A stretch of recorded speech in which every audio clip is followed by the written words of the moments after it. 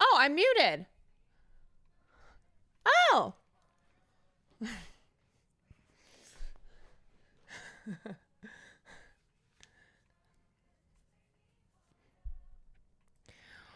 The heck? Now I'm not. Ugh. I'm always being silenced. I'm always being silenced. Unmuted, let's go. Unmuted, let's go.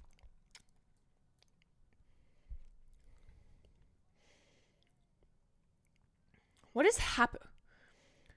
Where did this daily subs thing come? What? I have not even touched my computer and there's just things on it. What? Sometimes there are just things on my OBS. I'm like, where did that come from? I don't know. Quan love, Quan love, Quan love, Quan love.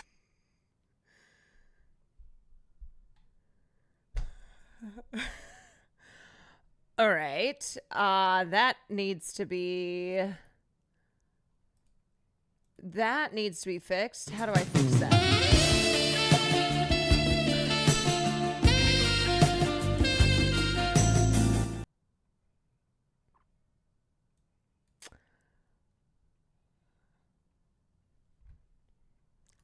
Quan heart. Okay. What the fuck is happening? What is happening? Dead Smurf account, thank you for the 27 months. I'm gonna try to fix this.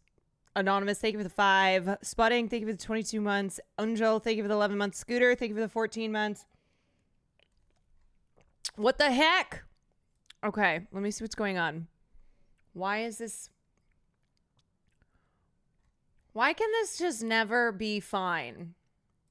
Do you know what Sam told me? Sam was like, one day I'm going to come over. At least the TTS is no longer delayed, I guess. Quan raid.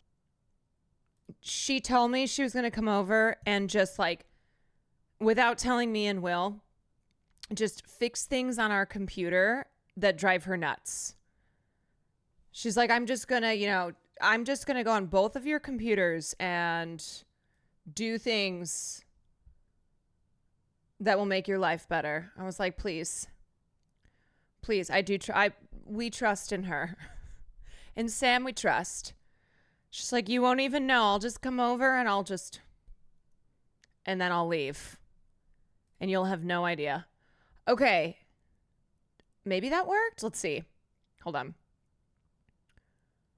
Quan love, Quan love, Quan love. Okay.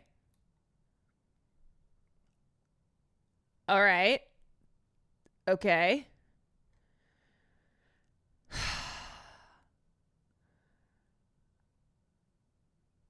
Bandit, thank you for the 18 months. D. Nelly, thank you for the 13 months. That seems to be better. I don't know. Hands across the water. Thank you for the 3 months. Anyway. Sam is the hero that we asked for and also that we need. Did Fashan break the computer? I mean, she spilled half a bottle of champagne on it, so maybe that actually fixed it. Maybe she fixed it. Roni Duke, Roni Duke, thank you for the prime. Alrighty.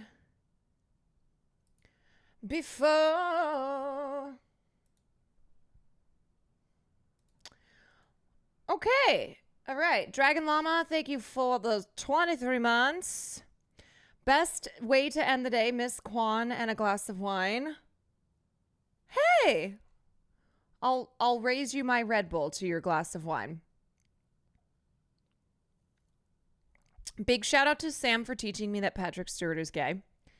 Sam is a walking, talking treasure trove of facts that are false, but she says with such certainty. I love that about her.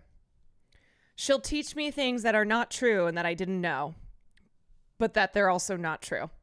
We will never forget Bone Yang. Wait, can we look at some fun clips from, let's do a couple clips from the fundraising stream.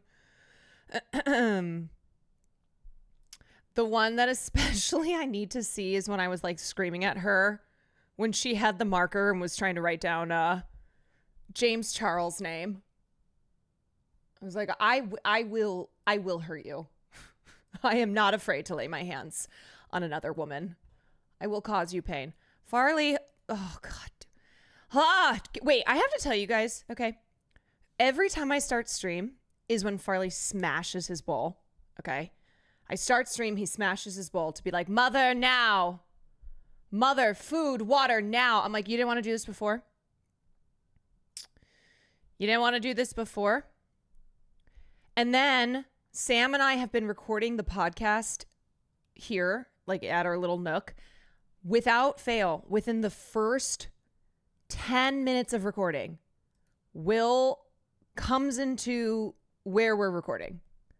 And the dogs start barking like crazy. For the last 3 weeks, without fail, the first time, like right when we're getting started, right when we're getting into things, he walks in and he's like, what? I just need some chicken. And then the dogs go crazy.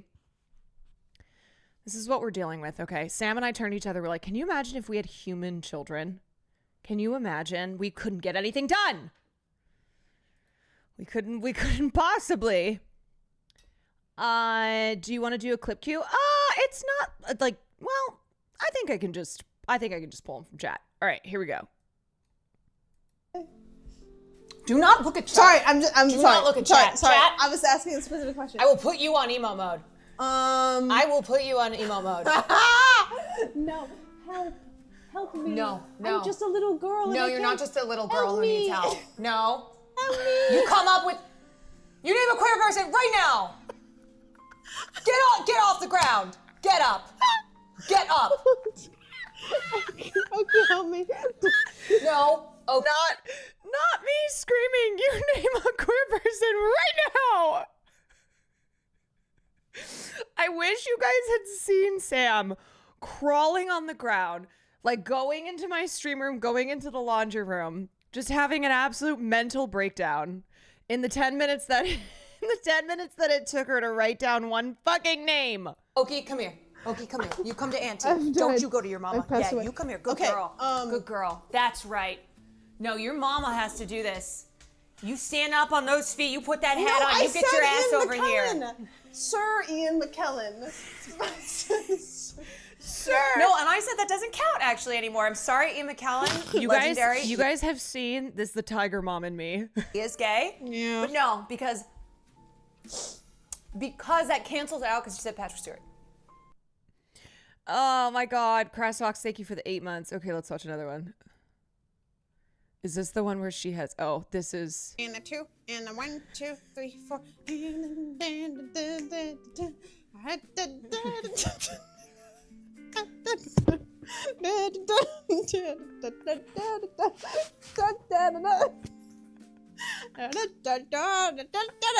there goes my hip. There goes my hip. Wow. Oh God, those two, always getting up to some shit. Cover.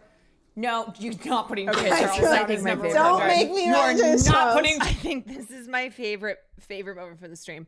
Okay, so sorry, I should have given some context because I know not everybody was there, but Sam and I did our fundraising stream on Sunday. It was really fun. Thank you to everybody who joined. Thank you to those who donated. This was a continuation of the Creators for Peace fundraiser that we had done, the in-person fundraiser that we did like 2 weeks ago. And then some creators have been doing individual fundraisers. So it was just a fun way to raise money for a great cause. But this was the challenge of naming 100 queer people, which let me just say, I had that in the bag. All right. where's my accolades? Don't make me There say was a James People Charles. magazine cover. No, you're not putting James Charles down as number 100. Don't make me write You're James not Charles. putting James Charles down. No, don't you dare. Don't you dare. Get that marker. Don't you dare. Don't. You are possessed. Don't you do it. Why is that not to. Call another YouTuber. It's gonna Come up. There's a ton of gay Just YouTubers. call- When she comes in here. Don't make me say She James comes in with the possessed marker. Oh my God. You guys cross him out, but Harry Styles' queer song Medicine confirms it. You know what? To be determined. TBD, to be determined. Caroline, you're generally one of the most beautiful people I've ever seen. Okay, I guess the money hit the PayPal. Thank you. Thank you for the not paid compliment. Charles. Magazine cover. No, you're not putting James Charles down as number 100. Don't make me write You're James not Charles. putting James Charles down. No, don't you dare. Don't you dare. Get that marker. Don't you dare. Don't. You are possessed. Oh, jeez. Oh, God. We've got evil gay spirits possessing Sam. That's what happened. That's what went down. In case you missed it. Has come, the walrus said. The time has come. What's that poem? The time has come, the walrus said.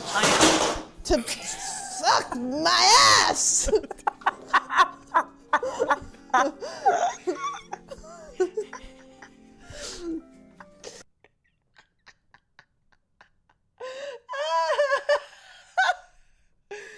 Osteoporosis.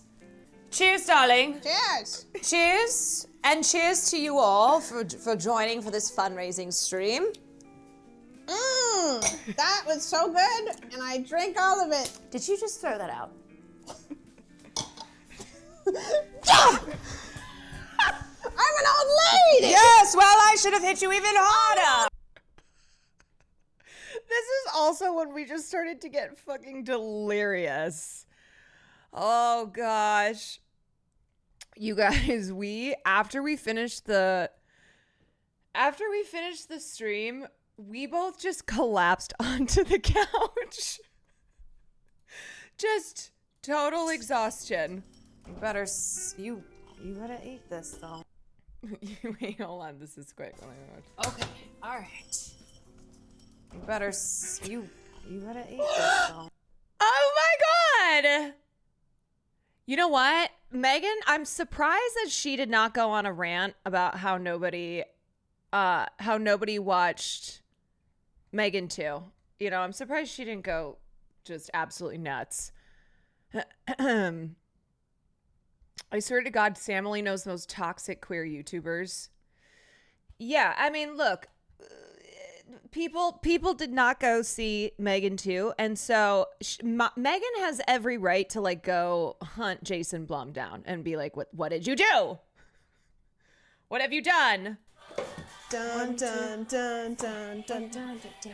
And rock and back and up, 2, 3, 4, in, out. We actually kind of killed Point this. and spin. Yep.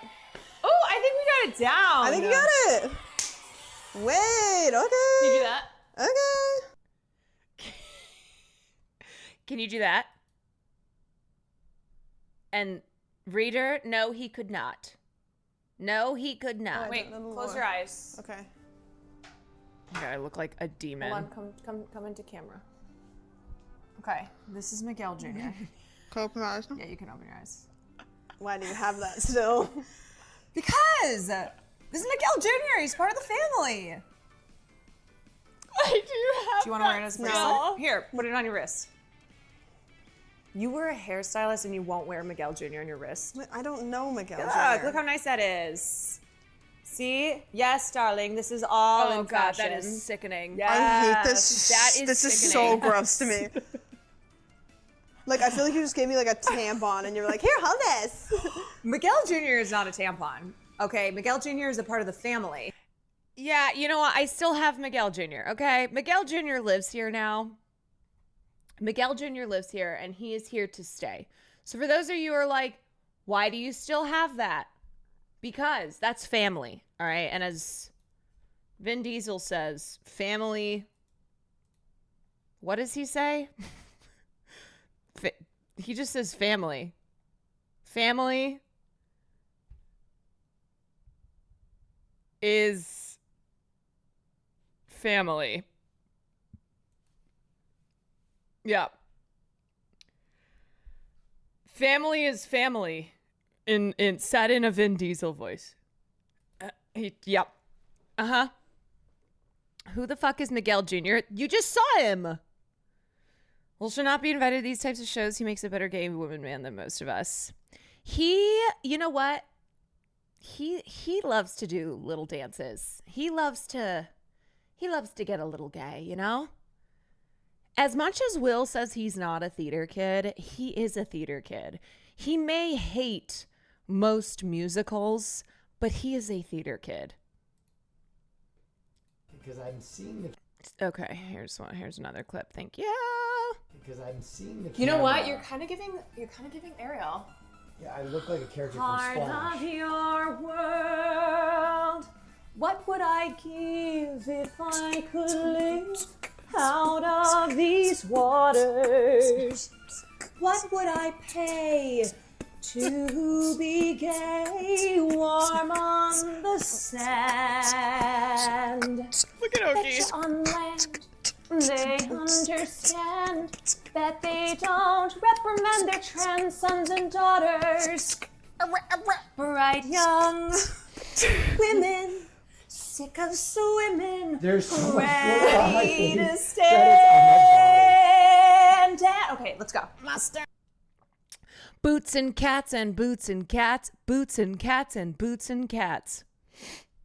He loves getting pretty. Oh, yeah. Look, here's the thing. It doesn't matter what your gender identity is, what your sexuality is. Everybody likes to feel pretty. It's nice feeling pretty. It's good to feel pretty. Everyone should get to feel pretty. Okay, that's how I feel about it. Everyone should get to feel pretty. Don't let anybody not let you feel pretty. Feel bonita. Everyone wants to be bonita. So don't ever let anybody stop you from being bonita. You be bonita. You be the most bonita you can be.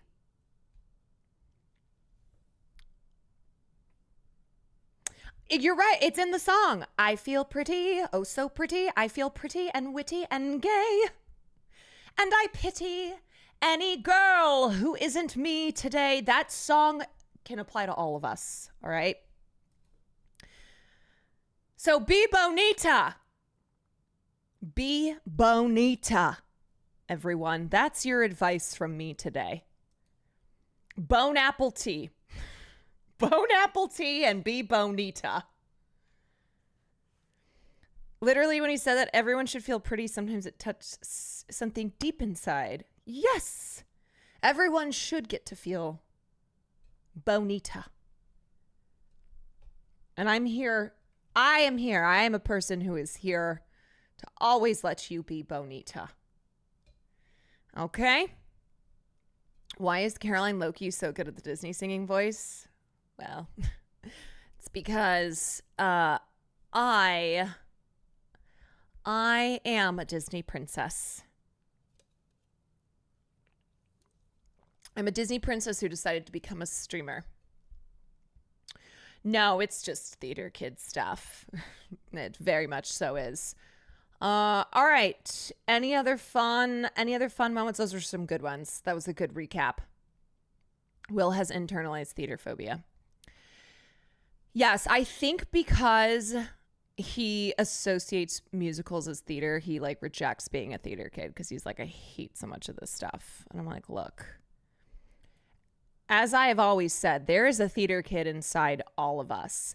And sometimes theater kids become evil because they can't succeed. They can't succeed as theater kids. I do believe there's a theater kid inside all of us. It's just a matter of if we use it for good, you know?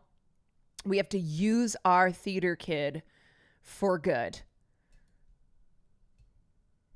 Did you ever take vocal lessons? Yes. I grew up taking lessons and singing and all that. Wasn't Spacey a successful theater kid? Yes. And sometimes there are successful theater kids who are evil, you know? So you have to use your inner theater kid to do good. You must be good. Oh, do we have one more? Okay, wait. Patrick Also, Stewart. is Patrick Stewart? Yes. Okay. And Do you see she says things so confidently I'm with putting such them together authority? because maybe there's been Patrick Stewart 100%, right? Patrick Stewart is straight. Are you positive? Oh, you are insane. No, I'm. You named a person who's straight as number 100. Oh my God. No, I thought he was. I can see his face in my head unless I'm thinking of somebody You know else. what? Neither of those. I'm sorry. Ian McKellen is gay, but sorry. Now you have to come up with one more. No! Yeah, you do.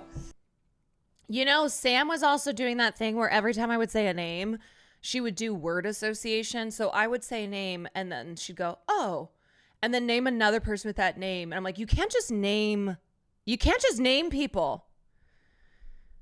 You can't just name people with the same name and be like, oh, yeah, they're also queer, right? Like, no, they just have the same name. Miss Carol. Hi! I'm so excited to be here. Thank you for inviting me. I heard that there's going to be some tea spilling today. How's everybody doing? Okay, first I feel like that is I feel like Sam could have a version of like Mr. Rogers' show, but it would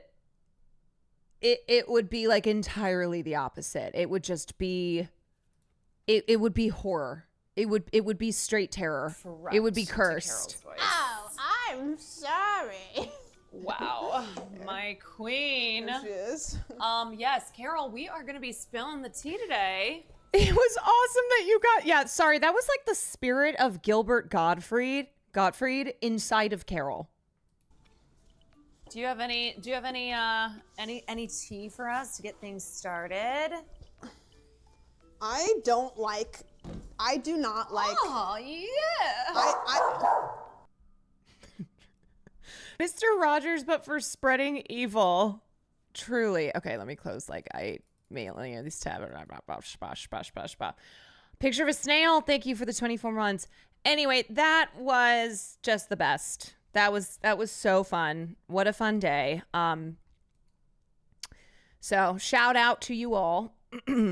Shout out to you all for participating in that. And I hope we delivered great content, you know?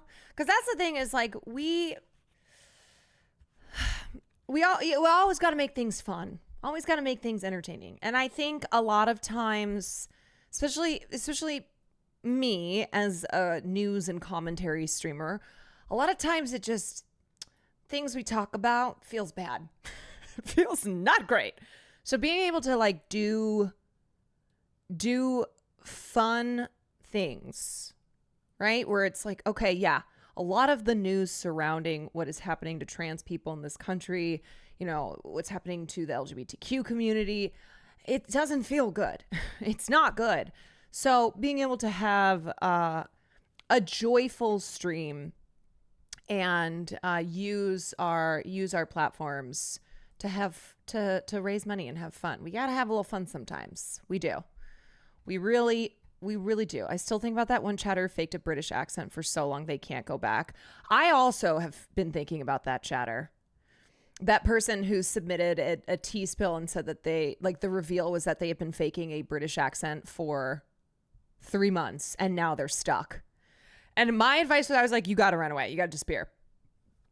You have to disappear. You have to leave society behind. I was telling my husband about that. He was shook. He's like, oh my God, I also did the same thing. Just fake it the other way. You know what? You have to move to that chatter has to move to the UK.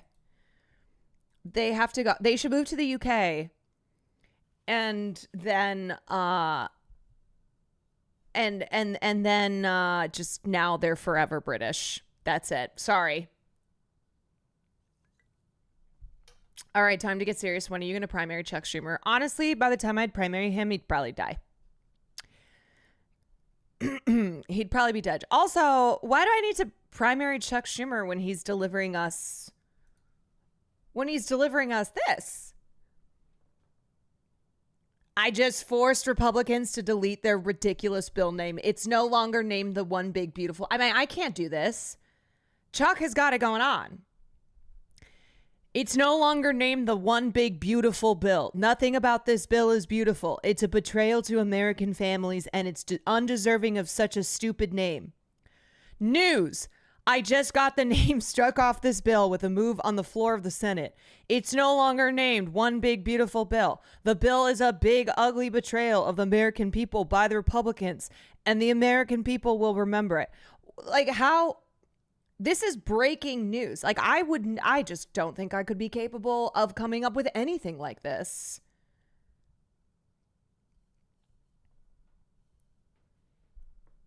Wait, I'm sorry, Queen Kina. I listened to a podcast where a guy called in pretending he was gay at work for 3 years.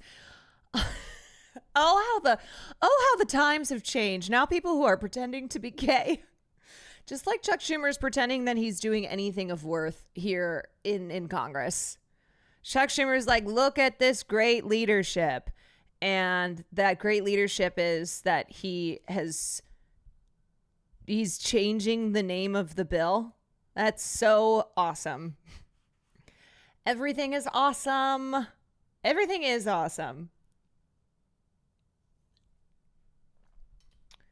So now instead of a name that everyone associates with Trump, it can just pass as a bunch of numbers. Yeah. So now this bill, which is so deeply unpopular, it is like one of the most, it's like the most unpopular piece of legislation since 1990. It is not even doing well with Republicans. People who are aware of this hate it.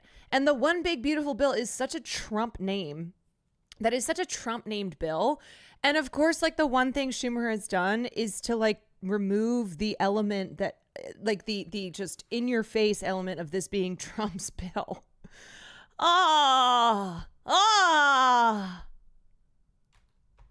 Yeah, but this is all we wanted, right? It's not that we actually wanted Democrats to really lock in and oppose what the Trump administration is doing. And not just in rhetoric, but actually in action.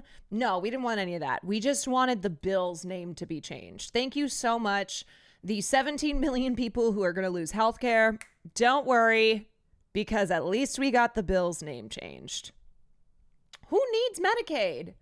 Honestly, who needs Medicaid? Oh, geez. You know what I saw? I saw a tweet from somebody who said this bill is about to birth 15,000 Luigis. This bill is about to birth 15,000 Luigis. If y'all thought one Luigi was a problem, well, guess what? You're about to get a heck of a lot more Luigis. I'm not saying anything about it. I am simply repeating a tweet that I saw. I just saw this tweet. I saw this tweet, and obviously the sentiment of it I'm trying to explain is that this bill is so unpopular. It is so deeply unpopular. One of the biggest reasons because it includes the biggest Medicaid cut in history. The biggest Medicaid cut in history after Donald Trump had vowed not to touch Medicaid. Medicaid, there are 75 million Americans in this country that rely upon Medicaid. It is the single largest government healthcare program. And if this bill passes, 17 million people are going to become uninsured over the next decade. Plus more bad things. We condemn and we condom. We condemn and we condom. So all I'm saying is that if the government is, freaking out over one healthcare CEO being murdered, well, then I don't think a good way to quell Americans' anger towards the healthcare system and the people in power who are perpetrating this predatory system, I don't think a good way to do that is by allowing the largest Medicaid cut in history. That's all I'm saying, okay? That's all I'm saying.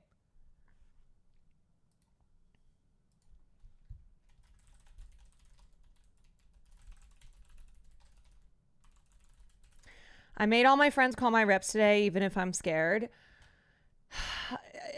Yeah. Look, this is going. So this passed in the Senate. JD Vance was the tying vote. This is going to the House. So I know we feel like, what is calling our Congress people going to do? Just even call them to just yell, right? Like, just express your anger. And put that pressure on them and be like, look, lay out why this is such a terrible, terrible, terrible tax and policy package, why this is going to make your life so much worse, whether your congressperson is a Democrat or Republican, because Democrats are also fucking flailing, because they're doing the thing where they're like, oh, this is going to be, people are going to be so mad at the Trump administration, even though Chuck Schumer is removing the name of the bill. And so we'll just let it happen. We'll let it happen. And then they can be mad at Republicans. Okay. A big part of that is because the Democrats and the liberal media have not been telling people, like, they are too busy. They're too busy smearing Zohran Mamdani, a member of their own party. They're too busy screaming about Bob Villain and about, oh my God, anti-Semitism, that they're not out here telling the American public how bad this bill is, talking about how disastrous this will be for most people in this country, because they can't get their fucking heads out of their asses, because they're frothing at the mouth to do some Islamophobia. They're like, oh God, but I just can't stop being racist towards Zohran Mamdani, to take a moment and communicate how threatening this bill is. Those are their priorities. Their priorities are stopping someone like Zohran in New York City. Those are their priorities. Their priorities are, we have to just keep protecting Israel at all costs.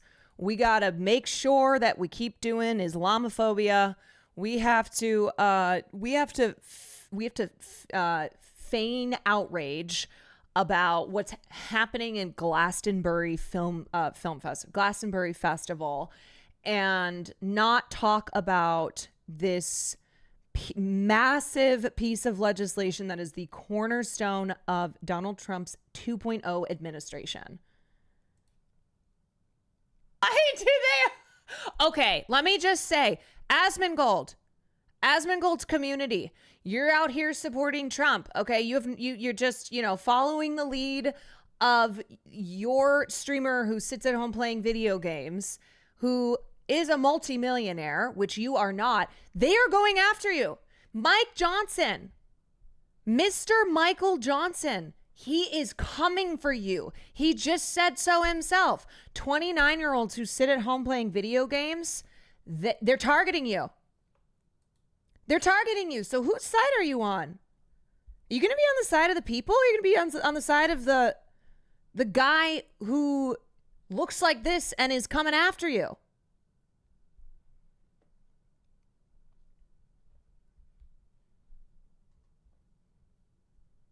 What if I'm a 30-year-old who sits around playing video games? Well, then you're fine. Okay, this is specifically 29-year-olds. Gamers are being oppressed. All right. So, let me just PSA, okay, to all these gamers out there who always make their videos about like the oppression of gamers and blah, blah, blah, and how woke is ruining games. You need to stand up right now. You need to gain some consciousness here. All right. And you need to gather the troops and you need to go to war against this because the Republicans are targeting gamers. All right. They are coming after you. Mike Johnson is coming for you. He is going to take your video games away. You want to talk about oppression? This is going to be oppression that you have never seen before. The likes that you have never seen before. So you need to join us before it is too late. This is what we are fighting against.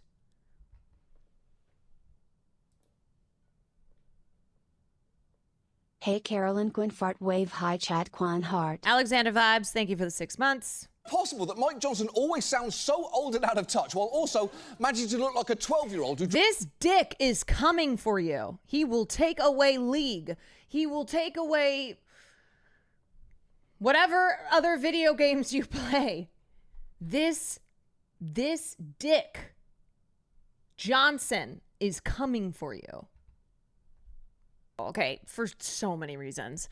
But what they're doing, like their whole bullshit argument is that people don't work, right? That people are lazy, that they're getting handouts, like these motherfuckers don't get the biggest handouts of all. That like there is some world, that we live in an alternate timeline where people in the United States are just, they're just kicking back. They're just playing video games. They're just enjoying their sweet time. They're getting all this free shit from the government and they're lazy, right? Like that's what these rich fucks attitude is towards the working class in this country, where it's like, first of all, there are so many things about this that just do not accurately reflect people's situation. Okay. This idea that people who rely on programs like Medicaid are not working, that like they're simply not getting these jobs that Dr. Oz is talking about because they're just lazy, because they don't want to, that the jobs that they have are, that they're having to, they're like a lot of people who are disabled, who have other conditions that already make it so difficult to live, to exist, and how them having their insurance removed is certainly not going to make their lives easier. That's suddenly like, oh, okay, yeah, you know what?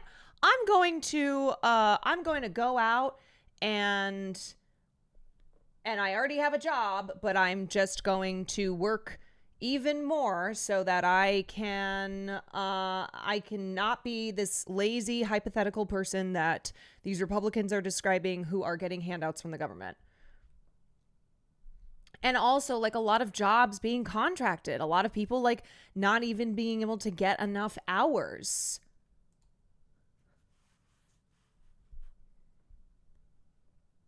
Me getting laid off unexpectedly as someone with a graduate degree, they're basically telling me I'm lazy for not taking an $8 an hour job instead of living off unemployment and stuff while job searching endlessly and stressed out. Yeah, and how about like 95% of counties in this country, of 95% of counties, people who live there cannot afford the average cost of a 1-bedroom apartment working a minimum wage job.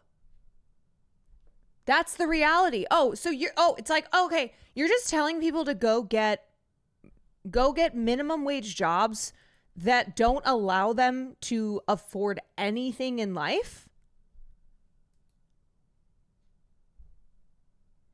Having flare-ups and losing my other job because they want us to take more hours without caution for health. Yeah.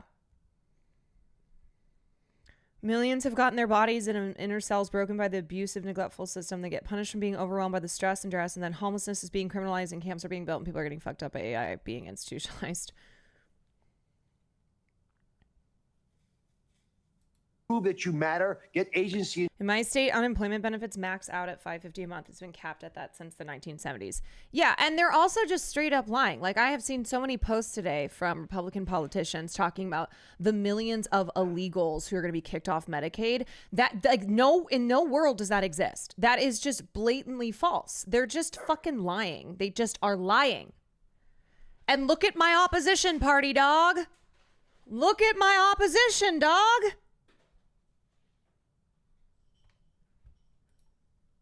Fewer people have access to health insurance, which means that they can't get the medical care that they need, which means that it makes it even harder to go to work, right? To just fucking live.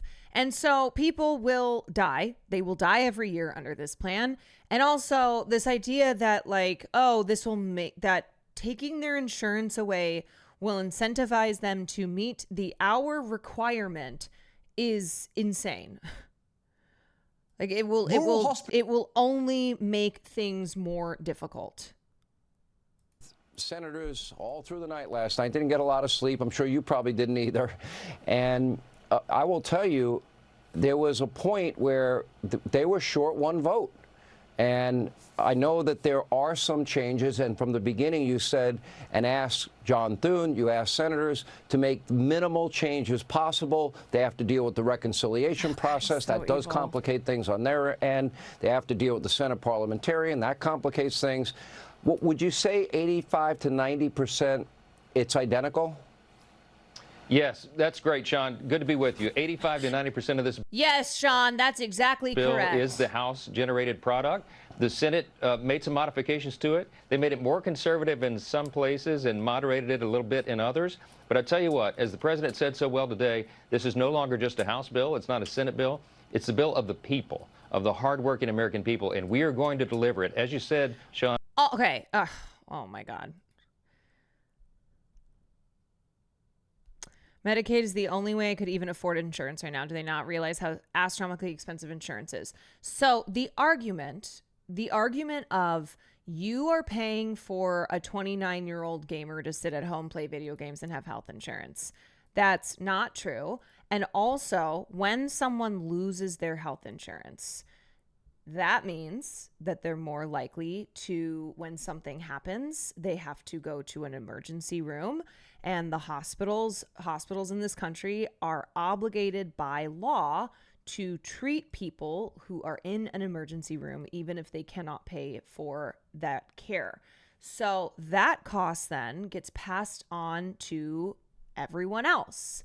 And so it will drive up healthcare costs. This bill will drive up healthcare costs for everybody.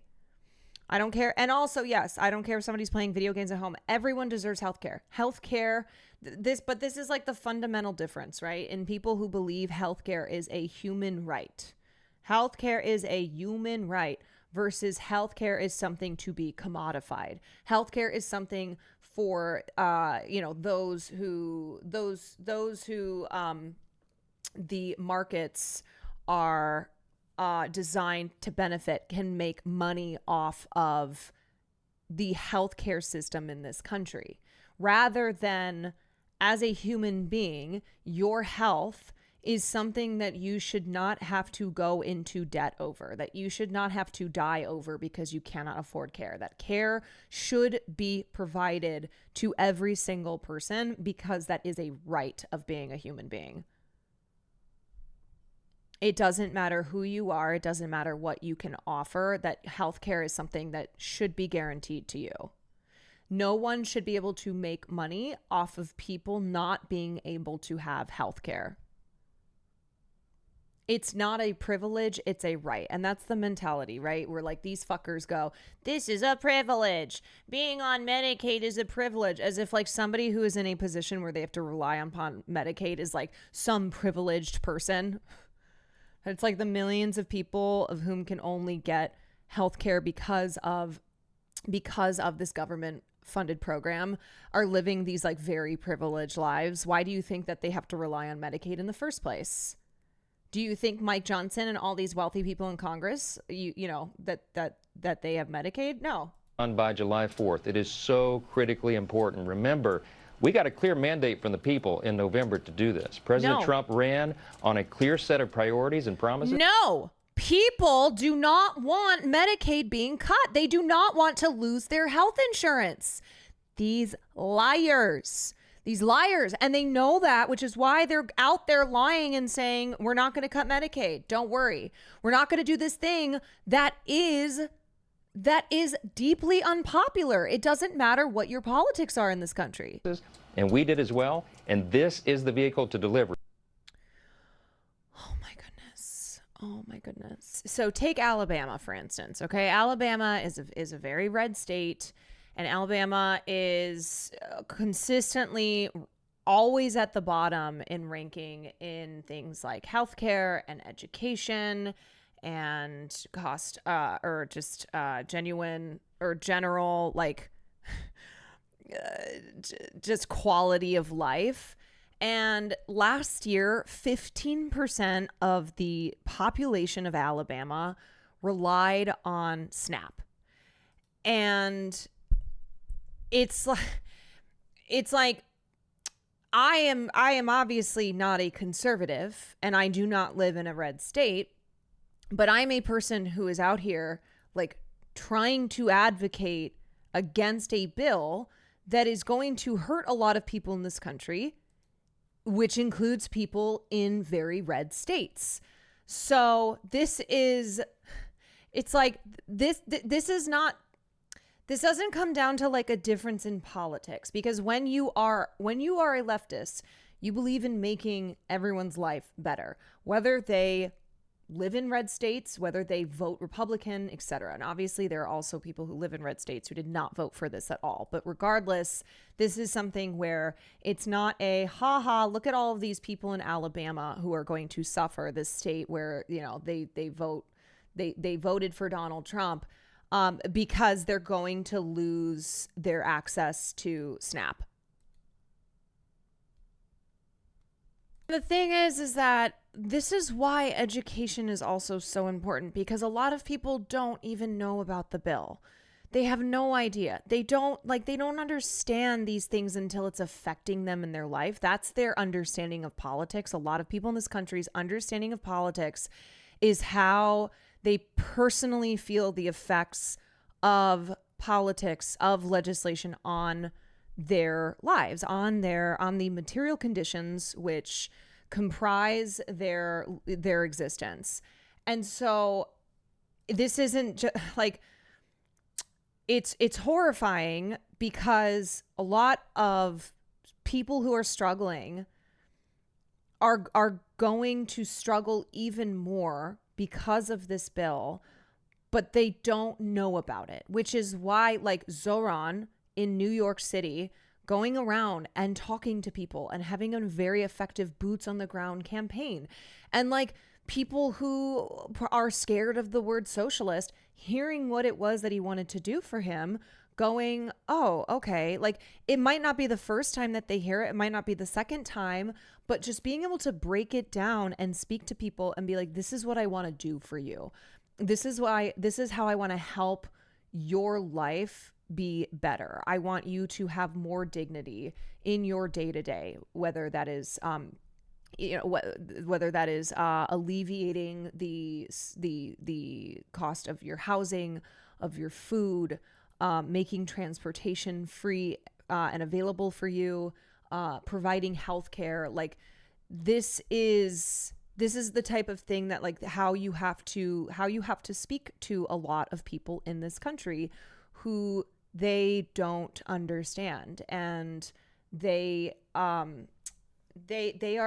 struggling. Like they are struggling immensely, and their day-to-day concerns are, how am I going to pay my bills? How am I going to get to work? How am I going to keep a roof over my head? How am I going to provide for my children?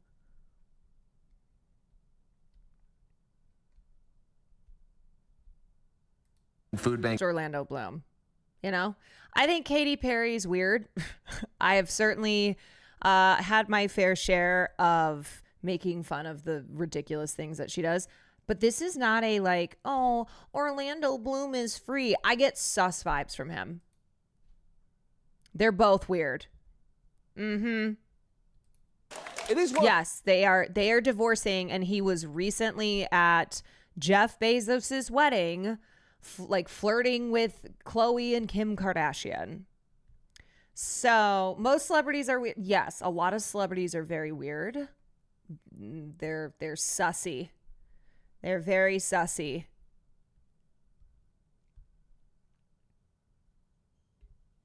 This is the second time she's been dumped while on tour. I don't know if she was dumped, but you know, let's at least say that her marriage broke up. This is the second time Katy Perry's marriage is broken up while she was on tour. kind of like streamers, honestly. A lot of streamers are weird. Yeah, there are definitely industries in which I just think the capacity to be a normal human being is reduced because of the I mean, a lot of it is the nature of fame, you know, the nature of fame, wealth, these characteristics. Yeah, slitting from Russell Brand was a good call, of course. Have you talked about Rosie criticizing Oprah for going to Bezos' wedding? We talked about it on the podcast. But I just have to say, the way that Rosie O'Donnell wrote that Instagram post, that was bars. And also, it was giving haiku. We ain't doing no doomer mentality, okay? We ain't doing no doomer mentality. Because first of all right, if things can get worse, why can they not get better? Right? It's like we see things get worse and yet we go, oh, it's only on a path of getting worse and not being able to reverse that at all. Despite evidence to the contrary throughout our history of showing when like something was getting worse and then we pulled it back. Secondly, Zohar Mamdani just won the New York Democratic primary, all right? He went up against the establishment. He went up against big money. He went up against the liberal media class. He went up against the Democratic Party power, and he won. And he won by like 12 fucking points. So that is a person who, if you are feeling doomer right now, look at what's happening over there. Look at the shift that has happened with Israel and Palestine, an issue in this country that for decades, people who have dedicated their lives to try and dismantle the propaganda machine that has propped up Israel and its war crimes for decades. They thought they were like, I don't know if this will ever change. I'm going to keep fighting for it, but I do not know if I will ever see a shift in public sentiment and to hear anybody with any type of platform publicly denounce the crimes of Israel. And now we see that happen all the time. And yes, our political and media class is still manufacturing consent for Israel's crimes, but look at how much things have shifted within public sentiment. That is a huge change. Seeing so many people call out Islamophobia, correctly identify how normalized it has become, how acceptable it is. So no, don't ever give up. Don't ever think like, oh, there's nothing we can do, because you know who wins? These motherfuckers. That's who wins. They want you to think that there is nothing you can do, that you shouldn't call your constituents, that you shouldn't go out and protest in the streets, that you shouldn't hold these people accountable at all. That is a gift to them. It is a gift to them to believe that you cannot do anything. Now, as one person, you are limited. But as the masses, we have power.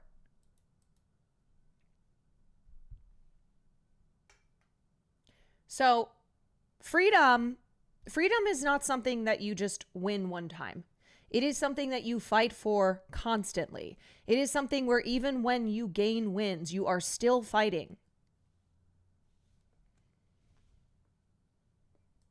For those of us who have Democratic Congress people, if they are not out here fighting tooth and nail against this bill, then they're gone.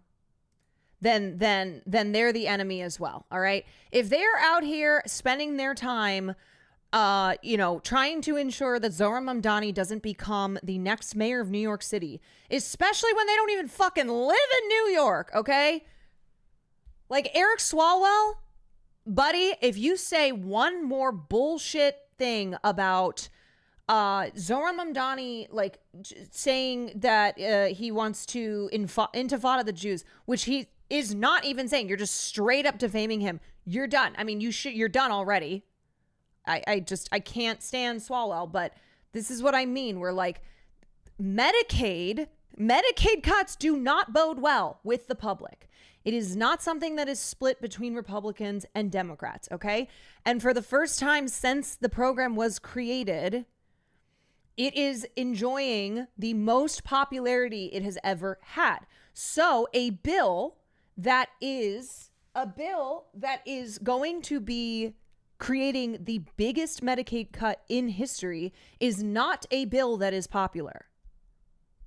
So every single Democrat who has said that they are, standing up to Donald Trump, that they are fighting for the American people, if they are not out here day and night, going on media shows, speaking to their constituents, showing how they are going to be fighting against this, what they are doing, then they're gone. They're done. They need to, people in this country, the message that we need to hammer over and over and over again is they have money for war. They have money for Israel. There is always enough money to go kill people in the Middle East, but there's not money for healthcare. And in fact, they are slashing your benefits. They are making it so that it is harder for you to live here in the United States of America. That they are making your lives worse here and also making the lives worse of people overseas in the Middle East with your tax dollars.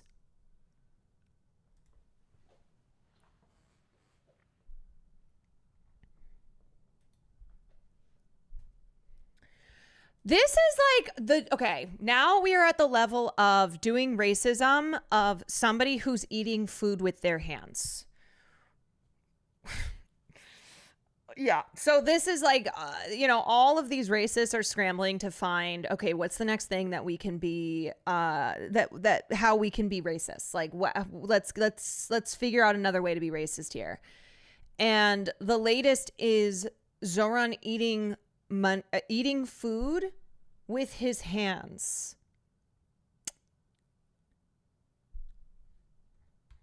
Wow. This guy seems like he's really a danger.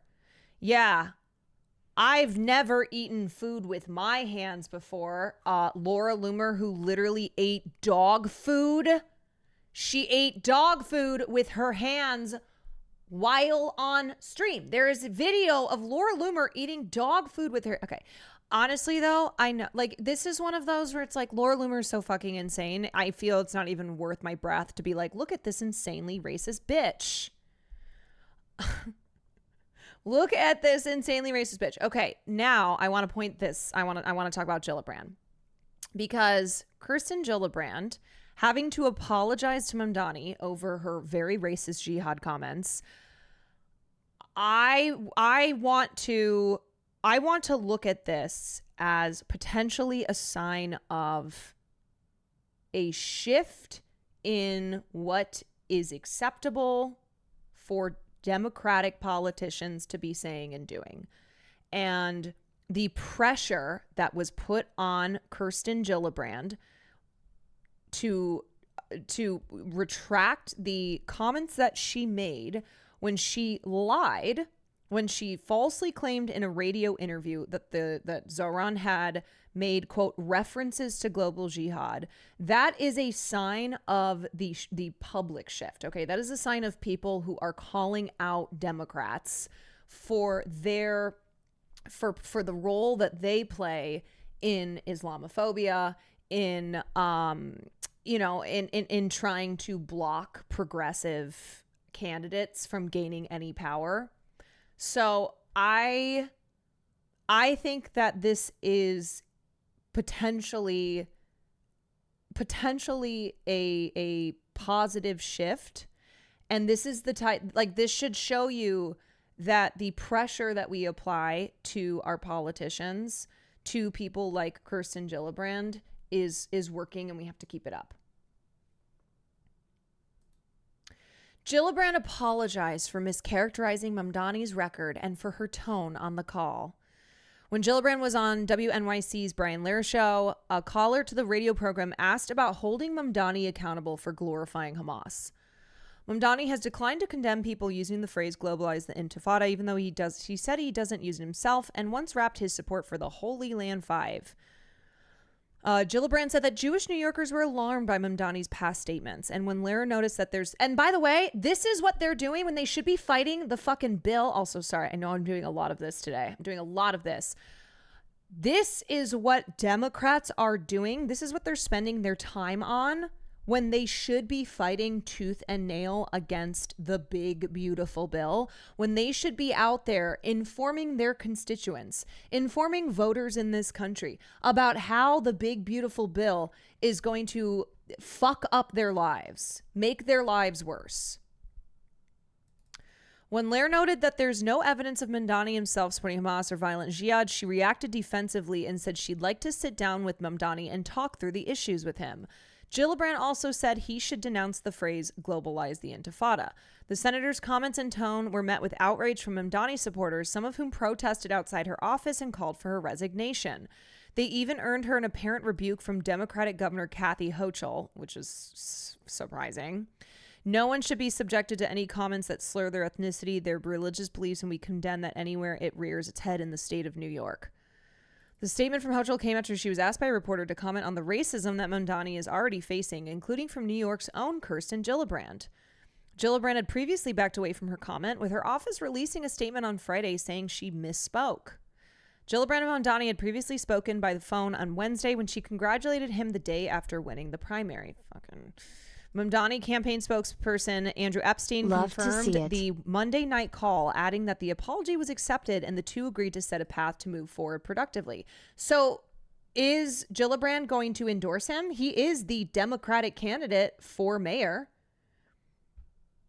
Because so far, the major power players in New York are not endorsing somebody who is the Democratic candidate for mayor. So what's going on here?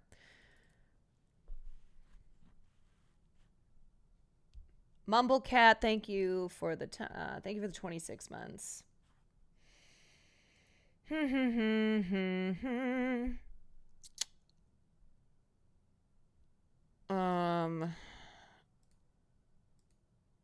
Okay. What do I want to watch? With a campaign relentlessly focused on the needs of working people. Since then, a lot of people have asked me if I was surprised by the results. In some ways, I was. We always thought our victory would come after multiple rounds of ranked choice voting. So when we got more first-round votes than Eric Adams got in 7 rounds in the last election, it was astonishing. But in other ways, this was always the plan. We wanted to rebuild a coalition that had frayed over years of disappointment and neglect, to win people back to a Democratic Party that puts working people first. So let's break it down. Last November, New York City saw some of the biggest shifts towards Donald Trump of anywhere in the country. Much of it took place in working class and immigrant neighborhoods. A few days after the election, we went to Hillside Avenue in Queens and Fordham Road in the Bronx. Not to lecture. I don't know why her apologizing is seen as a win. Yes, as Caitlin said, it's a good sign that we can start pushing them back off their bullshit. We won't tolerate any less than how left Zoran stands. People who protested outside of Kirsten Gillibrand's office, who were calling for her resignation, that scared her, okay? All of these Democrats should feel scared. They should be facing these pressures that if they do not shape up, we will ship them out.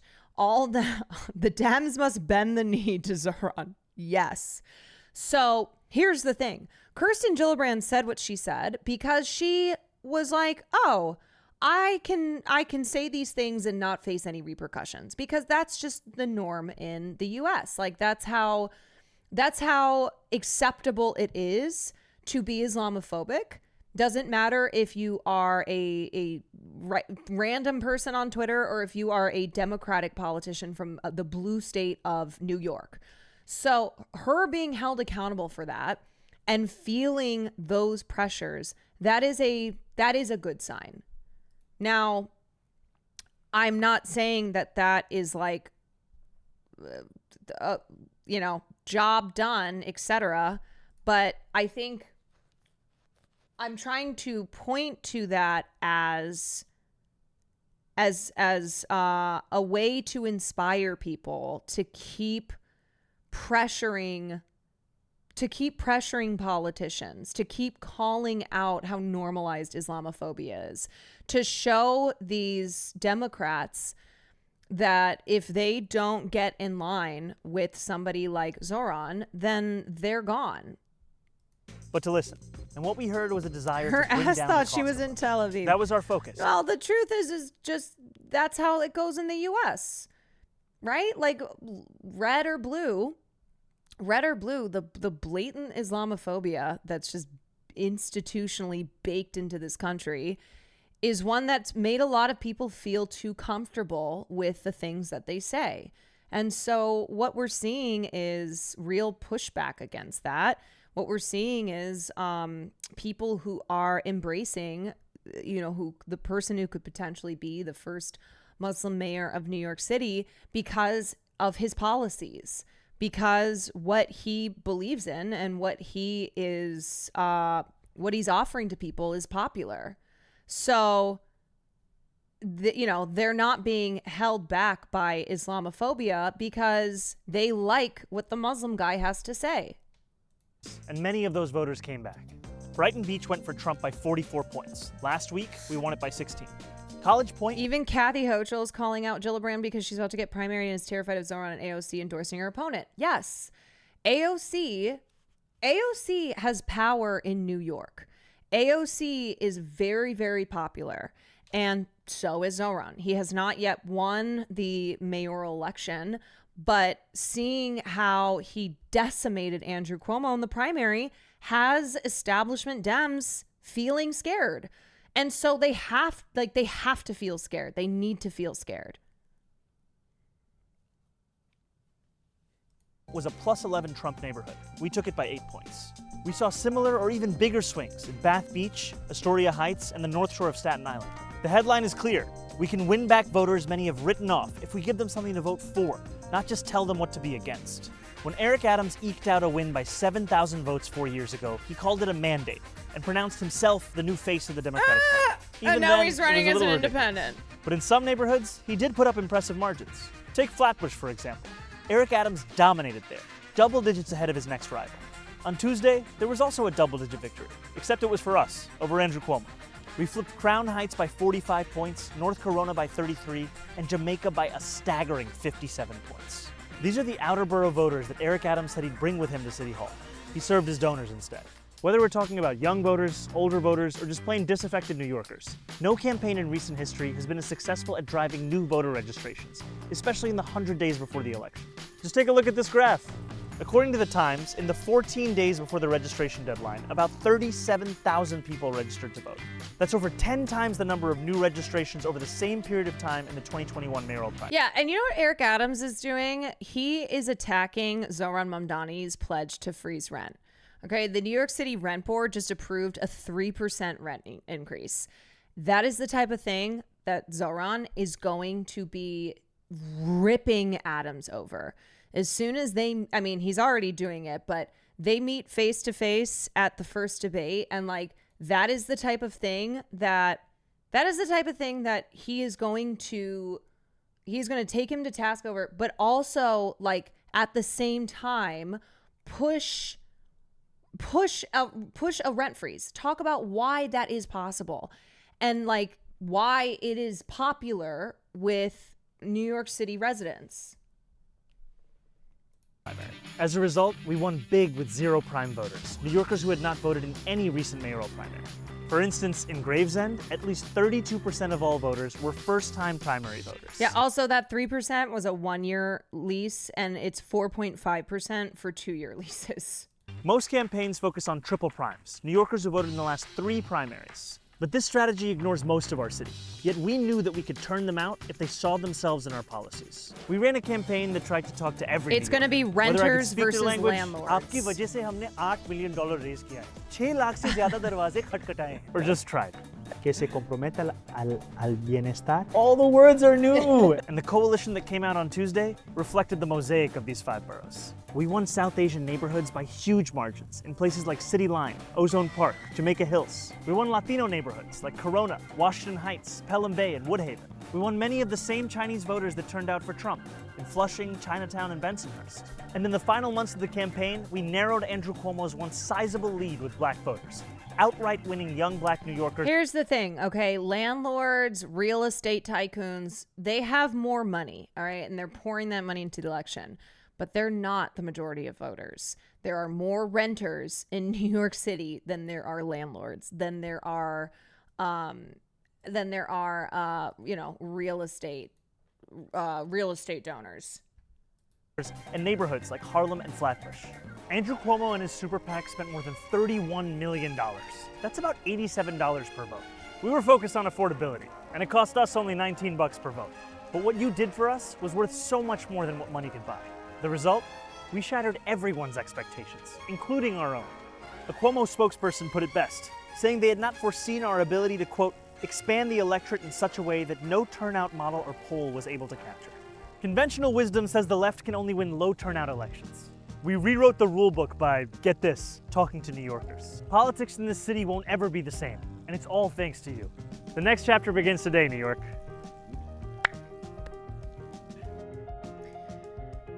Yeah, so you know what this campaign showed? Okay, this campaign showed that money does not always win elections. That whoever has more money, whoever has the bigger dollar donors, does not guarantee electoral success. Because Cuomo had he had the super PAC, he had the billionaires. He's gonna have them again, like, or whoever is going to be seen as the biggest threat to Zoran. But he got his ass kicked. He got his ass handed to him. So myth number one debunked, that money cannot always buy elections. Now, secondly, young people.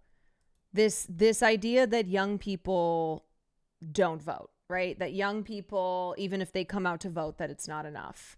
Well, Zoran's primary election showed that actually that is not the case. That young people actually have power in this country.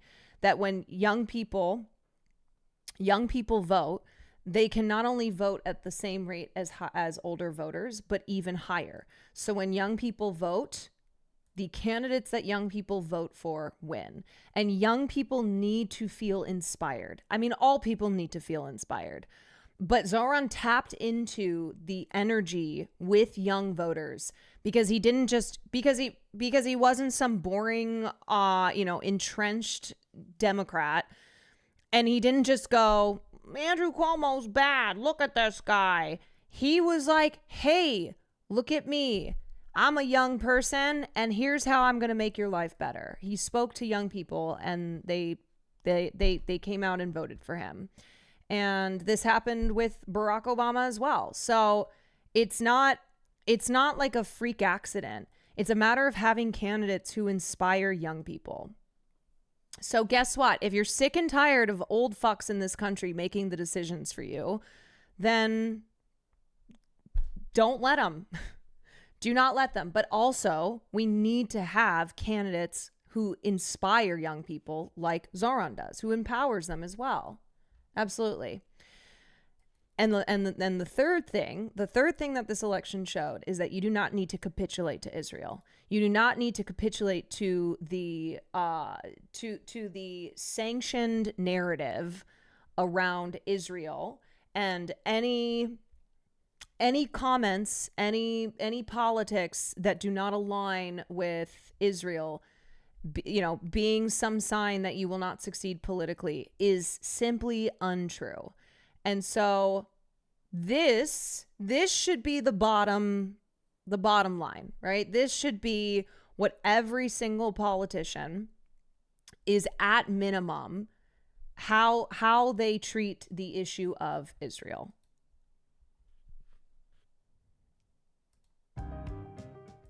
Okay, speaking of, I want to watch this. I want to watch Taylor's comments on Piers Morgan about Bob Villain. And where are all the cancel culture people? Where are all the warriors against cancel culture? Because what's happening to Bob Villain, what's happened to every artist, every public figure who has spoken out against genocide, is real cancel culture, is being dropped from their agencies, is having their visas revoked, is facing facing real consequences for not only exercising free speech, but being against genocide. Like, it's exercising free speech, and that free speech is being against genocide. Going on TV and straight up lying about him. Straight up, like, here, look at this. To the IDF, shouted moronic rapper Pascal Robinson Foster at the Glastonbury Music Festival. A posh double-barrel name is perhaps not the best handle for a self-styled Rasta radical, so he goes by the name Bobby Villain instead. We'll stick to his real name. As he strutted the stage, shirtless in his white underwear, mouthing his mantra, along with a generous dose of anti-Semitism, the Glasgow crowd dutifully repeated it again and again. I'm not sure what was worse, Mr. Robinson Foster's call for the death of Israeli Defense Forces, or a mindless audience's brain-dead repetition of it. Since the IDF is all that stands between Israel's survival and it being wiped out by its Islamist enemies, to call for the death of the IDF is tantamount to advocating a second Holocaust. No doubt they didn't quite thought from the river to the clue vouchsafed, perhaps not so much. For those so challenged, if that is now to be Free Palestine on its iPlayer, that has provoked a second row, with some demanding the BBC be charged for disseminating hate speech. The BBC will now have to explain why it decided to stream Mr. RF live rather than as pre-recorded and suitably edited for broadcast, or if live, why not on a delay? And given none of that was in place, Meep beep, thank you for the 5 gifted subs. Why did nobody pull the plug? Avon and Somerset Police are investigating Mr. Robinson Foster for hate speech. Inevitably, there are those saying that if people can be jailed for moronic tweets, as they have been, then he should be banged up too. I wouldn't hold your breath. Yesterday, we learned that the kneecap numpties will not be charged over a November 2023 video in which they said, quote, "The only good Tory is a dead Tory. Kill your local MP." Maybe the Twitter Sweeney would have been more resolute if they tweeted it. Kneecap followed Mr. Robinson Foster at Glasgow. We've come a long way from the summers of love in the 1960s, which kicked off the modern mania for pop festivals. Now they seem more blighted by hatred than uplifted by love. I was going to say that they sometimes seem to have more in common with a Nuremberg rally. But even the Nazis did not scream, "Death to the Jews, death to the Jews." Yeah. Okay. So what they're doing here is they're doing the anti-Zionism is anti-Semitism. They're doing the saying death to the IDF, saying death to a military force that is carrying out genocide, that has committed every war crime under the sun, is the same as saying death to the Jews, which no, it is not. So this is just a lie. This is a lie. This is purposeful defamation. This is intentionally trying to, this is doing the, criticizing the IDF now is anti-Semitism. If you say death to the IDF, then that's the same thing as saying death to the Jews, which no, it is not. No, it is absolutely not. And think about, like, somebody saying death to ISIS.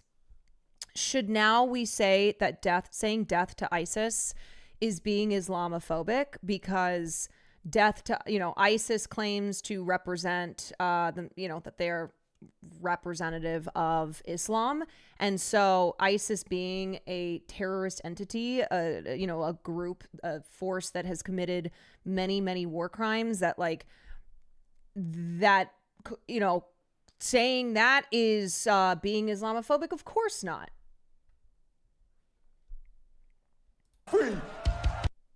Well, critics of the Furore say it's free speech, but free speech can still have consequences. Bob Villain were dropped by their agents today. The United States has revoked their visas. They're also now facing a criminal investigation, which seriously, if somebody is committing war crimes, if a group is committing war crimes, you're not allowed to call for the end of that? Like, is that what now how things go? Is this going to be the standard? So it, any military forces that are slaughtering civilians, that there is no there's just no way to condemn that. It's probably a step too far, but the free speech defense seems to be at odds with another Brit who made global headlines, Lucy Connolly, who's currently serving a 31-month jail term for incendiary social media posts, which she deleted within a few hours. And does free speech only apply to people who go to music festivals? Joining me to debate all this and a lot more, the Israeli author and influencer Hen Mazik, comedian James Barr, commentator Esther Krakow, and from the United States, Taylor Lorenz, the founder of the User Mag newsletter and culture commentator Farah Khalidi. Welcome to all of you. Taylor, let me start with you because you reposted somebody who said this: if you think death to the IDF is a bad thing. I'm sorry, but these two right here, it's giving Timu Hassan and Tyler Oakley. I'm sorry. Hen Mazik, and I don't even fucking know this guy's name. To say or chant. It's giving that.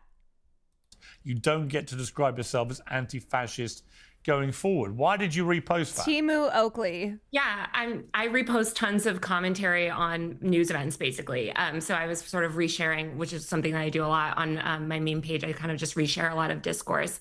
I think one thing that's being really lost in all of these conversations is that the Israeli military is committing genocide. Yes. And so I completely understand why people are upset about anyone sort of calling for death, but it's important to recognize that the reason that they're calling for death to this sort of amorphous military entity is because that military entity is currently slaughtering babies and committing genocide in Gaza. And so these people that are very outraged that thousands of music goers at Glastonbury would repeat that phrase, I think that they should recognize that if they want to stop people from amplifying those messages and stop people from feeling, that we should destroy the IDF, they should advocate for the end of the genocide. And in the Iraq War, for example, in 2003, if they chanted death to the British Army and the US military.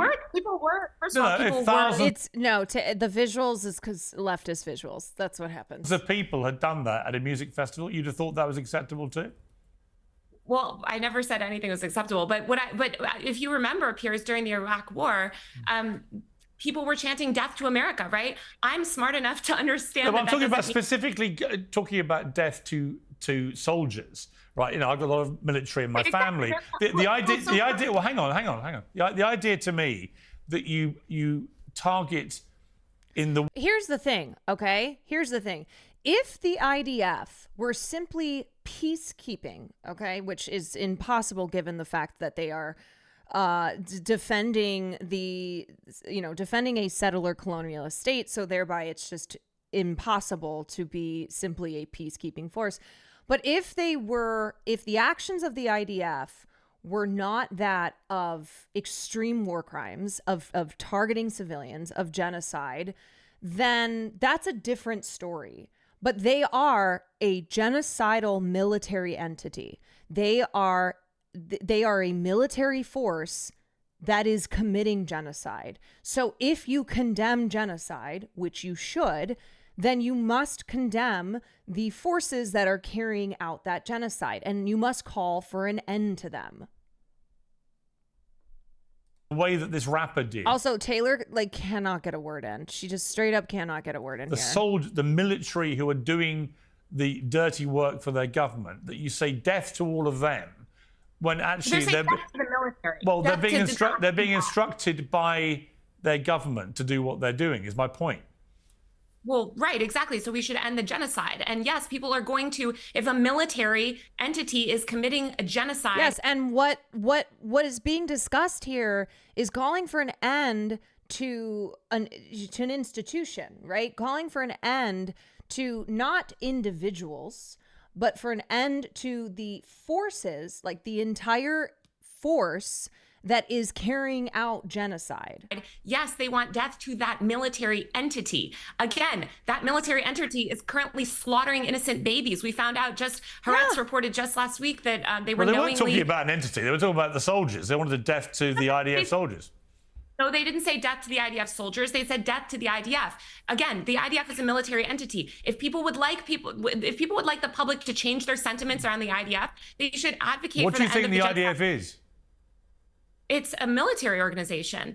Again, if people are very angry at right now because this military organization is currently slaughtering children and committing genocide. So anybody that wants more positive sentiment towards the IDF should encourage the IDF to stop killing innocent All right, so civilians. before I go to Hen, just to be clear, do you think he had a right to do what he did, and should there be any punishment? It's also insane because any other group besides that which is carrying out the interests of the state of Israel and, you know, of course by proxy the United States of America, any other group absolutely would be condemned. There would not be this media circus around, oh my God, how evil is this?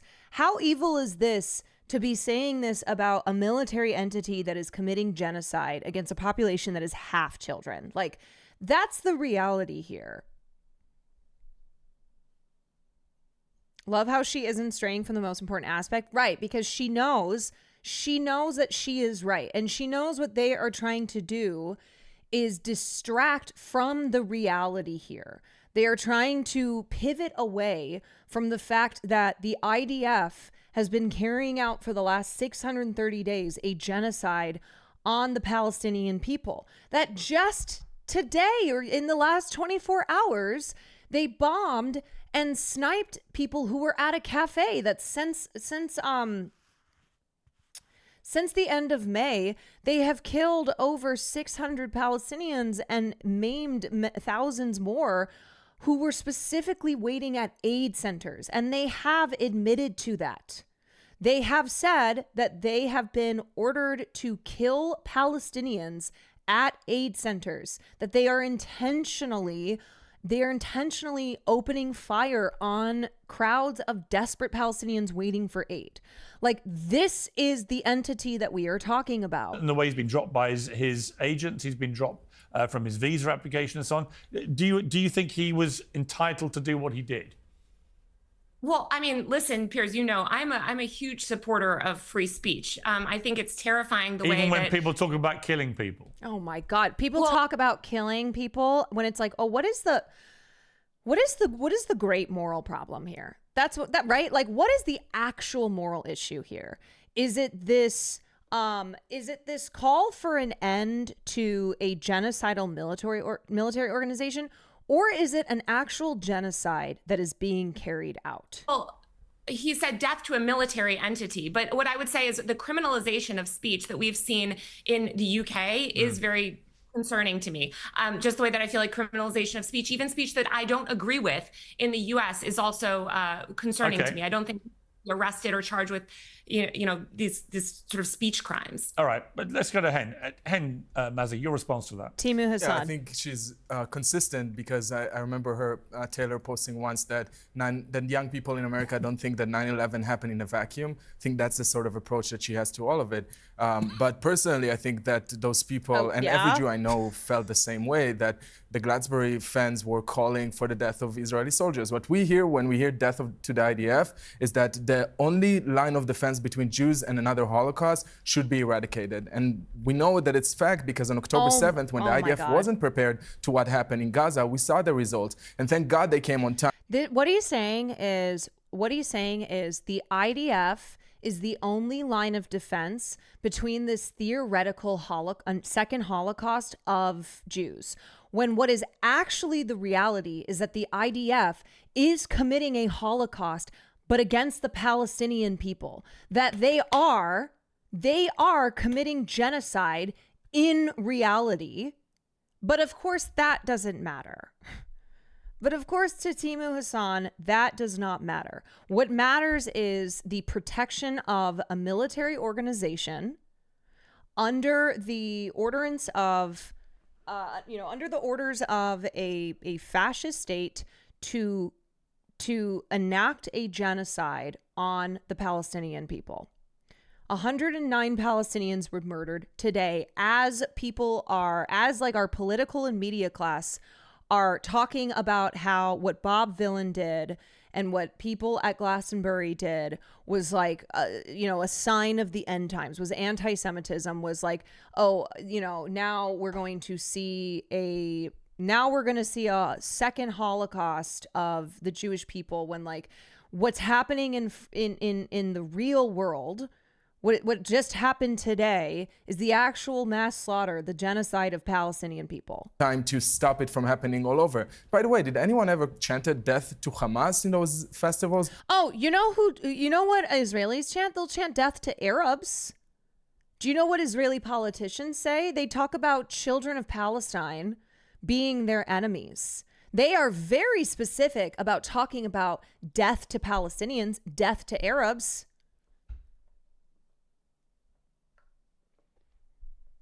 And also they say death to Hamas all the time. What are you fucking talking about? What is bro even saying? Why are you really going to sit here and act as if this isn't something that like is mainstream? Calling for an end to Hamas, let alone calling for death to Arabs? Calling for the eradication of Palestine? Like, this is being said out of the mouths of people like Benjamin Netanyahu, Itamar Ben-Gvir, people in power in Israel and also in the US. Why is it even happening? It was truly disgusting to so many of us. And I mean, I think that they call Palestinian children the children of the darkness. Those artists that are using this conflict and this war to become famous. I never heard about Bob Villain. I don't know if you did before, or even Kneecap. I just heard about them in this context, never heard about them before. But I think artists are using it to become relevant again, even though they're not. And I think it's really troubling. And it's even more troubling that governments are allowing supporting of terror. Yeah, I love this idea that artists are advocating for Palestine to become relevant again when we see the repercussions of doing so.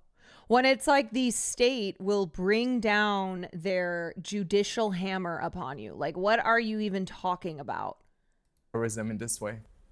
Taylor, let me bring Taylor back here. Do you agree that free speech does not come without accountability? Otherwise, you can say what you want to say, and he did, and he got what he wanted, a blaze of publicity, a blaze of headlines. But now he's feeling the icy chill of accountability dropped by his agency, United Talent Agency. Really? Because I saw him post this. I saw Bob Villain post this. Not the first, not the last. Today, a good many people would have you believe a punk band is the #1 threat to world peace. Last week, it was a Palestine pressure group. The week before that, it was another band. We are not for the death of Jews, Arabs, or any other race or group of people. We are for the dismantling of a violent military machine. A machine whose own soldiers were told to use, quote, unnecessary lethal force against innocent civilians waiting for aid. A machine that has destroyed much of Gaza. We, like those in the spotlight before us, are not the story. We are a distraction from the story. And whatever sanctions we receive will be a distraction. The government doesn't want us to ask why they remain silent in the face of this atrocity, to ask why they aren't doing more to stop the killing, to feed the starving. The more they talk about Bob Villain, the less time they spend answering for their criminal inaction. We are being targeted for speaking up. We are not the first. We will not be the last. And if you care for the sanctity of human life and freedom of speech, we urge you to speak up to Free Palestine. Wow, those really sound like people who are a danger to like humanity, rather than being defenders of humanity.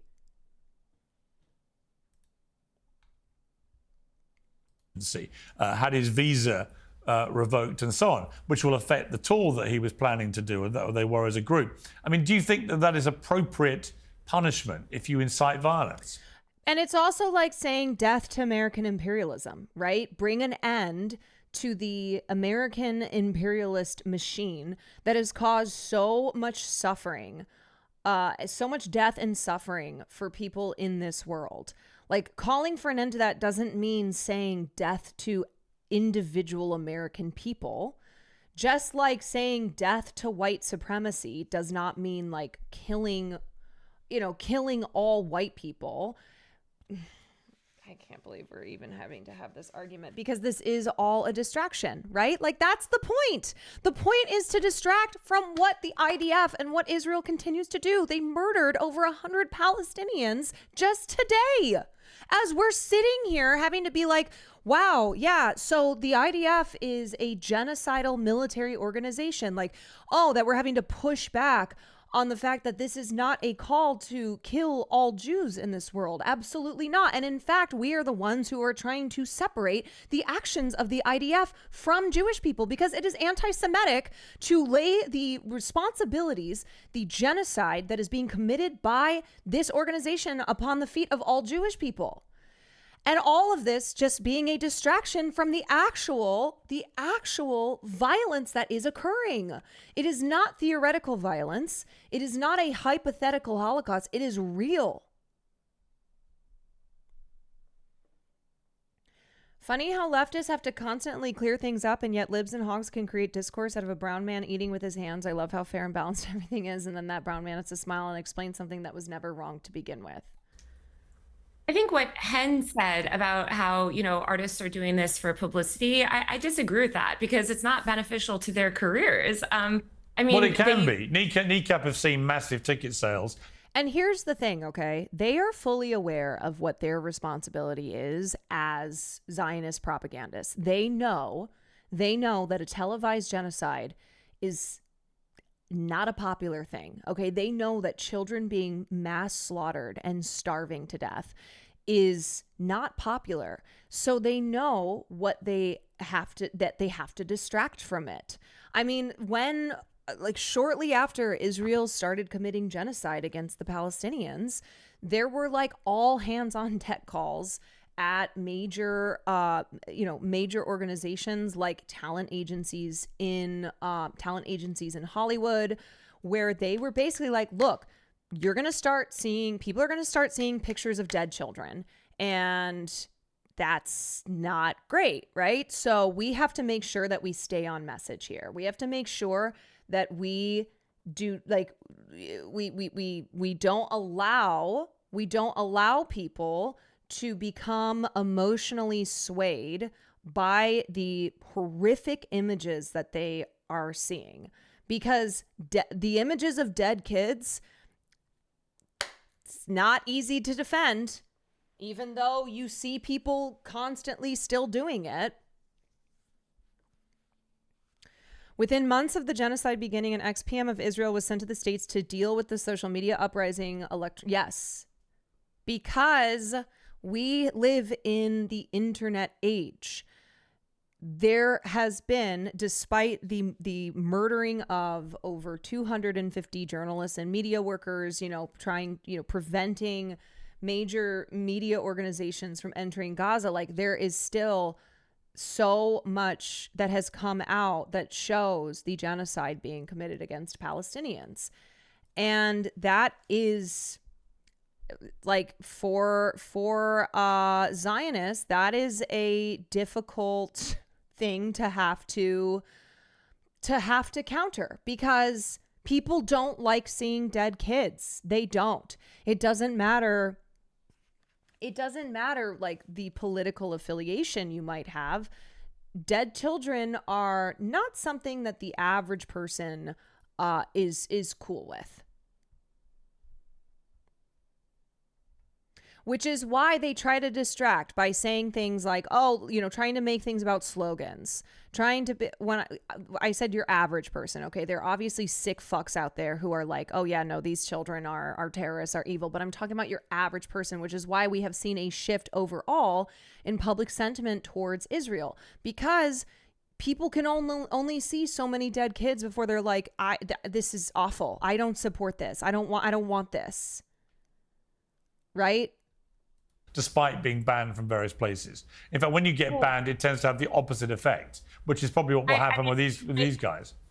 Again, I think losing out the way that musicians make money is primarily through touring, especially if you're a small musician. And if you suddenly can't tour and you're shut out of the largest market in the West, which is America, I do think that will have a significant impact, on his career. I just want to say again that we need to keep the focus on the genocide. I mean, we had hundreds of Israelis chanting death to Arabs, right? Which was completely shocking. Just, condemned by everyone. Well, I certainly didn't see a lot of the people that are freaking out about Bob Dylan speaking in the same way. You should follow me because you would see the post that I made calling this out, as well as the Israeli government itself that has issued condemnation of it. Okay, well, that's good to hear that they did that. Now what they should do next you should is follow me.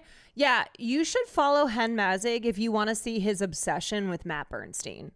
This guy was like the biggest fan of Matt Bernstein. And since Matt started using his platform to advocate as an anti-Zionist Jewish person against the genocide and against the actions of Israel, Hen Mazzig has obsessively locked on to Matt. And so, yeah, if you want to see an obsessive fan who is so parasocially addicted to now coming after this person because they are against fascism, then follow Hen Mazzig. Stop the genocide. Again, if people want the public and these artists to have more positive sentiment towards the Israeli military forces, then I don't think anyone wants positive sentiment. I don't know why you twisted it around. We're saying we don't want anyone to call for the death of anyone. I mean, if you are advocating against genocide and you don't... Okay, you don't want anyone calling for the death of anyone. How do you feel about not just rhetoric, but actual action? Action that is genocide. That's the thing here. And I tweeted about this earlier. Where I wrote, the next time someone tries to be like, do you condemn Bob Dylan? Do you condemn this slogan? Just cut them off and be like, do you condemn genocide? Do you condemn an occupying force carrying out genocide? Do you condemn the fact that Gaza is the most dangerous place in the world for children? Do you condemn that Israel has created the largest cohort of child amputees in history? Do you condemn Palestinians being slaughtered intentionally at aid sites while they are desperately waiting for food? Do you condemn what Israel is carrying out, what they are doing to the Palestinian people? Do you condemn the United States allying with this and sanctioning the genocide? Just fucking turn it around on them. Right? It's like, oh, here you are talking about words. How about these actual actions? How about what we are seeing and what we have been seeing for over 630 days? Do you condemn that? Because they don't. They don't. Do you condemn Israel? No, they don't. Want people to be killed, how can you turn around and say at the same breath that you think chanting for death should be contextualized somewhere? Yeah, and you say, why are we even talking about this when the most important, the biggest thing here is that an actual genocide is being carried out, and all of this other shit is a distraction, and you know it is. You know it is because you want to be able to protect a genocidal state and allow them to keep doing this as we are speaking, them carrying out yet another mass murder of Palestinians who are waiting for aid. That is what you are doing here. None of this matters in the face of real dead children. What are they even doing? They're doing distraction. That's what they're doing. They're trying to straw man. They're arguing with fallacy. They are just doing everything they can to distract from the real issue here. Last beta, thank you for the 16 months. Yeah, because again, if an army is committing genocide and slaughtering babies and creating the highest rate of child amputees in the world, and if that is what they have done for months and years now, and then the public is rightfully outraged about that calling genocide. For their death, that's the issue. It's not. See, he just said it. Calling for their death is the issue, not genocide. Calling for the death of a military entity that is currently committing genocide. Taylor, you can't keep saying that. It's a compulsory army. You don't even believe that when you're saying it. Yeah. If they say death to the British Army, Oh, no one's taking that as I'm meaning so the enraged institution. just watching They're this. taking it as meaning British fucking, soldiers. He's fucking smirking because he knows this whole panel is against Taylor. He knows this whole panel is on the side of enabling genocide. That like this is what they're doing here. They're like, so really what the issue is that they're calling for the death of these soldiers, and blah, blah, and Taylor keeps trying to bring it back to the genocide, which they are trying to avoid. When people say death to America, they mean death to American imperialism that is subjugated them. No, they don't. They mean death to Americans. No, they, you motherfuckers, you know that's not true. You know that's not true. You know that is not true. Very generous. As the supreme leader of Iran, what they mean. I don't think you even believe this as you're saying 16 it, months. Thank you for all you do, as always, They didn't say Caroline. death to Israelis. They said death to the IDF. Again, Who are military Israelis? genocide. It's a compulsory service. We have to join the army in Israel. Oh, I'm so sorry. I'm so sorry that like there's nothing you can do to avoid committing war crimes. That like, oh no, I have to carry out genocide because I have mandatory conscription. Guess what? A fucking Taylor Swift stan refused to join the military. A Taylor Swift stan could do it. And you know what this is giving? Yeah, it's giving I'm just following orders. Do you think that Nazis didn't say that? They absolutely did. You remember the Nuremberg trials? Remember how we had fucking trials for people who, soldiers of Nazi Germany who carried out genocide against the Jews? And you want to know what they said? They said I was just following orders. I didn't want to do it. I had to. I was forced to. You can choose to not join the army, of course. Of course, and go to prison. Oh, okay. I'm sorry. So 1 year in prison is so much worse than being a part of a genocidal organization. Because objectively, no. No. There are multiple studies on the just following orders thing. Of course.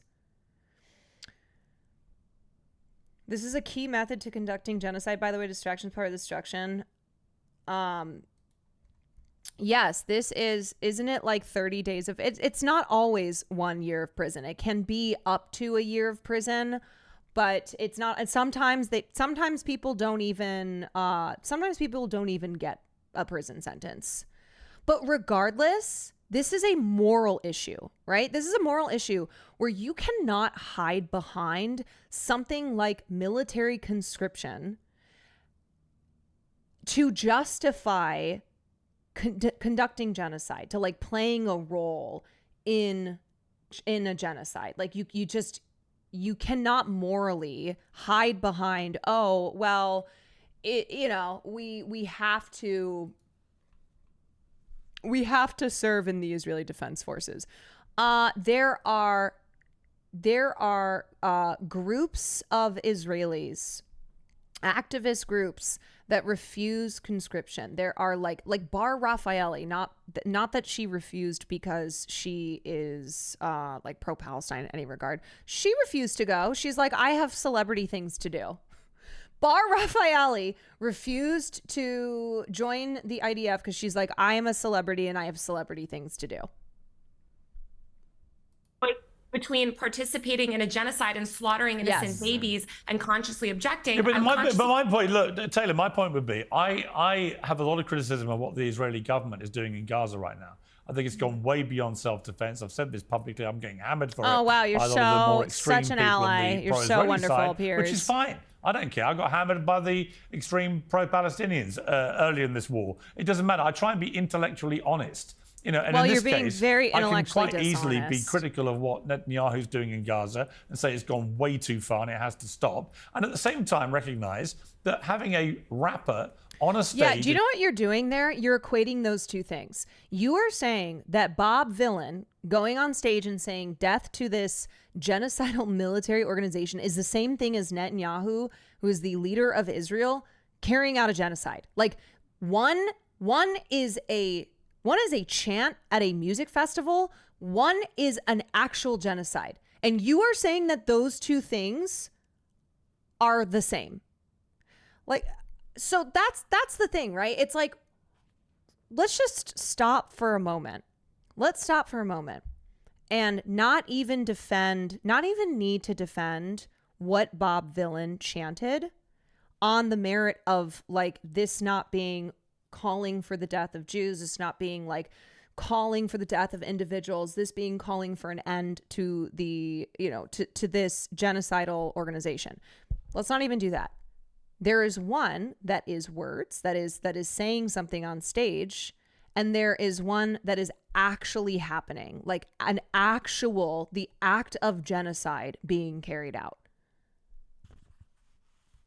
An English music festival chanting death to the IDF. It's also disgusting and should also be condemned outright by everybody. And if people can't condemn it, and all due respect, if you try and twist it into, well, he was just talking about the institution, not about individual IDF soldiers. Okay, so do you support the actions of the IDF genuinely? Do you think that the IDF should not face any, should just keep existing as they do, should keep carrying out genocide? Just come off it. But also, individual IDF soldiers are committing genocide. Individual IDF soldiers are committing war crimes. And again, we need They to are doing what they're doing at the behest of their government, as all military do. It would be like saying individual soldiers. So essentially, if you join the military, you are not responsible for any war crimes. So therefore, I guess then Piers is going to have to turn around and use that same argument for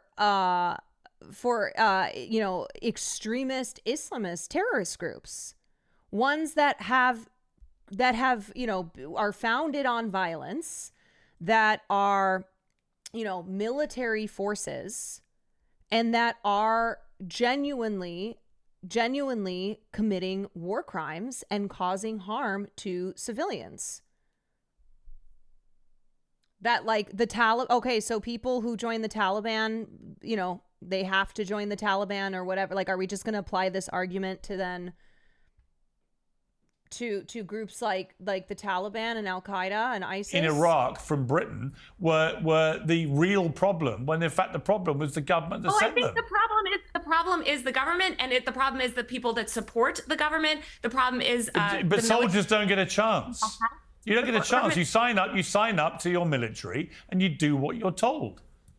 Okay, again, I do think that we need to remember that there is a genocide happening, and all of these people that are anti-death. But that's kind of irrelevant. It's kind of irrelevant to what we're talking about. When no one's talking about what you think is a genocide, what other people think is He just said the genocide is irrelevant. Like, there it is right there. There it is right there, where they're like, no, this isn't about the genocide doesn't matter.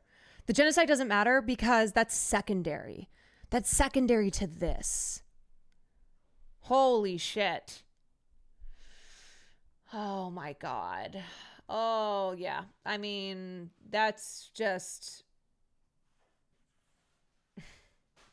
that's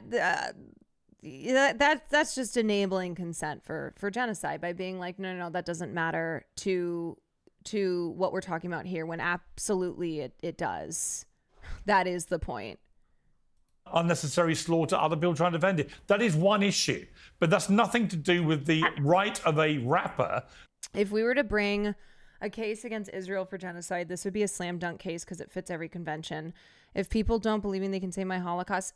There is a consensus with genocide scholars, including Israeli genocide scholars, that this is a genocide. Like, there is it's not something that's up for debate. Like, the people who want to debate this being a genocide are ones who are doing so because they are manufacturing consent for said genocide, because they want to protect Israel, and so Israel can keep carrying out the genocide.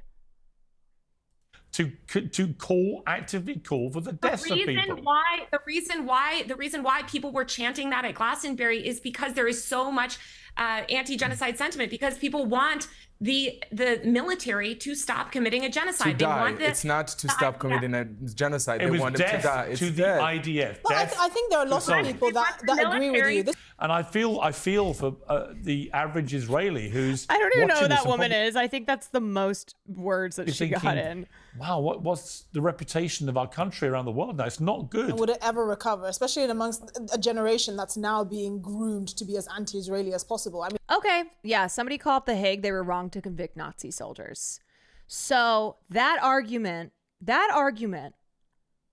Piers is making, that you know the other people on this panel are making, that many people in the media and in politics are making, is that IDF soldiers are not responsible for the war crimes that they're committing. They're not responsible for genocide because they're just following orders, which is what Nazis said as well. Which then, okay, the actions of Nazis who were following the orders of Adolf Hitler, then I guess they're not responsible for the genocide that they enacted. The war crimes that they committed. Like that's what's happening here.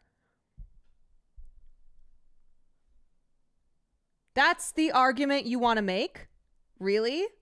I mean, if you're under 35, this is something that will scar your memory forever. And that really should be the conversation, as opposed to, you know, cheap celebrities pulling these gimmicks. I'm sorry, there's no one in Gaza that's grateful to Bob Villain for his roadman geopolitics. None whatsoever. It's a bit like when Greta I didn't know that you spoke to every person in Gaza. got on that stupid boat. It's like, well, yeah, no, you guys definitely...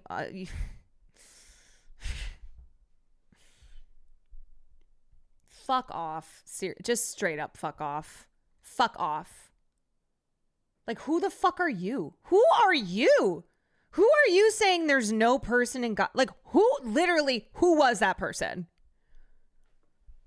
Miss, who's calling Bob Villain a cheap celebrity? Who are you? Anyway, I talked to Taylor about this, and she was saying just how frustrating it was because you can't get a word in when you're the person on the Piers Morgan panel who is there because you are the sole dissenting voice. You know, it gets to a point where you just basically, all you can do is be like, fuck off. Okay, I'm not entertaining this at all. Like, this is not even worthy of entertaining. So just fuck off.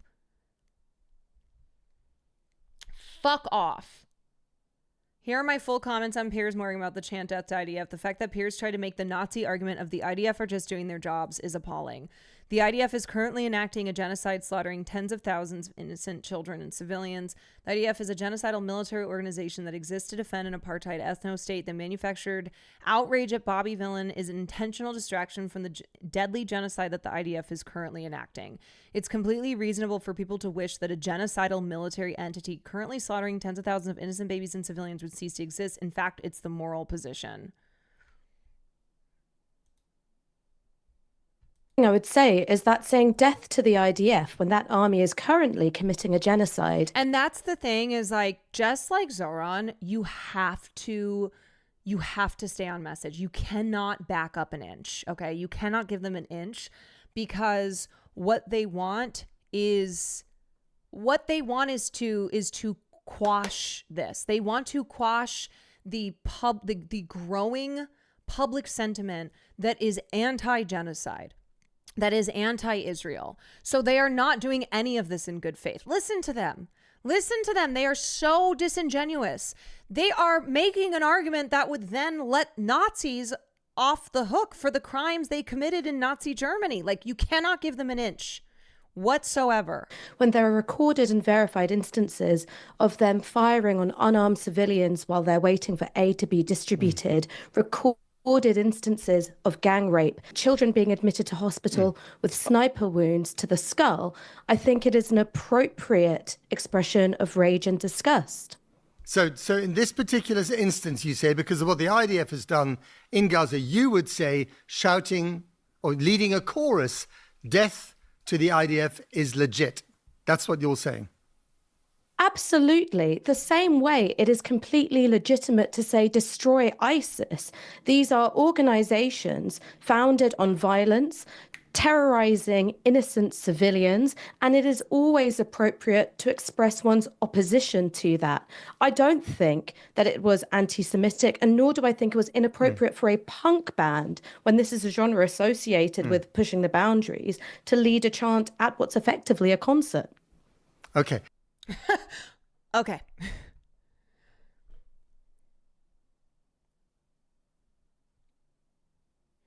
This is like the Dems being bewildered they can't get support amongst young men instead of listening to them and trying to address things their target audience care about. In this case, the genocide of Palestinians and stopping the IDF, and instead just trying to attack people instead as if it will bring people back. And it's not. Like, people are not, they're not falling for this shit. They're not falling for this shit. They are like there is no way, like, the cat's out of the bag.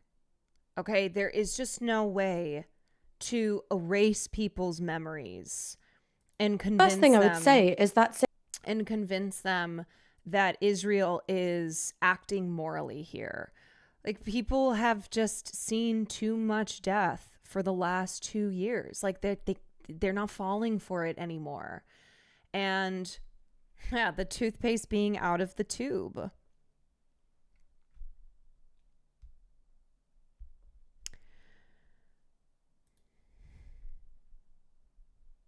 And the thing is like, IDF soldiers have murdered Israeli hostages.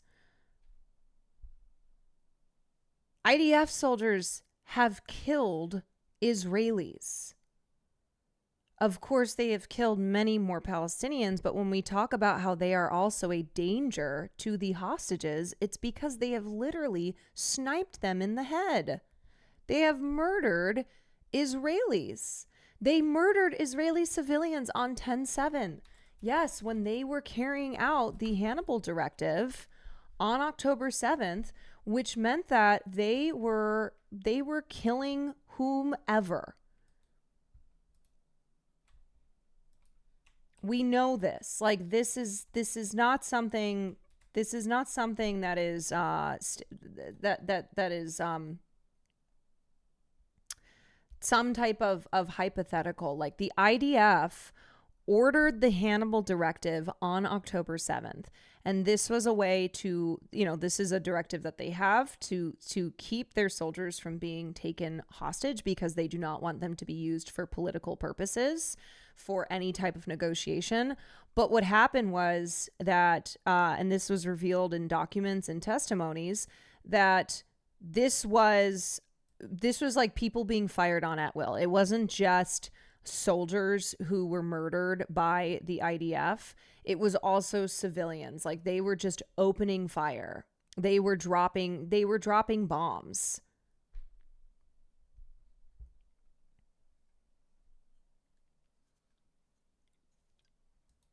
So this is an entity that is not just committing genocide against the Palestinian people, but has also murdered Israelis.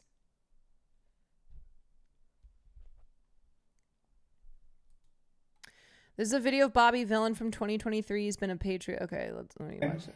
It's news. It's not just local. It is world fucking news, and we are watching fucking babies being burned. We are watching babies, fucking children, being pulled from the rubble of fucking buildings that have been absolutely leveled after spending days under that. How the fuck can you call yourself a political left-wing band if you are not fucking speaking up for people that have no voice at the moment? It's a cowardly fucking thing.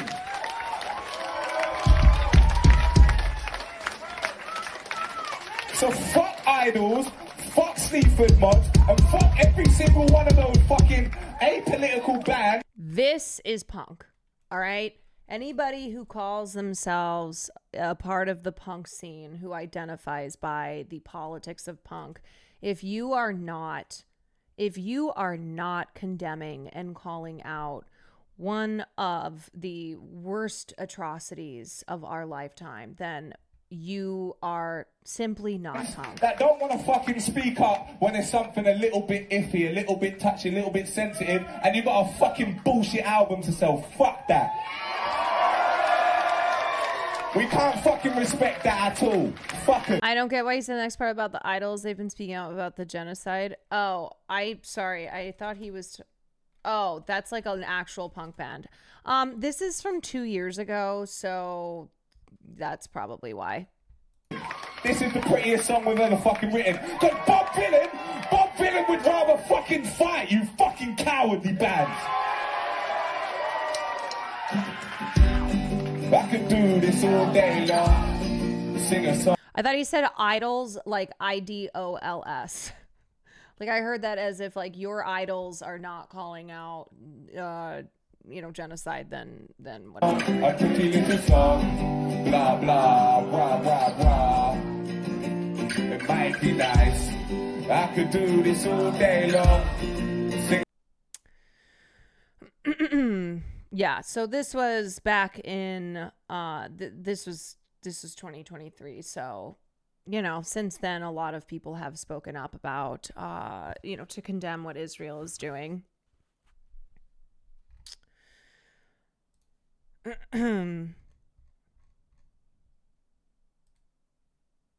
Why are we watching this guy? Because he is like dominating the headlines due to what happened at Glastonbury, because our politicians and media don't give a shit about the, say, big beautiful bill that is just passed in the Senate and is going to make the lives of working class people in this country so much worse, and instead are manufacturing all of this outrage as a way to distract from a fucking genocide.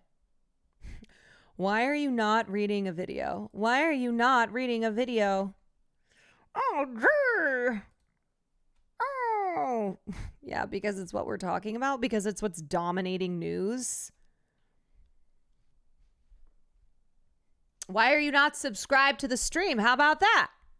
How about that? Why are you not subscribed to the stream to listen to me reading videos?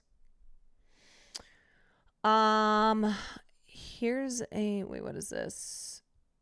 Oh, here's a remarkable stat showing the Zoran effect. The account Richie Torres hasn't tweeted either the word Israel or Hamas since June 18th, 14 days ago. This is the longest stretch by 7 days that Torres has not tweeted one of those words since October 7th, 2023. So, look, guys, I don't like to get too excited about things. I don't like to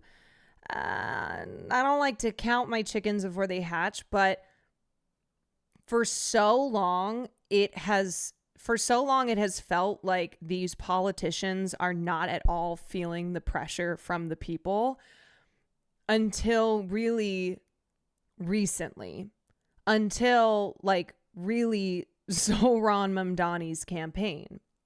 And I really hope that this is some type of... Lolo is dooming over Zoran. It makes me sad AF. Like, chill, bud. That's why Lolo's not your streamer, okay? Lolo is not your streamer. I am your streamer. I am your streamer, and I am not doomer-pilled. I will never be doomer-pilled. And that is why I'm trying to... I'm just hurt by seeing the doom. I know. So, look. If there are people who spiral online, all right, who will be doomer pilled, and all I say is I just do not think that is effective, which is why I do not operate that way, and I do things the way that I do things, and I am, trying to point out by showing how, Kristen Gillibrand had to apologize, by showing how, like, people are not buying what the media is trying to sell them over Bob Villain. Like, you want to know the other thing? You want to know why they're so mad? Why they are so, like, losing their minds? Because it wasn't just Bob Villain. Look at how the entire crowd at Glastonbury was waving Palestinian flags, was chanting along. Like, that is a huge, huge mass of people. Glastonbury is one of the most popular festivals in Europe. Like, people travel from America to go to Glastonbury. Yes, Chugis, permission to hit the bong.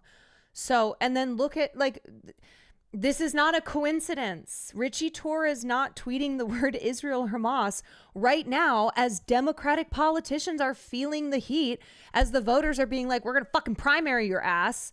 As, like, you know, Chuck Schumer and Kathy Hochul and Kirsten Gillibrand and all of these establishment Dems are hearing from their constituents like, hey, fuck you, we're going to primary you. Because we're seeing what a guy like Zoran is doing, what he's offering. And we see how you're opposing him. You are opposing him. And so, politicians are not infallible. Just because they are a part of the party in power, just because they have the money and, the entrenched power on their side, they are not infallible. This is scaring the shit out of them. Otherwise, they would not be going out and doing the media circuit. They would not be trying everything possible to ensure that Zoran loses. They're doing this because they're scared. Because they're scared.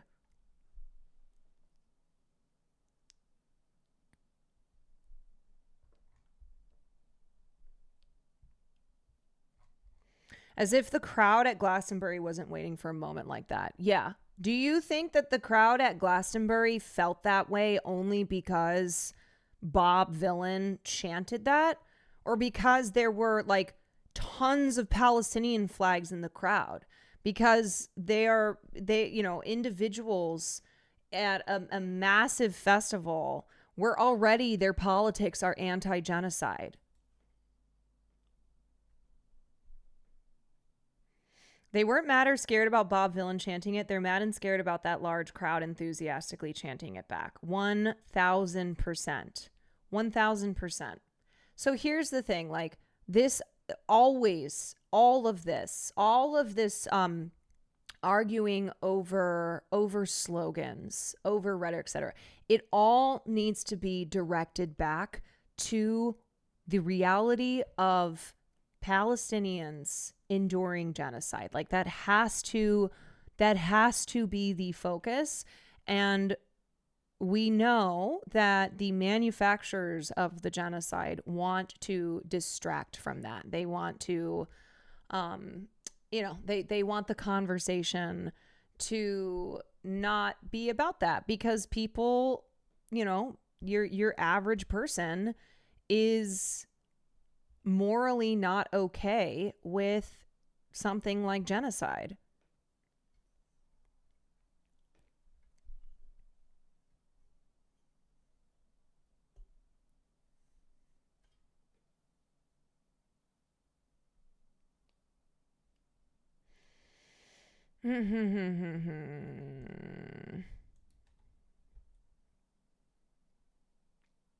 A great quote from Mohammed El-Kurd's Monowise article: as Palestinians, we understand from a young age that the semantic violence we practice with our words dwarfs the decades of systemic and material violence enacted against us by the self-proclaimed Jewish state. A drone is one thing, but a trope is unacceptable. We learn to internalize the muzzle. Yeah, I read that piece. It's great. He also has another amazing piece out in The Nation.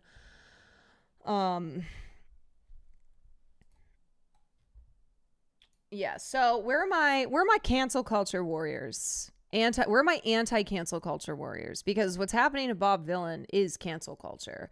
And not only is this a person who is advocating against, atrocities being committed against people, but this is real cancel culture. Anti-corporatist, thank you for the tier 1. We need to make it that it is not acceptable. It is not acceptable to be pro-genocide.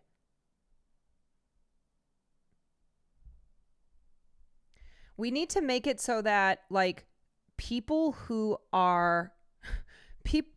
support fascism, who support genocide, should not be allowed to do such. And those who are opposed to that should not face consequences for that opposition. Like that's the shift that has to happen. So as a politician, you know, as somebody in power, if you are not opposing fascism, then you no longer get to be in power.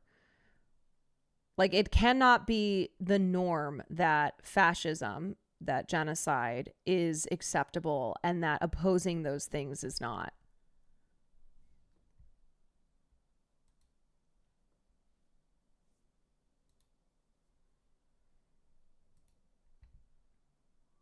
I don't know why that's not loading.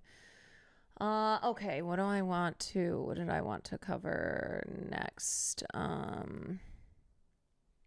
Oh wait, here's another. Israel's losing the genocide propaganda so hard. The biggest loss for the colonial, genocidal, apartheid ethno-state is probably the public opinion. This is irreversible, and Palestine will be free sooner than you genocide fans over here think.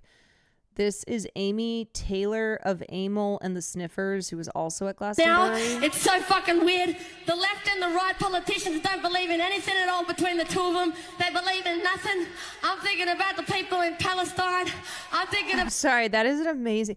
Amel and the Sniffers. Amel and the Sniffers. Oh... They are an Australian pub rock and punk band based in Melbourne. About Wait, is it Amy L? Amy L and the Sniffers. All our governments, like we're from Australia, they ain't doing jack shit. I know yours ain't doing jack shit. And I think about schooling and I think about media and I think we don't learn nothing about colonization. We don't learn nothing about sexual education. We don't learn any of the right things. We don't see any of the right things in the media. And so, of course, most people don't know about this shit.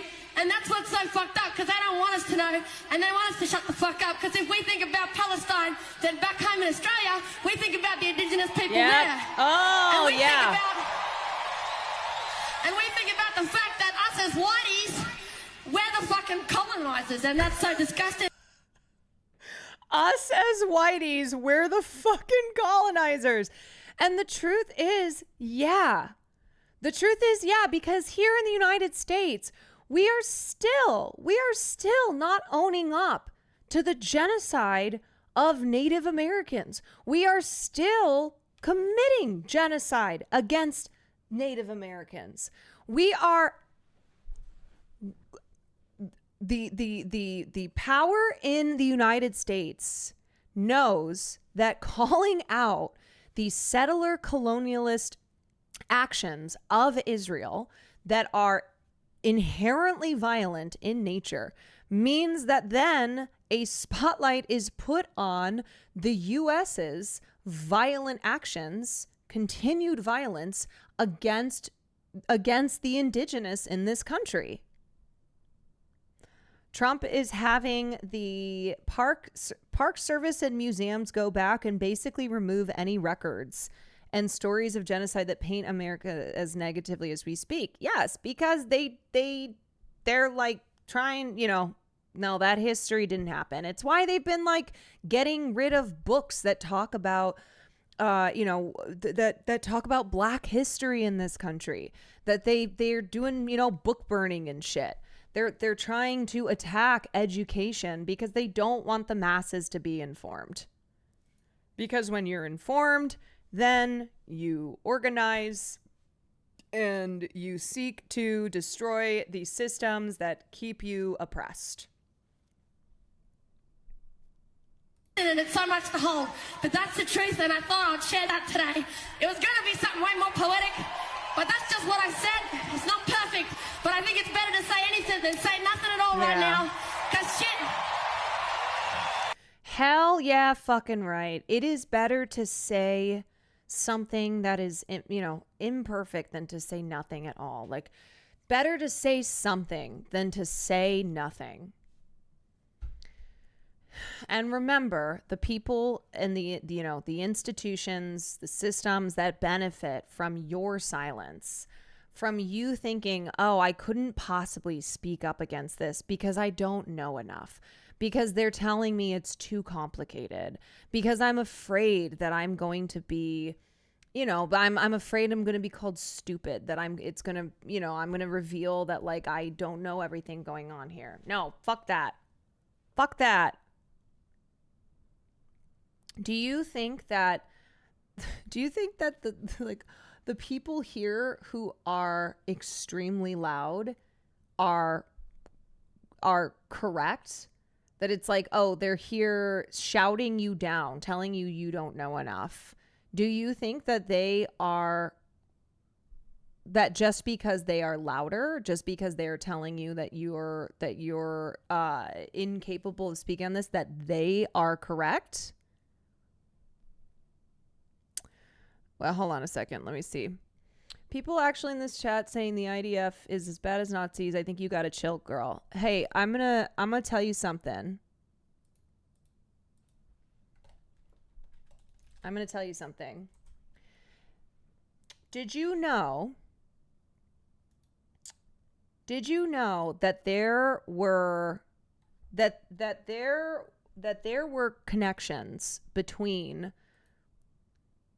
early Zionists and the Nazis? Because that might blow your mind, that this is well documented, the collaboration between Zionists and Nazis. So not to mention like just the commonalities of fascism as an ideology. But I think you may be like shocked. Maybe you have no idea. You have no idea that Zionists collaborated with Nazis. Almost sounds like you don't believe in the 6 million number. Did I say that? Did I say that the Holocaust didn't happen? Because it sounds like you're just making shit up.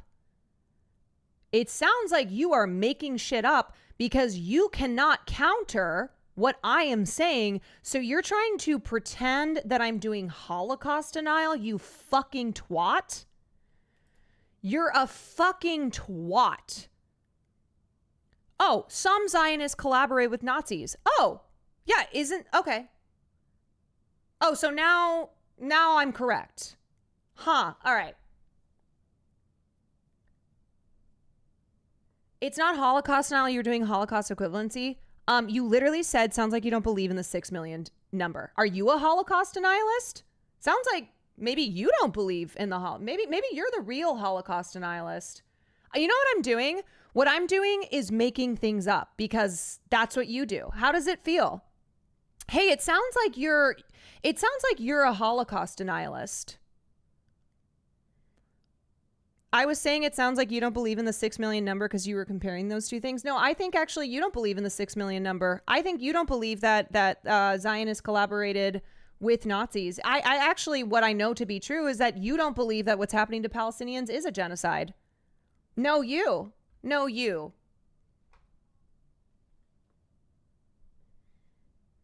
Kubrick, let me tell you something. If you have your name as Kubrick because you're some fan of Stanley Kubrick, I'm sorry, but you're not smart enough to understand Stanley Kubrick films. Maybe your name comes from something else, but if Kubrick comes from the fact that you are a fan of Stanley Kubrick's films, you are simply not smart enough to understand Stanley Kubrick's films based on your comments in chat.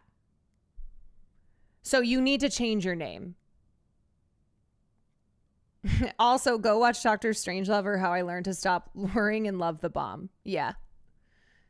So the truth is, chatter, that there's only one of us here for real who's actually doing Holocaust denialism, and it's you. Bye. Oh my God.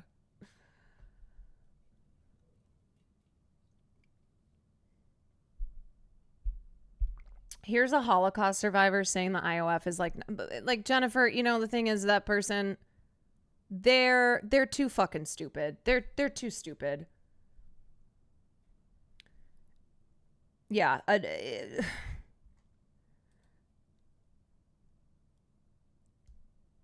It's like, you know what they were doing? They were doing not as many Palestinians have been killed as Jewish people during Nazi Germany. That's what they do, right? Where it's like until 6 million Palestinians are murdered, then it's not a genocide. Because that's their brain dead version of what a genocide is, despite the consensus with actual genocide scholars, of which I will tell you without a doubt that chatter is simply not a genocide scholar. But the consensus of actual genocide scholars, including Israeli genocide scholars, in that what Israel is doing to Palestine is a genocide. They just make, yeah. Holocaust exceptionalism is very destructive. Chatter was doing what you're never supposed to do. Right, but that's what the bar is. It's similar to how like someone will compare the actions of every sex abuser to Harvey Weinstein, where it's like, okay, well, they didn't do exactly what, like, to the scale of Harvey Weinstein, or like they didn't do exactly everything that Harvey Weinstein did, so therefore it's like not bad. And here's the thing, okay? The thing about Gaza is not that big. Gaza is not that big, and Gaza has pretty much been razed to the ground. And the Palestinians who remain in Gaza are starving to death. They're being fired upon at aid sites. Like, the entire health system has collapsed. So we know that the last official number is so far below what the actual death toll is, not to mention the number of injuries, the number of Palestinians who have been maimed, the fact that Palestine has the largest cohort of child amputees is a fact that should pull you up short. That sentence should not exist. And if you at all try to moralize because your definition of war crimes, your definition of genocide is what the Nazis did in Nazi Germany, then you're a bad person. You're also very stupid. Like, you shouldn't speak. You should not speak because you know not of what you speak.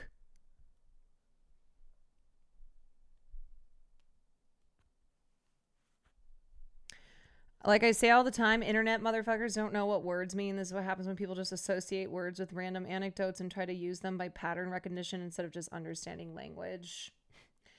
And that's the thing too, is like, okay, so it's being stupid, but then it's also being like willfully, it's intentionally trying to create a distraction, which is why that fucking piece of shit was like trying to act as if I'm doing Holocaust denialism. We're like, oh, it's the same thing. You criticize Israel, you'll get smeared as an anti-Semite. There are people who genuinely think that like criticism of Israel is anti-Semitism because they've been so indoctrinated. And then there are others who like know that they are intentionally being they're lying, that they are intending to distract from the real atrocity at hand. This chatter was literally using Nazi talking points to downplay a live streamed ongoing genocide and whitewash its perpetrators while it's all on video. Yes, what they're doing, what they're actually doing is genocide denialism. The very thing.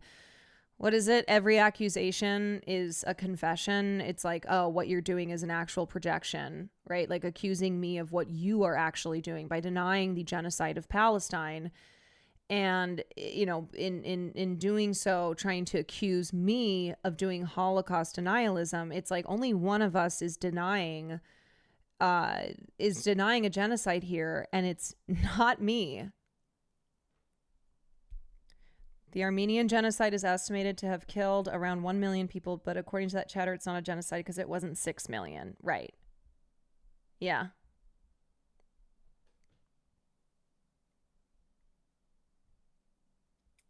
The numbers should never be the sole determining factor. And anybody, like, you don't even have to be a genocide scholar to know that that is not how genocide is classified.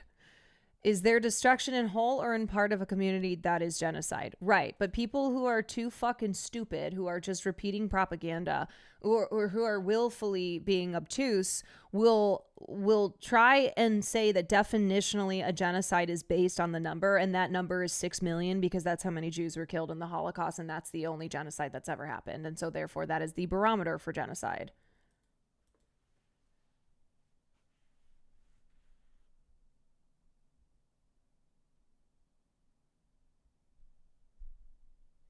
Like, genocide is always maximum evil. Absolutely. And there is no like, oh, well, this genocide's not as bad because the population of people who were genocided was smaller than a larger population that was also like, that is insanity. That is so morally corrupt, so morally bankrupt to do genocide comparisons and say, oh, well, more people were killed in this genocide versus this genocide, so therefore that genocide is not as bad. It's like genocide, the act of genocide is objectively evil.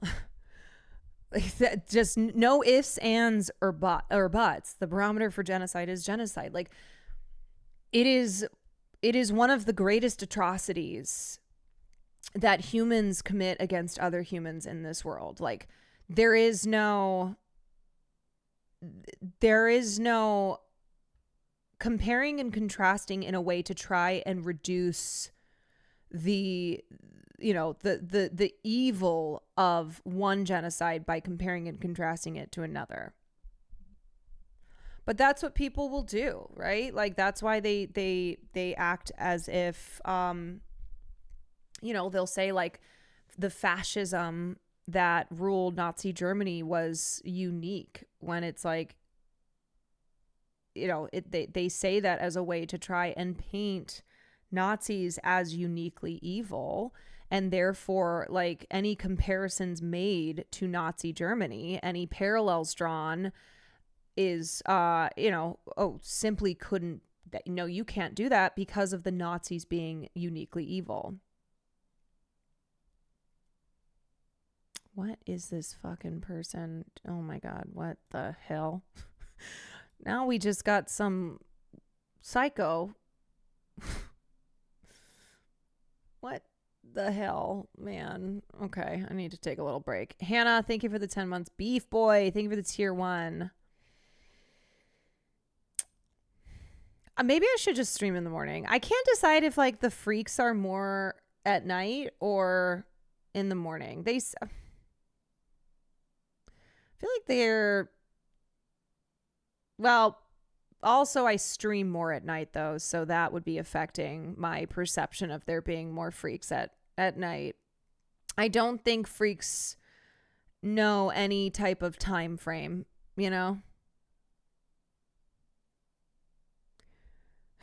The freaks come out at night. I don't think that they are held back by any time zone, is what I would say.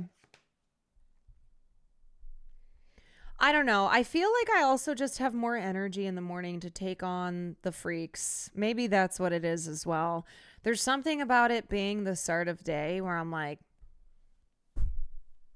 okay, versus at nighttime where I'm like, can you guys just stop? Can you fucking take a break, please? Can you just go do anything else? Literally anything else. Why is that chapstick half the size of your face? Because it's iconic. Because chapstick, you should be able to apply in one swipe. Upper and lower lip. You should be able to unchap both at the same time. All right. What are we going to talk about next? I still got to talk about the Sean Combs trial updates. This will cheer you up. Let me see. Want to be like God. Eric is your mayor. We're getting W's now. We need a mayor of swagger. I'm the Biden of Brooklyn. You know, I wake up in the morning at some time and look at myself and I give myself the finger. I'm Gandhi-like. I think like Gandhi. I act like Gandhi. I want to be like Gandhi. This is life. You know the thing about Eric Adams is he is legitimately stupid. He is... Whoa, this guy seems qualified. Eric Adams gives like dumb Twitch chatter energy. Everyone that knows me, they know one thing. But he is an actual stupid person. I'm not excusing the harm he has caused. But there are like evil people who are smart, unfortunately, who are savvy. Eric Adams is just... He's a fucking dumbass. I hate rats. Some of the same folks are criticizing us now called me a murderer because I was killing rats. Well, you know what? We're going to kill rats. New York City is the Islamabad of America. We've gone through so many crises in our lifetime, from 9/11 to the Great Depression. This is a place where every day you wake up, you could experience everything from a plane crashing into our trade center to a person who's celebrating a new business that's open. You know, bring your boo to a restaurant. You know, somebody you're trying to, keep your marriage together. A little outdoors will help. Hear from Eric.com. But I think rain also increases our population. People stay home and they reignite their love affair. Does Eric eat fish? Does he eat a hamburger? Does he do this? Does he do that? The problem wasn't the molded pizza. The problem was the pizza. Vegans eat Oreos. And they drink Coca-Cola. I don't. I am the pilot, folks. And you are all passengers. Stop praying for me to crash the plane. Pray for me to land the plane. Because there's no parachutes on this plane. We're all going down together.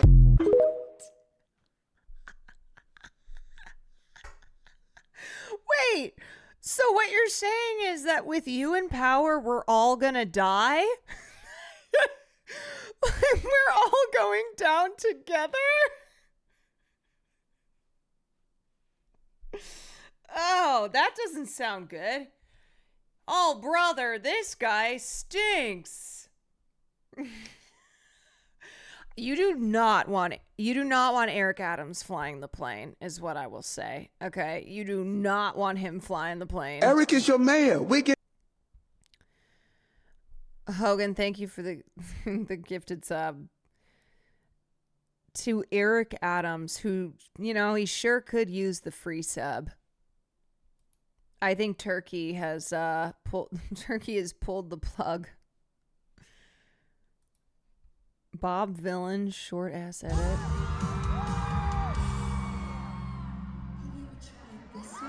Troll what people on the internet do.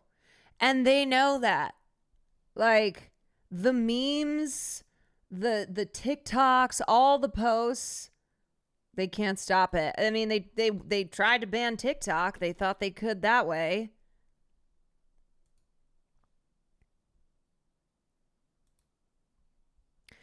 EW, I'm sorry. That link is broken. that is a broken link. I tried to click it. Okay. All right.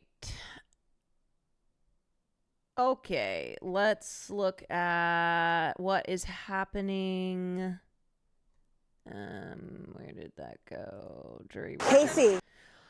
Okay, so y'all, it has been like less than 2 months of the Sean Combs trial, where he has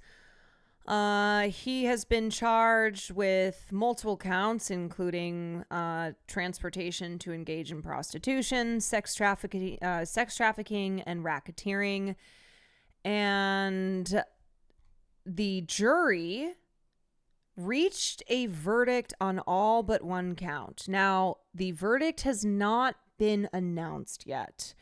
And there are, of course, opposing opinions on the speed with which the jury reached their verdict, and also the fact that they have reached a verdict on everything except the racketeering conspiracy charge. But I guess when it came to this charge that they were unable to reach a consensus, and so they will be returning. They will be returning to the deliberating over this charge tomorrow. Yeah, tomorrow is Wednesday. So their decision has not been announced on the charges that they have reached a verdict on. We have a verdict. We have a verdict from the jury. In the Sean Diddy Combs trial, we're told they sent a note just a few moments ago that the jury has reached a verdict on counts 2, 3, 4, and 5. So there's a couple possibilities here, and obviously we will know when we know, but there's a couple possibilities. One being that they have found him guilty on these charges, maybe all of them or at least one of them, but they cannot, because they found him guilty on those charges, they cannot decide upon the racketeering charge. Or there's the option that they did not find him guilty. They did not believe that the prosecution met the bar to prove that Sean Combs had engaged in sex trafficking, that he had, that this went beyond domestic violence and in fact was sexual abuse of the nature of trafficking, that potentially they found him not guilty of that. And so now they're trying to like get him on one of these charges, the last being the racketeering charge. Right. So racketeering pertains to this being a broader criminal enterprise. So if he is not found guilty of sex trafficking, perhaps trying to find him guilty of having a broader criminal enterprise and doing things like drug distribution. So they are unable we'll to see, reach basically. a verdict on count 1 as we have jurors with unpersuadable opinions on both sides. Now to break that down, count 1 is RICO, the most complex charge here that could come with up to life in prison. The remaining charges include 2 counts of sex trafficking, 1 for each victim, Cassie Ventura and a pseudonym named Jane, and the last 2 in terms of translation into the form of prostitution. So we now know that on the RICO charge, it appears that the jury presently is hung. We do not yet know what the verdict is in the remaining counts, but suffice to say, over the last 7 weeks, the prosecution has been trying to persuade a jury of now 12 people. Fast verdicts historically mean guilty, but they thought the same with the OJ case, so who knows? And also the fact that like they have not reached a verdict on the most serious charge that he faces, which is racketeering, but that because that carries the lengthiest prison sentence. Racketeering, you can face up to life in prison. So again, like it's hard to know until we actually know. And it could be that they quickly reached a guilty consensus on the lesser charges, the lesser charges being lesser because they carry a lesser prison sentence. And now they're fighting over whether or not they're going to convict him on the most serious charge that he is facing. With the alternates out, that Sean Diddy Combs should serve the rest of his life in prison based on 5 felony counts. Now, the jurors are not to consider in any way, shape, or are those, yes, federal charge, yes. Form the potential sentence, but this is huge. We are now the second day of deliberations. It has been a little more than, 10, 12 hours of deliberation, including notes, lunch breaks, and an overnight deliberative process. And here we have right now all these notes in between. We are waiting for the verdict, but also the judge to make a decision on count 1 and whether they should continue to deliberate, given called with the Allen charge, meaning go back and deliberate until you are most assuredly and precisely and finally hung. But according to these jurors, count 1, the RICO charge appears to be the one where they... The other thing is that even if he's found guilty of 1 or more charges, not found guilty for racketeering, it's not a guarantee that he is going to... It's not a guarantee that he's going to go to prison.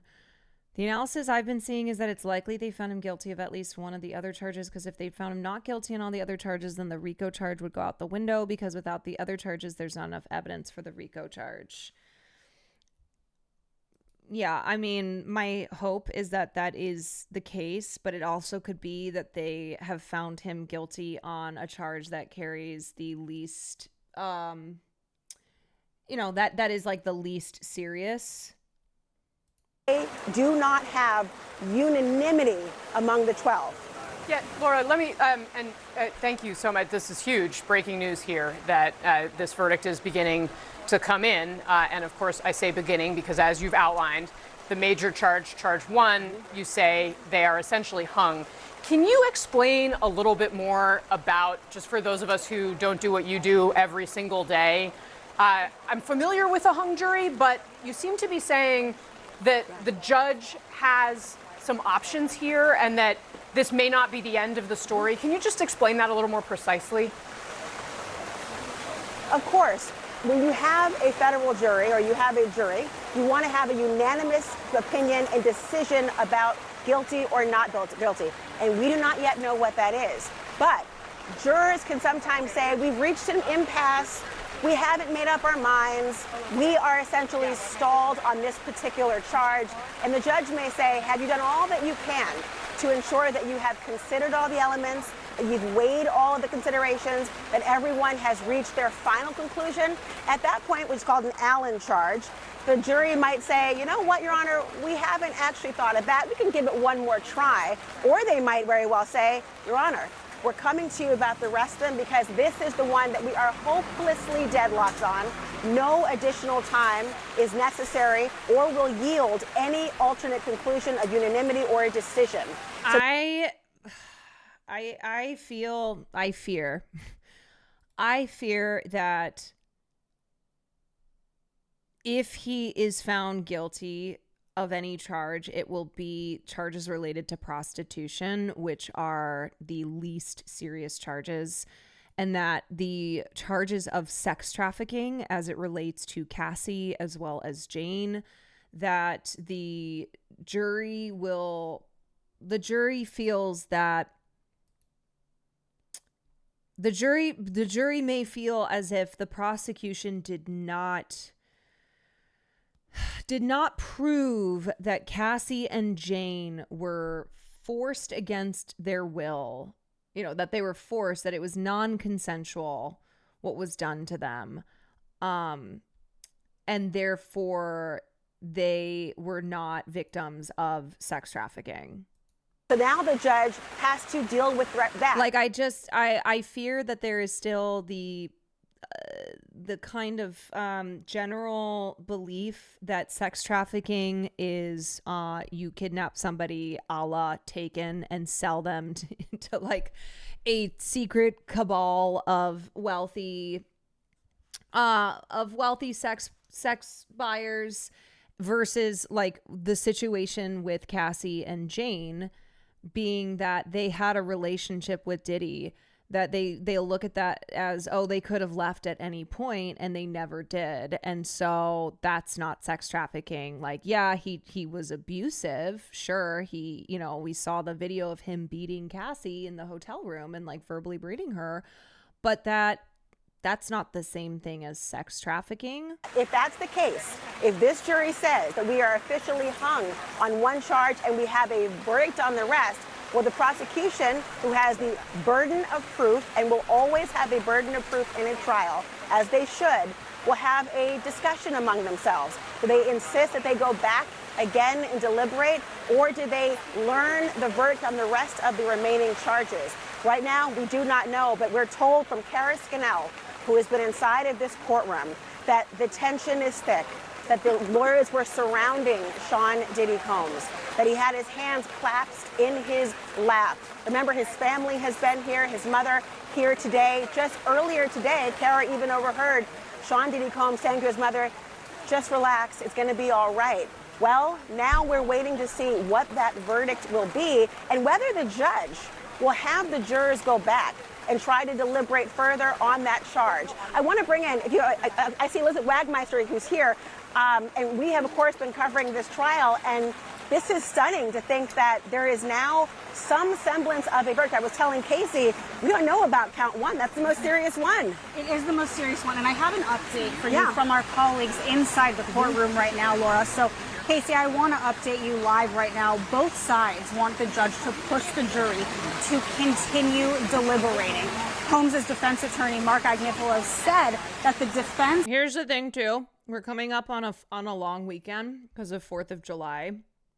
So, historically, we know that juries want to be done, okay? Especially the longer they've sat on a trial. They want it to be over with. And with the long weekend coming up, with the federal holiday coming up, they are going to feel there's going to be more pressure for them to come to a decision on this before the 4th. Would like the judge to bring out the jury to instruct them to continue deliberating rather than to send them a note. Oh my God, she's not matching. She's not in the group chat. Both sides agree that they would like this instruction. They want the jury to continue deliberating. So, as Laura said, this is up to the judge's discretion. Does he say continue and reach a verdict on count one, or, okay, we can be hung on this, but both sides have the same agreement that they want them to continue. Yeah, no, really interesting. So, Laura and Elizabeth, please weigh in here as well. But, Laura, can you kind of run down, if we have verdicts in the other counts, how do you compare the potential implications of a sentence in those counts compared to count one? Like, how much more serious or significant is count one compared to the other charges? Great question. Count one is by far the most serious. RICO carries up to life in prison with sometimes mandatory minimums. It's a very serious charge. Now, the verdict form required this jury to find either guilty or not guilty on that high charge.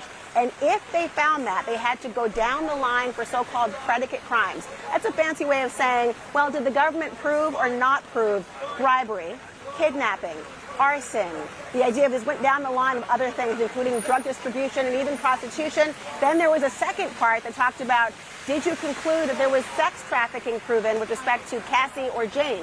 Now, why that's important here is because for each of those different types of crimes, the jury was asked whether the government had proven or not proven their case. Now, you see some overlaps here, right? Because you've got a RICO charge, you've got 2 sex trafficking charges, and 2 prostitution-related charges. And so, if the jurors have made a decision with respect to any of those predicate crimes that were already listed, then they might very well have known what they wanted to do in the other charges as well. But make no mistake about it, the most complex case, Elizabeth, has been the RICO charge. It required them to prove that there was an enterprise of people around him that engaged in these type of crimes within a 10-year period and established a pattern. Well, and Elizabeth, you obviously updated us on that reporting that both Sean Diddy Combs' defense team as well as prosecutors want the judge to tell the jury, go back, try again, figure this out. Do you have an understanding about why it is that the Combs side in particular would really want that to happen? You know, we don't know, but I would imagine that they could be thinking, and I would want to hear Laura's thoughts here as a former prosecutor. A school of thought is typically that the quicker that a verdict is reached, that the better it could be for the defense. So perhaps that they think that things are going their way, they want them to keep going. But I actually want to go back to the question that you asked Laura before this about which crime or which charge is the most serious. And as Laura spelled out, it is absolutely that first charge of racketeering conspiracy because it holds a maximum sentence of life in prison. But these other charges are still incredibly serious. Counts 2 and counts 3, which are sex trafficking of Cassie Ventura and sex trafficking of the woman who testified under the pseudonym Jane. Those are 2 separate counts. The judge instructed the jury to deliberate separately on them. Each of those carries a minimum. Okay, so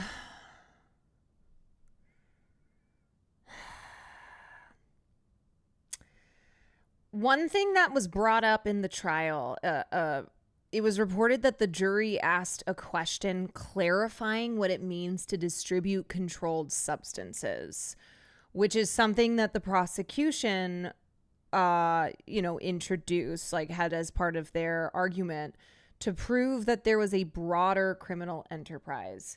So the jury asking questions on like, what does that even mean? Showing that they don't even necessarily understand what racketeering entails. And like the way that you can get to proving racketeering in this case, outside of proving that Combs was guilty of sex trafficking, is through acts like drug distribution. And so if that was something that they were able to prove in court, then even if the jury does not find Combs guilty of sex trafficking, they could still find him guilty of racketeering, of like having this broader criminal enterprise that engaged in the act of something like drug distribution. Guilty ? Well, we don't know. The jury has reached verdicts on 4 of the 5 charges against Combs. So 2 of those were sex trafficking, and 2 of them were transportation to engage in prostitution. And then the 5th one has to do with the racketeering, Minimum sentence of 15 years. So these are all incredibly serious charges here. The final 2, counts 4 and 5, transportation to engage in prostitution, each carry a maximum of 10 years. And the idea of the defense wanting to possibly have this is about finality. You know, listen, they know that there is double jeopardy that could attach the second, essentially, this trial began. But they also want to, meaning it could not be tried twice for the same matter. And yet they still want finality. They want unanimity and they want finality. We don't know what the verdict was yet. It hasn't been revealed yet. So all we know is that they came to a verdict. They reached a verdict on 4 out of the 5 charges. They reached a verdict pretty quickly, but they have not been able to reach a verdict on the most serious charge of racketeering. They do not want to figure out whether the prosecution, if it is a hung jury, wants to go back and try to retry this case. Can you imagine? 34 witnesses, 7 weeks, overwhelmingly focused. I lived long enough to see Caroline become the law tuber. You know what? These law tubers, I'm coming for you, okay? I didn't even go to law school. I took the LSAT, but I am going to come for your territory because I have had enough of most of y'all. On the charge of RICO, if it's a hung jury, that is the option of the prosecution to go back and try the case again without a double jury being implicated, double jeopardy being implicated, excuse me. All right, let's reset for a second. We're also joined now by Ellie Honig, our legal analyst here. And of course, Laura and Elizabeth are going to stick with us through now our continuing breaking coverage, because the jury in the Sean Diddy Combs trial has reached a verdict on some counts. The jury just sending a note saying that they reached a verdict on counts 2, 3, 4, and 5, but that they are unable to reach a verdict on count 1, racketeering conspiracy. We do know that both sides want the judge to push the jury to continue deliberating. Mark Agnifilo, the defense counsel, said that they want the judge to bring out the jury and to instruct them on deliberating, and both parties are going to work on the wording of that instruction. And just to remind you, there are 5 counts here against Sean Diddy Combs. 1 on that racketeering charge, RICO. 2 each of sex trafficking, and 2 of transportation to engage in prostitution. As our Laura Coates just noted, the most serious of these is the one that the jury still has not reached a unanimous decision on. That is the racketeering charge that carries potentially up until life in prison. All right, let's take a look here. A twist in the courtroom today in the Sean... she's wearing pink too. What is going on? Was there a notice sent Diddy out? Combs trial. The jury reaching a partial verdict in the music mogul's federal sex trafficking and racketeering trial. The jurors sent a note to the judge saying they'd reached a verdict what was the memo on here? 4 of the 5 counts, but were unable to agree on 1 charge. but jurors will continue deliberating tomorrow. So here is a breakdown of the charges he's facing. The jury hasn't reached a verdict yet on one count of racketeering conspiracy, but they have reached one on the other 4 charges. That includes 2 counts of sex trafficking by force, fraud or coercion, and 2 counts of transportation for purposes of prostitution. CBS News legal reporter Katrina Kaufman has been following this trial for the network throughout its ups and its downs. And here she is with the latest as the jury deliberations are set to pick up tomorrow. The jury in Sean Combs' trial says they have reached a verdict on 4 of the counts, that is 2, 3, 4, and 5, but that they are unable to come to a consensus on count 1, and that there are jurors on both sides who are unpersuadable.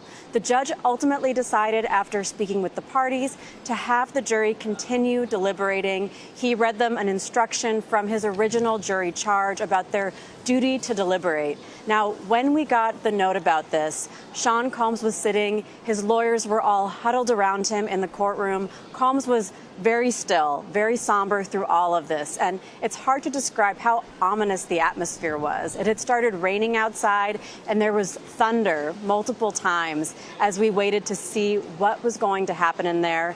But now we know that the jury has made a decision on most of the counts in this trial, but count 1 is the biggest and the most complicated. That is racketeering conspiracy. It carries the weight potentially of up to life in prison for Sean Combs. His family also filtered in as we were waiting into the courtroom. His mother was in there. His daughters came in. His sons. As he left the courtroom, he told them all that he loved them and he left for the day. Katrina Kaufman, CBS News, New York. Joining me now, lawyer and legal analyst Eric Guster. Eric, thanks so much for being here. Okay, let's talk. The jury remains deadlocked on the most serious charge. Jurors are actually reportedly saying that there were unpersuadable opinions on both sides. So let's talk about what happens now. Do they continue to deliberate tomorrow morning, first thing?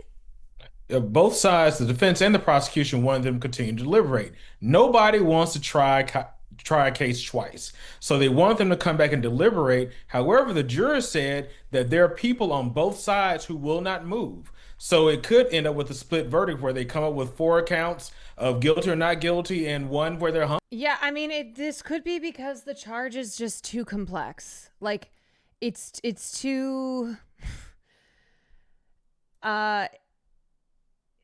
RICO is very complicated. It's not only complicated to prove in a court of law, it's also complicated to understand for like your average person understanding it.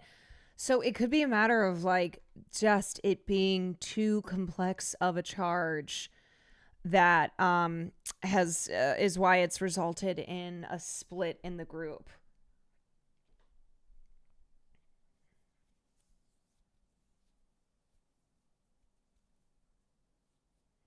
You know, which could, I'm hoping though it does bode well for the verdicts on the other charges and that they potentially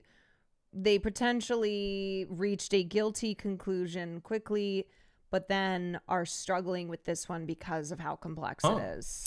We always look at the clock and how long a jury's been deliberating. So they spent over 10 hours deliberating since Monday before submitting this partial decision. What do you make of that time frame? Is that fairly quick?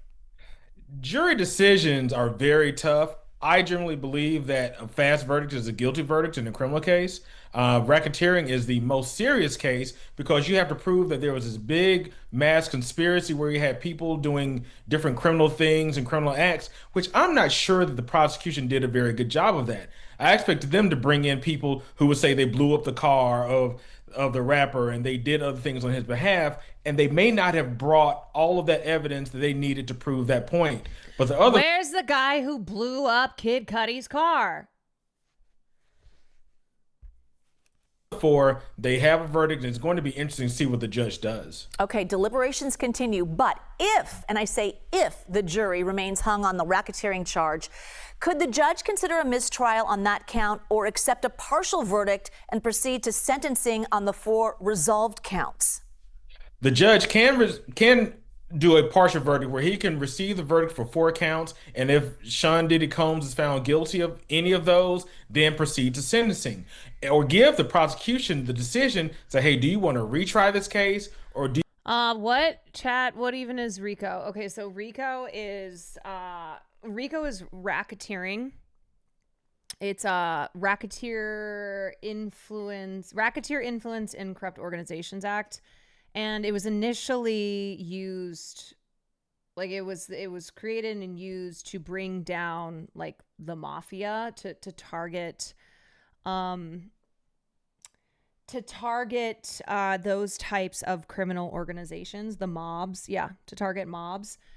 But the reason that it's used legally is because you can use it to prosecute individuals who are involved in organized criminal activity. So you can go after the individuals who are committing crimes on behalf of this enterprise, but then you can also go after the larger criminal organization that they belong to. do you want him to be sentenced on the other 4 remaining counts? Because they would really reserve sentencing for whether or not the prosecution wants to retry the second case, which he would not get out on bond, perhaps, waiting on an appeal or sentencing on those. And before we go, we have... Who's got the fucking clip from Dark Knight with Maggie Gyllenhaal and Aaron Eckhart? 2 days before court's out because of July 4th. So if you look at a time frame, do you consider the jury deliberating throughout the day tomorrow and possibly coming back Thursday? I know it's anyone's guess, but if you're thinking about a jury mindset, do they want to get out of there?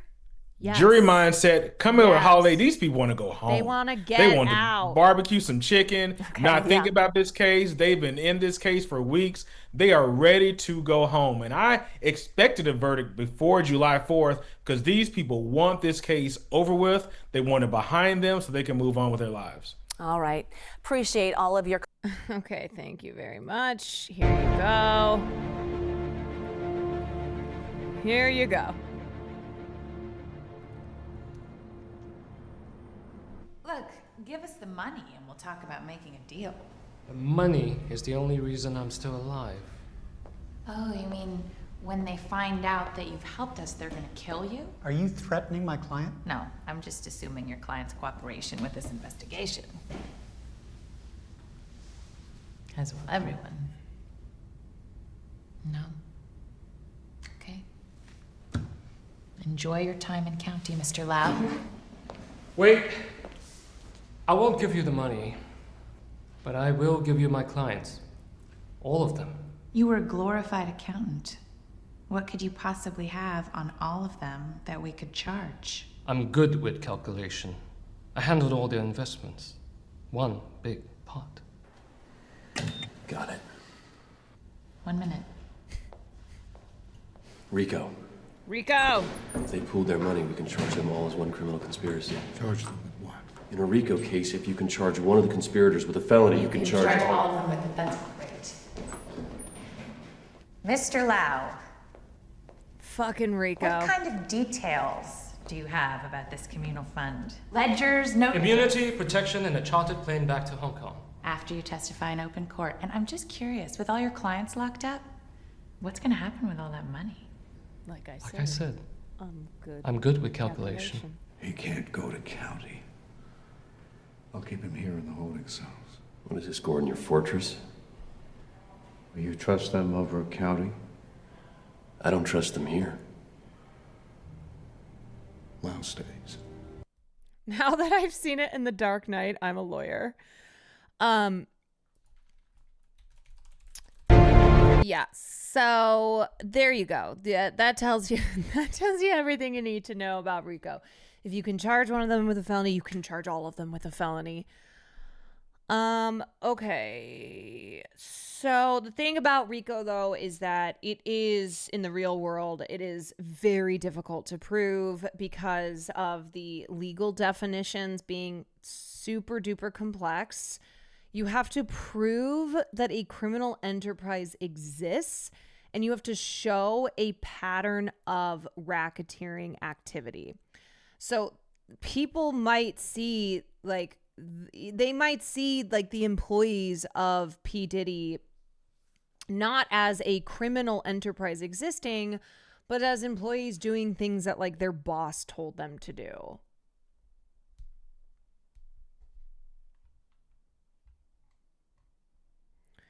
Okay, I'm trying to see if anybody else, if there's anyone who's... You know what's wild is I feel like I have barely seen anybody talking about I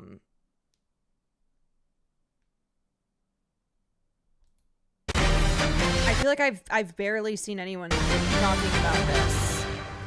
I mean, which is crazy because this is one of the biggest celebrity cases ever. Like P. Diddy is such a huge just as a celebrity, how big of a celebrity he is, and also how extensive his crimes are, and like how long he's been doing this. Folks, we are continuing our breaking news coverage in the Sean Diddy Combs sex trafficking trial. Within 10 minutes outside that courthouse in Manhattan with the latest. Kelly. Well, hi there, Michael. Just some further updates for you. It could be due to the fact that like the case is not being live streamed. I don't know. Here in Lower Manhattan, the judge has brought the jury back into the courtroom. So the jury has made their way back into the courtroom, and the judge is going to be instructing them that he has received their note, and he's going to be asking them to continue their deliberations. And then he is going to be telling them, if you are done for the day, when you go back there, just send out another note to let us know that you're done for the day and that you would like to come back tomorrow. So interesting developments here, to say the least. We'll have to see if the jury does decide to then come back tomorrow, Michael, or if they are going to continue to deliberate throughout the night. Of course, they reached a partial verdict on counts 2 through 5. They have not. Also, according to the reporting in the New York Times, when the jury first sent its note about its partial verdict, there was no sign in the courtroom of the seriousness of the message. Earlier notes from the jury over the previous day and a half had concerned legal details, but within minutes, Mr. Combs slumped in his chair, 8 of his lawyers huddled around him, all of them looking grim. Mr. Combs appeared somber, his head bowed, and his hands folded in his lap. His lawyers passed the jury's note around, closely scrutinizing it.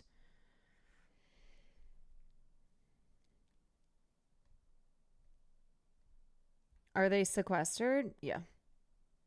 So that's interesting.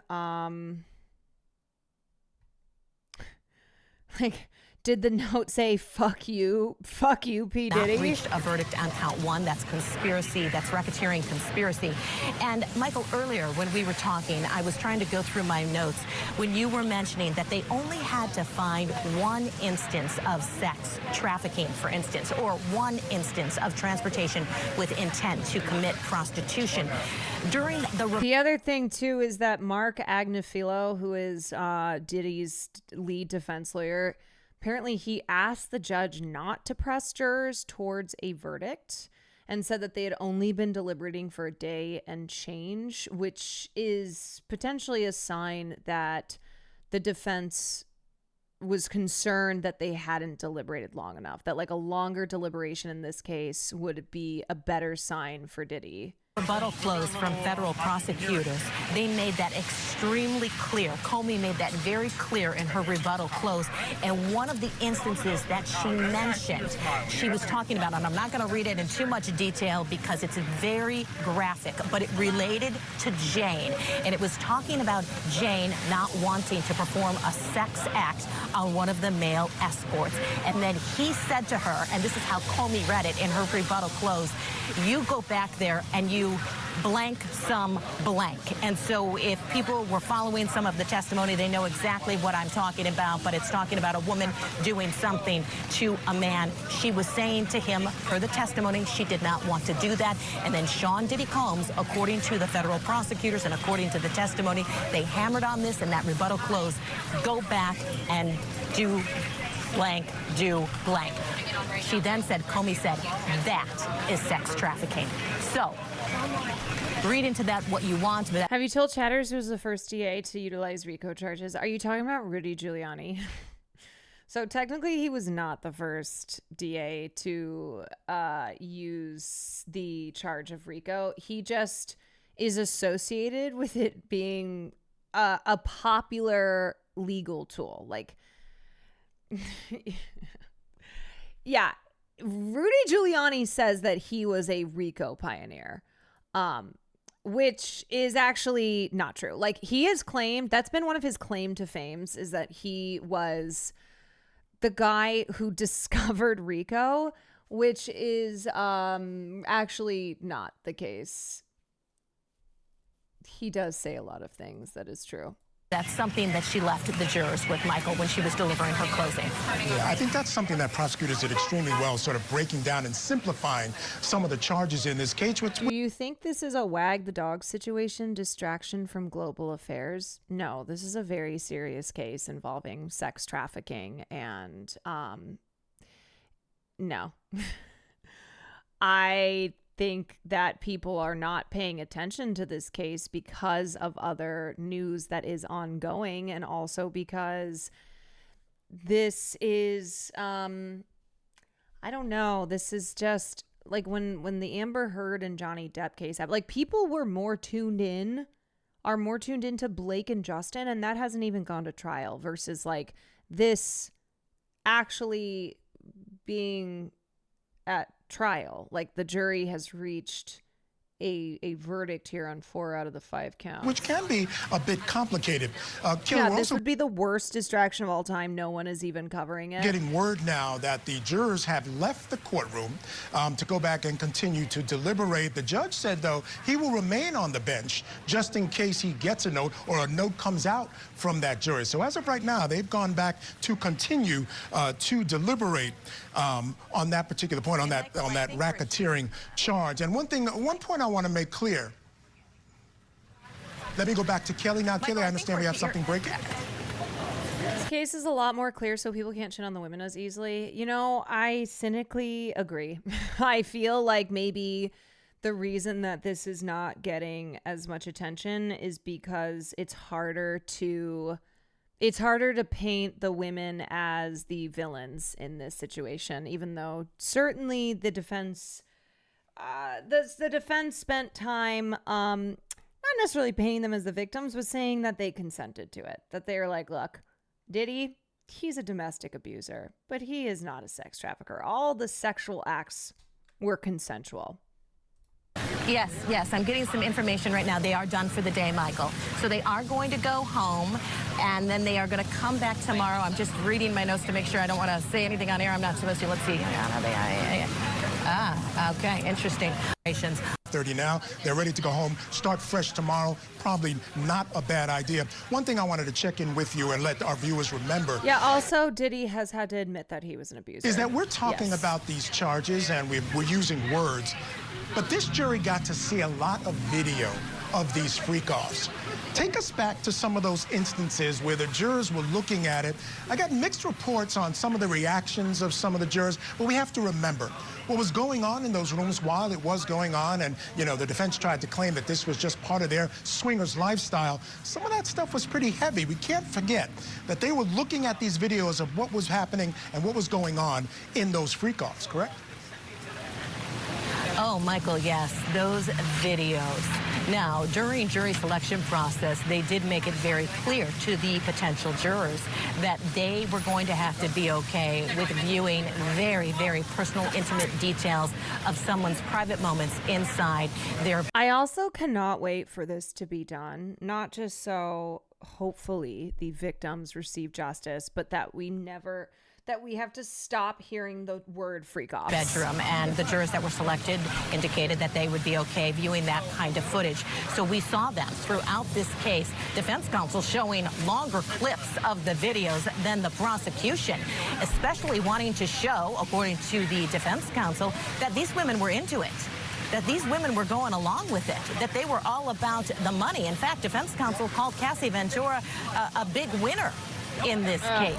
And so, yes, the jurors had to watch that extremely graphic footage, and a lot of them, not too much reaction, but at times, especially in the beginning when I don't know how you sleep at night. How do you sleep at night as a defense attorney who's getting up there and, like, sure, this is what you gotta do to help your client win. But still, this is not, like, you're choosing to be in this line of work. Like, they sleep on a bed of money, I guess. I mean, if you're Diddy's lawyer, it's certainly a lot of money. Just following orders. First started viewing some of the videos, Michael, some of the jurors would end up turning their head away. But then as the case went on and they viewed more and more video and we heard more and more graphic testimony, it was as if they just were accustomed to what would be coming next. So the reactions were not as strong. It's a fine line how much video you show them, because at the end of the day, the more you show them, the more normalized it becomes for the jury. And again, still, I'm sure it had quite the impact. Again, just want to remind our viewers, the jury delivered a note to the court in the Sean Diddy Combs sex trafficking trial that they had a verdict on 4 of the 5 counts. The question was, what would they do at that point? Well, the judge decided to send them back to continue deliberating, and what they decided to do was go home for the day. So they are going to be headed home. They'll come back tomorrow, start fresh, and continue to deliberate on that top count of racketeering. That was the one they were having trouble coming to an agreement on. And again, I think the words were, there were positions that were unpersuadable, and this was in that time of that first note. But looks like they're willing to go back. All right, so just to recap for y'all, we are waiting on the jury to come to a verdict on the charge of racketeering. We do not know what verdict they reached on the other 4 counts, but we know that they reached a verdict and that they reached a verdict fairly quickly. So, pertaining to the sex trafficking charges, the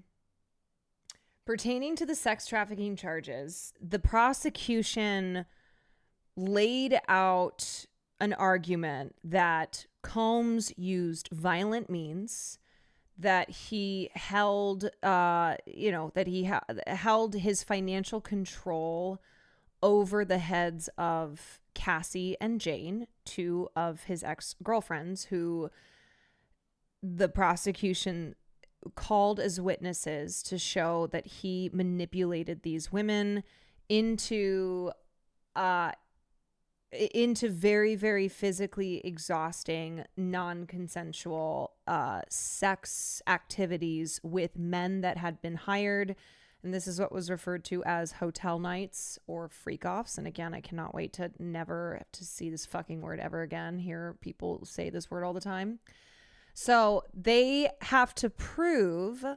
needed to prove that Cassie and or Jane were coerced into these sex activities by Diddy, who coerced them, who forced them through physical violence, through financial control, and through other means of manipulation.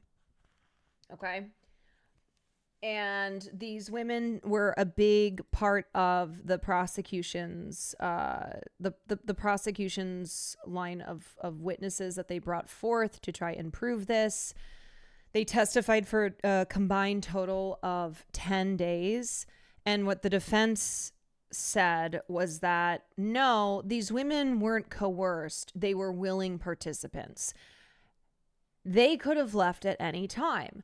They weren't being chained to a wall. Like, both Cassie and Jane could have left at any time, but they liked the money. They liked the sex.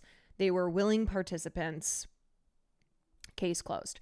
So the jury has to believe that Cassie and Jane, Cassie or Jane or both of them were coerced into these sex acts by Diddy, and that it constitutes sex trafficking, so that the charges of sex trafficking have been proven by the prosecution. And then the racketeering charge, which is much more complicated, jurors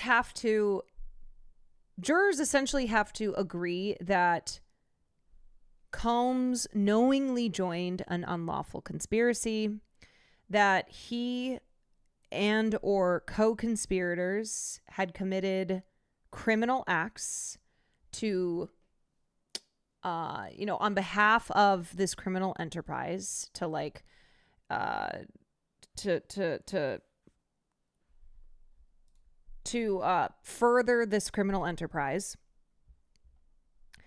And that has to be like through the prosecution showing that Combs and his very loyal inner circle carried out a variety of crimes over the course of a decade in which he was, engaged in this relationship with Cassie Ventura, which he had coerced her into sexual acts. And these are crimes that include drug distribution, arson. So that's why they had Kid Cudi testify, bribery, kidnapping, sex trafficking, and then also interstate transportation for prostitution and forced labor. Were they both his ex-girlfriends? Yes.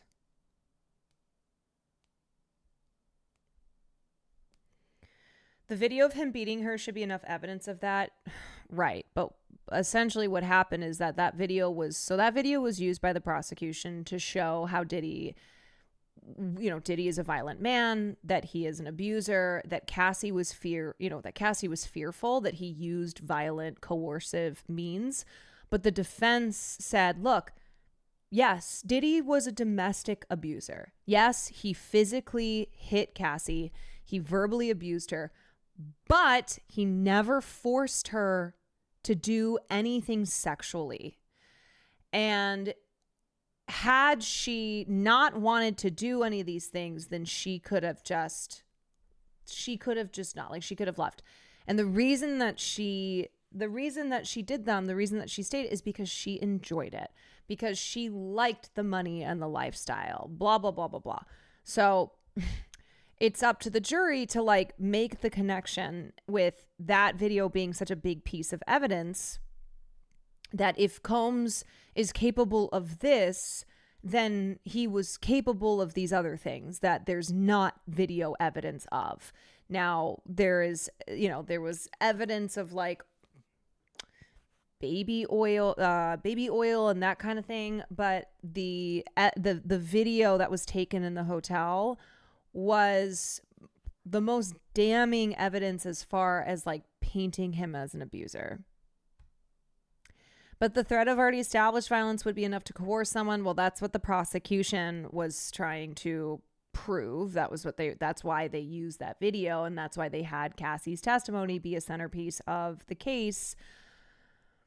So the defense is alleging that the defendant never used any of the firearms to coerce sexual acts. The defense is saying that Cassie and Jane were willing participants in the sex marathons, that they were not coerced, that they were not like forced into, these sexual activities with escorts and people who were hired by Diddy and also hired by Cassie. So that was the thing, is like the defense pointed to the fact that, Cassie would reach out to these guys, would reach out to these escorts. Cassie engaged with prostitutes and was the one who was paying them. So she was doing that because she was forced to do it. Like, that's the argument that they were making. So what I would say is that there is a high likelihood that in the next couple days, we will know the outcome of the verdicts, that the jury will have reached a consensus on the most complex charge, the one that currently they have not reached a verdict of. And so I am sure before 4th of July weekend, they'll be like, fucking, here you go. Like, we're done. We want to be done with this. We want to go enjoy 4th of July. We want to go do all, barbecue and watch fireworks and just be done with the case. So in the next couple days, as if we find out, then I'll be covering it, of course.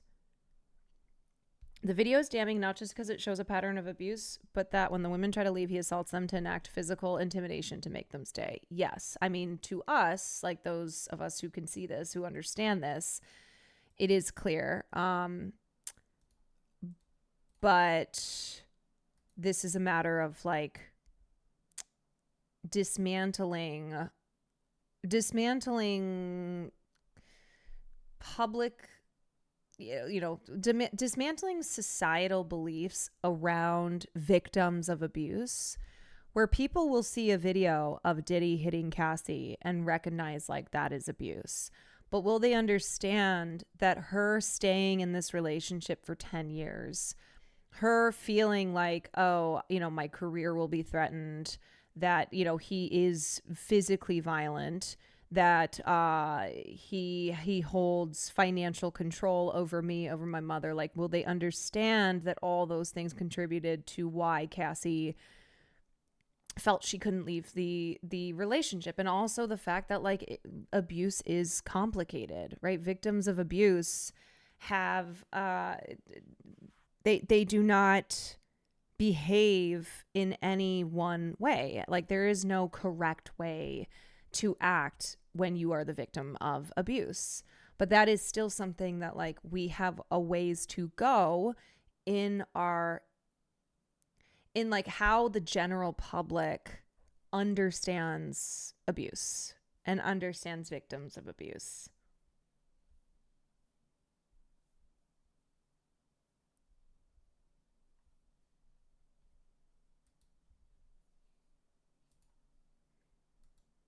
Okay.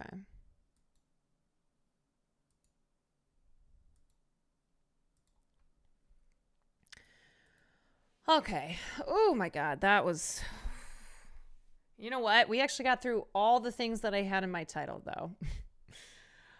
That might be the first time in a long time that I actually managed to touch on all the stories and news events that I listed in my title without being like, I'm exhausted. I'm done. Do you think that even after severe abuse, it is possible to give consent again? Absolutely. Yes. I think that if you are a person who has been abused, that you've been in an abusive relationship, like it is something where you are going to have to overcome like the damage from that. And, obviously you may have trust issues. You may find yourself drawn to another abusive relationship, like, because that is what you know. But yes, absolutely. Even if you have been in an abusive relationship, like there is no consent is something that there's no like, it's not possible to give consent depending on, like the idea around consent, like the nature of consent is not that if you've been abused that you can't consent. It's that if you don't consent, then that is abuse. So I don't know if you're asking like the way that I understand that question is like somebody who gets out of an abusive relationship, can they be in a consenting relationship after that? Yes. Like, can they consent to sex even if they have experienced abuse in previous relationships? 100%. Now, if you're asking like, if you're in an abusive relationship, can you give consent in a relationship that's also abusive? Is that what you're asking? Phoenix Fanatics, thank you for the 16 months. Hogan, thank you for the 500 bits. Woohoo! Title done.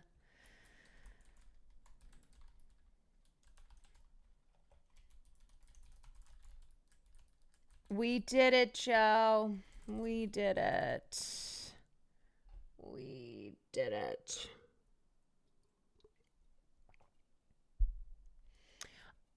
Anyway, if you're asking, can you, if you're in an abusive relationship at any point, give consent? I would say no, because the nature of being in an abusive relationship is that you are in a relationship where coercion, where, you know, your partner has power over you, where you are, just by the nature of it being an abusive relationship, you are you are like not consenting, right? Like because of the loss of power and control, and yeah, so that like, just it being an abusive relationship means that you can't be really consenting.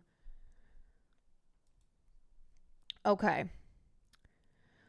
All right. Okay. All right. Hype train incoming. Let's go to the moon, everybody. Make me a law tuber. Let's go. You know what? Sometimes I see these areas of content creation that I'm like, man, I gotta get up in there, because a lot of shitters seem to dominate these areas, like law tubers. What's going on? What is happening with like the kind of Dragon Army? Thank you for the 10 gifted souls. Anonymous, thank you for the bits. Why does it seem that a lot of law tubers are right wing? Are those just the ones who are loudest? Like, what's going on here? Why is there just a reactionary bent to so many areas of content creation? I swear to God.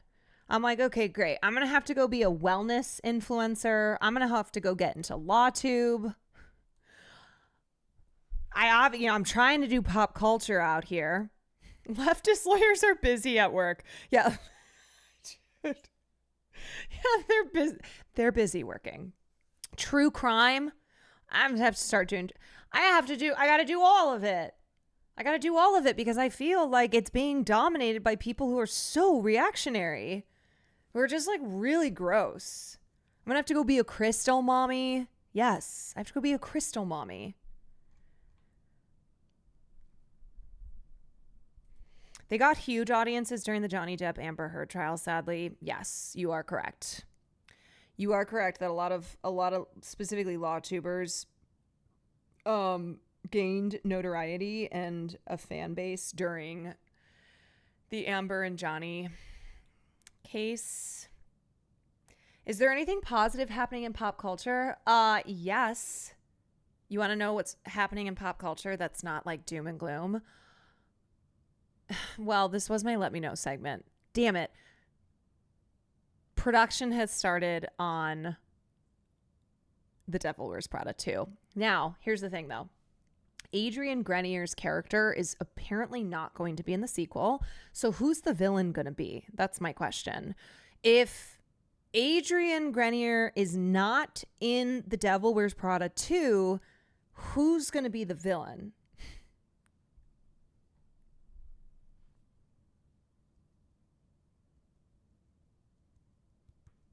Is Meryl coming back? Yes. You guys, I hate spoiling this because it is my Let Me Know segment, but I will tell you. So The Devil Wears Prada 2 has started production. It is set to premiere May of 2026.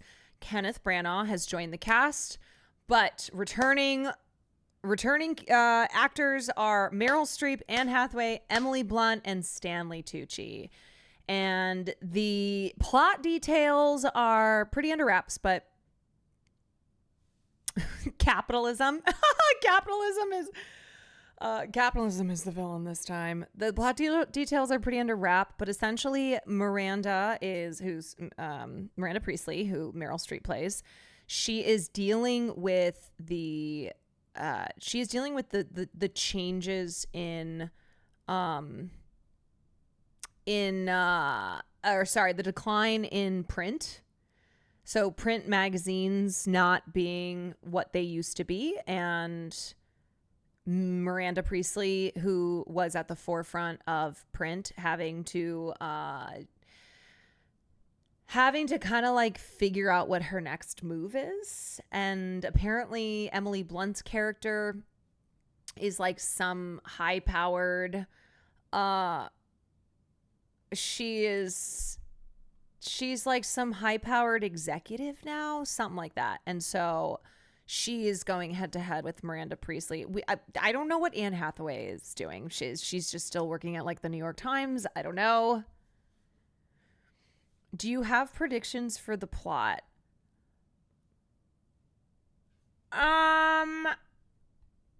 Not really.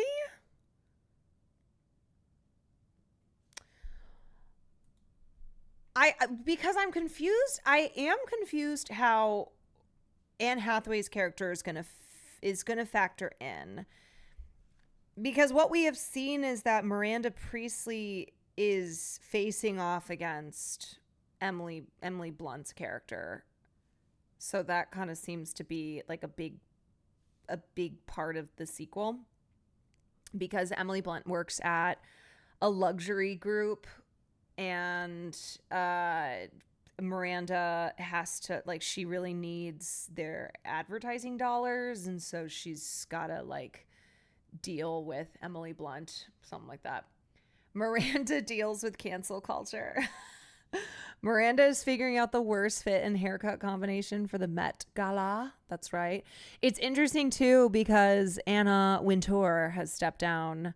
And so the news of Anna Wintour stepping down, right? And then the announcement of Devil Wears Prada 2, and it being that Miranda Priestly, who is based off of Anna Wintour, is facing a decline in print magazine publishing, that she's kind of at like, she's at a point in her career where she is no longer the powerhouse that she used to be.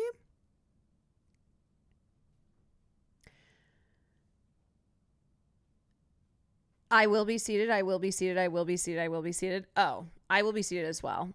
This is also the one movie that if you know Austin Cho, you know he has seen this movie because he loves this movie. And he texted me and was like, what did he say? He just said,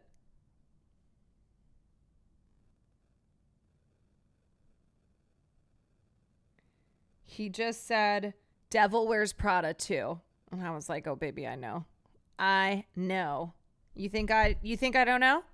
It's the only gay film that Austin has seen. I honestly feel like it's one of the only movies he has seen in general. Is Stanley Tucci in it? Yes, it is confirmed that Stanley Tucci is coming back as well. So it seems as if like most of the key players in Devil Wears Prada 1 are returning, with the exception of Adrian Grenier. What's his name? Who played the love? Who does she like hook up with? Devil. Simon Baker. Yeah, I don't know if he's coming back. Okay, whatever. What other good news in pop culture? Good news in pop culture. Well, Bear fans, The Bear was renewed for season 5. I have not watched season 4 yet, but if you're a Bear head, if you're a Bear fan, it was renewed for season 5. So you get another season. Oh, there is a new Edgar Wright movie trailer. That's true. I did watch that. What's it called again? Oh, it's The Running Man. Right. I forgot. Wait. Did you guys see? Hold on. Did you see that? What's his name? Glenn Powell is teaming up with the Saratoga Water. In that guy, the guy who sticks his face in the water. The Get Ready With Me dude, and the Get Ready With Me is like, watch me do nothing for hours. Yes, him. Apparently, he and Glenn Powell are teaming up to do a promo for The Running Man.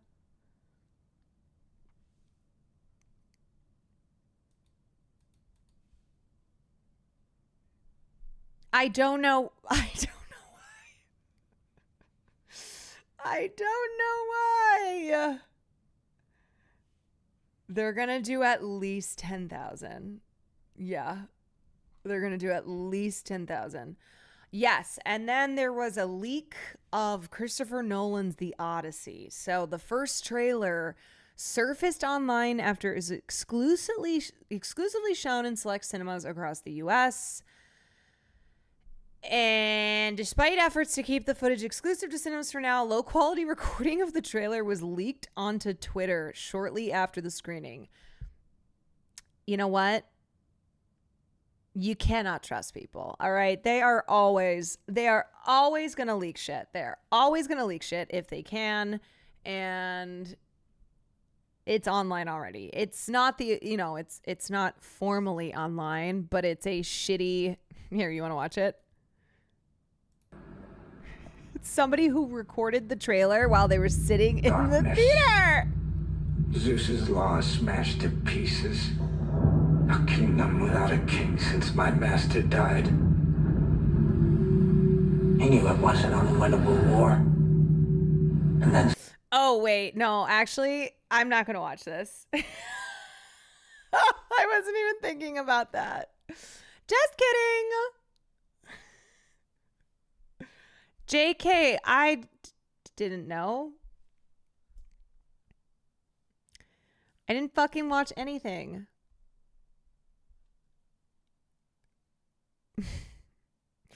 Never mind. Okay. So anyway, anywho. I mean, come on, I'm straight and it's straight Pride Month. They wouldn't do that to me. Very niche and not exactly media, but a protester from the Brazilian Jan 6 got 17 years in prison for stealing a soccer ball signed by Neymar from Congress. Wow. I forgot Brazil did January 6th. I forgot about that. Okay, wait. Updates in the Drake versus Kendrick Lamar case. Oral argument. Inner City Press has covered the case from the start and will live tweet thread below. Judge Vargas, you seem to say a diss track could never be defamatory, but NY Law says the form is not dispositive. Why am I reading that like it's a bar? You seem to say a diss track could never be defamatory, but NY Law says the form is not dispository. UMG lawyer, look at the shock jock case. Judge, not the same thing. Perhaps the court needs more info and cannot dismiss. UMG lawyer, Drake opened the door in the third person. Is that when Kendrick Lamar says, heard you like 'em, there's no surprise? Vargas, Mr. Lamar suggests there are other secrets he has yet to reveal. It's ambiguous. UMG lawyer, there are questions of law the court can dismiss. Judge, what are certified pedophile? What are certified pedophile? UMG lawyer, it's a play on certified lover boy. Judge, but would the ordinary listener know the name of Drake's album Certified Lover Boy? UMG lawyer, the context is all the rumors about Drake and young females. UMG lawyer, we seek dismissal for Drake having used the information and belief form of pleading. Judge, Mr. Gottlieb for Drake. Gottlieb, on a Rule 12 motion, the question is whether a listener could have thought the facts were being conveyed. Drake's lawyer Gottlieb, they want your honor to weigh 17 articles, but the time to weigh evidence is not at this stage. Judge, I can take judicial notice. The lyrics are what they are. Gottlieb, UMG made this song more culturally ubiquitous than any other. 9 billion streams, played at a bar mitzvah. Judge Vargas, an interesting bar mitzvah that would play this song. Judge, then there's the use of the AI voice of Tupac. Drake's lawyer Gottlieb, I'm not convinced of the relevance. Judge, shouldn't I view the entire rap battle? Gottlieb, this was unique. Judge, Kendrick Lamar didn't know he'd perform at the Super Bowl. Drake's lawyer Gottlieb, UMG republished the material with knowledge when it launched the Super Bowl campaign. There were 3 attacks on his home. Gottlieb, the cover art is Drake's home with sex offender location tags. Judge, didn't Drake say Kendrick Lamar is not the biological father of his child? Gottlieb, the court doesn't have enough info on that. Drake's Gottlieb, 10% of streams are false. A popular podcaster alleged the use of bots. There's also a stream farmer. There was whistling, there was whitelisting, misdirected search results, and payola. Judge Vargas, what is the damage in bot streaming? Gottlieb, every other artist on the platform is injured. UMG's lawyer, in the record are articles mentioning his going to girls basketball, relationship at 31 with a 13-year-old MBB, and lyrics. Oh my God! This is fucking crazy. This tweet thread. I'm sorry, but like,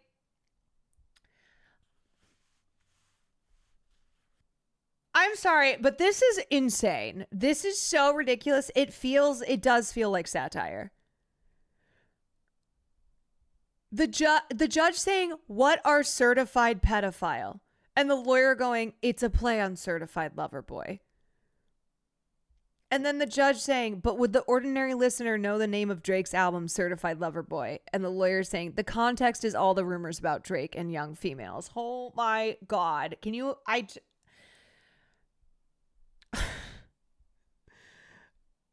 and then here, the judge saying, "Shouldn't I view the entire rap battle?"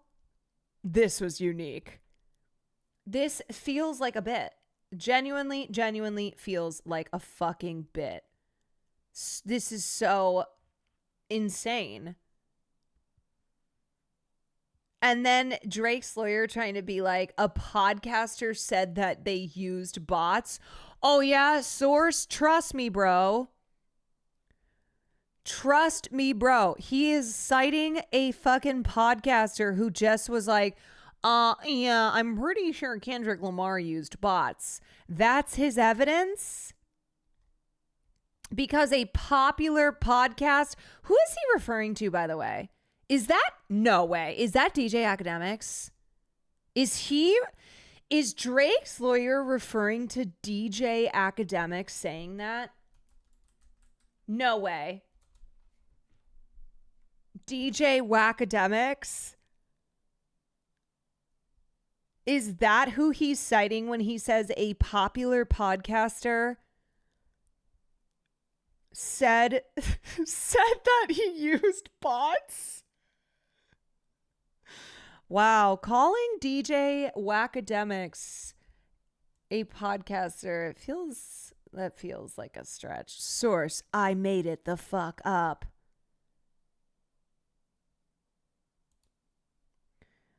Oh, holy shit. What? How stupid. Kendrick, he said he's smoking on top fives. Where is he at? Is this who Drake's lawyer is citing as evidence in this oral argument? Is that who this is? What top five you smoking on, Kendrick? Because my top five is Drake. You ain't doing a shit, nigga. You just talking a whole lot of shit for no fucking reason. I just want to know what all these niggas is talking about. Because Drake is all y'all niggas' daddy. That's a fact. Dropped out of school because nobody was teaching that. The best westerns where a nigga was sleeping at. Damon College booking me to pull.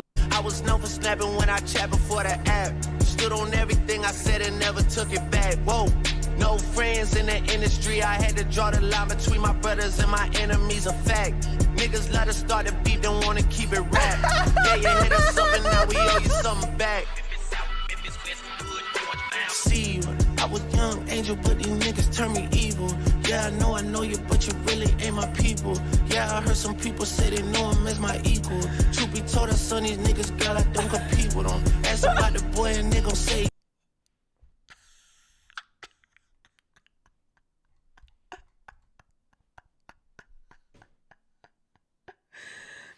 If you want to see an even funnier video, this was him on the Week of the Beef watching Drake start to get obliterated.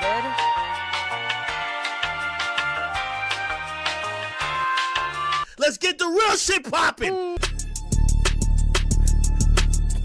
Holy shit. Holy. I'm so embarrassed for him. This is a shot that will be heard around the fucking world. Kendrick, you are on the clock. The boy came back. You're on the clock, nigga. I have to say, I just passed it to Snoop. Fight back, Kendrick! Fight back! What is it gonna take for this nigga to drop? This is Kendrick fans. Well, listen, you gotta realize, you gotta give Kendrick time. Well, he's working on his album. His album drops in May. He's gonna put it on the album. You know, gonna run the sales. What? I thought we were squabbling, man. That boy just in the room, just hitting his head with a number 2 pencil, trying to figure out what to write, nigga. He writes slow, and I keep saying, He make moments. He don't make great disses. Drake on his head again, and I'm also hearing he might catch a third one before he drop. For real, for real. What I so okay, got a Benjamin and a Jackson all in my house like I'm Joe okay. Somebody had told me that you got a ring. On God, I'm ready to double the wage. I'd rather do that than let a Canadian nigga make Pac turn in his grave. Cut the business, you got shit twisted. What is it, the braids? I pray they my real friends. If not, Hawaiian W Melly. How many more black features to your... Enough! Enough! How many more black features till you finally feel that you're black enough? Headshot for the year. You better walk around like that. Are you sure you're allowed to show someone writing this hard on Twitch? I might get banned. Ain't 20v1, it's 1v20 if I gotta smack niggas that right with you. Coughing. Yeah, OVO niggas is dick riders. Tell them run. Hey, fuck y'all niggas. I don't trust y'all niggas. I wave one finger hand. Don't wanna hear you say nigga no more. Yeah, we do. Yeah, somebody's lying. I can see the vibes on act. Even he looking compromised. Let's peel the layers back. Ain't no... Oh my God, I forgot about DJ Academics. Yo is working for me. Yeah, he's such a piece of shit. Must be... How am I compromised? Why you say fuck me for? A terrible person. That's a nice angle. And it's a little bit more in depth than what he did on Euphoria. Euphoria touched on 30 things, didn't go in depth in any real one of them, right? Love was over in y'all late teens. Hands on your knees, hands on your knees. Shake that ass for Drake. Birds of a All feather. that hype only lasted 12 hours. I told you the boy lock and loaded. Big Ack in the building. I don't care about that name check. This is what the GOAT had to say. Nigga, fuck that shit. I don't care about his jigsaw. Have you ever played? Have you ever? Fuck that. Let's get to the shit. We don't care about all that riddle me this, riddle me that, truth or dare. This ain't high school, nigga. Let's get straight to the shit. This ain't high school? Oh, then unfortunately Drake's not interested. 3 minutes later. I'm sorry that man is your father. Let me be honest. It takes a man to be a man. Drake just dropped on YouTube, and he dropped a little preview snippet on Instagram. And you're telling me that Kendrick dropped again? The fuck are you telling me? Your son's a sick man with sick thoughts. I think niggas like him should fly. Wasn't this like 20 minutes after? Like less than 20 minutes after? Him and Weinstein should get fucked up in a cell. What the fuck is going on, chat? Did he say Drake should die? He got sex offenders on OVO that he keep on a monthly allowance. A child should never be compromised. Family away. To anybody that embody the love for their kids, keep the family away. They looking at you too if you standing by him. Keep the family away. But I would like to say it's not your fault that he's hiding another child. Give him grace. This the reason I made He this had the it in the morale. chamber.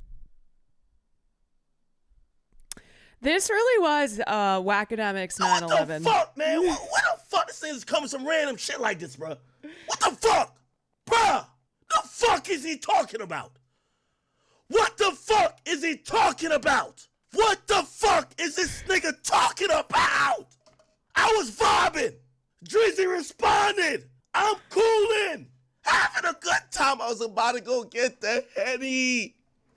What the fuck did this Kendrick nigga drop and start talking about? What the fuck? Probably thinking I wanted to crash your party, but truthfully I don't have a hating bone in my body. Oh my God, he was draking and driving. He was draking and driving. Again? Certified Jelmer, certified pedophile. Jelmer, thank you for the 13 months. Oh my God. Trying to strike a chord, and it's probably A minor. Who is he texting? And your homeboy needs a peanut. Oh my God. Drake, you gotta shoot him, and you gotta shoot him now. I'm sorry. This is Drake's crib. Nah, Drake, you gotta shoot this nigga, man. No, I'm joking. I'm joking about with that. Honestly, Drake gotta go to Kendrick Lamar block and shoot a video. It's the only option. You gotta go to his block and shoot a video. Oh, please, I'm like sorry. Drake. Like Drake. By the way, would. Kendrick ain't leave the house yet. Yeah, Drake, you got squabble. Fuck it. This nigga Kendrick is now over here adding you to the registry, gang. I ain't gonna lie. This fucker is crip walking on this goddamn motherfucking beat, man. The family matter and the truth of the matter. It was God's plan to show y'all the liar. Wait, did he just... It is amazing that he really saved the best for last. His chat had to tell him what the red pins meant, which is why he had it looked up. Shut the fuck. Drake's song? Shut So this up. shit must have been mad recent. Drake dropped the shit last night. And he's mentioned in the song today. Freaky ass nigga, he a 69 God. Freaky ass nigga, he a 69 God. Hey, hey, hey, hey, run for your life. Hey, hey, hey, hey, run for your life. Let me hear you say OV ho. Say OV ho. Then step this way. I don't know if it's because Drake used the voice of Tupac for the pep talk. I don't know if somebody called him. This nigga looked like he probably, I'm going to be honest with you, it sounded like Kendrick probably got 5 more of these. Yeah. Instead, you in that Venice studio, it's a celebration. You gotta learn to fact check. Yeah. I'm not gonna lie, this shit was some good exercise. Like, What you got? get out, get the pen work in. Oh, shit. You would be a worthy competitor if I was really a predator. This the Drake I wanted to hear, y'all. This the Drake I wanted to hear, y'all. And he lost and he's cooked. You know what? Also, don't ever forget that Drake publicly supported Tory Lanez. So he publicly supported Tory Lanez then and also now. Like, he was circulating that petition to demand Tory Lanez release. So he can go to fucking hell. Okay, what does that mean? Does that mean he's not going to respond? He's cooked, he lost. He's cooked, he lost. That's what that means. Oh, he's besties with Aiden Ross?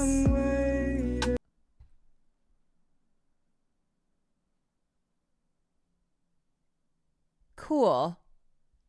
And DDG. Very cool. He's got a lot of really great friends. Academics lore is insane and extremely dark. He's gotten rappers killed in Chicago over his takes. All I know about him is that he was like sued for rape and he's just the worst. Like, he is trash. All right, y'all, let's go. Ready, set, go!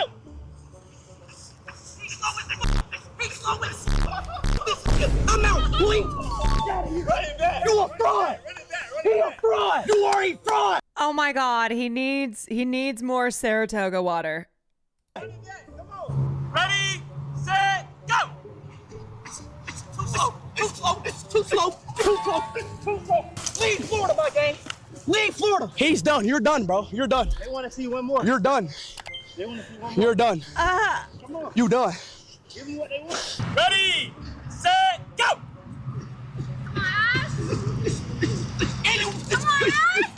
He went before me and still lost.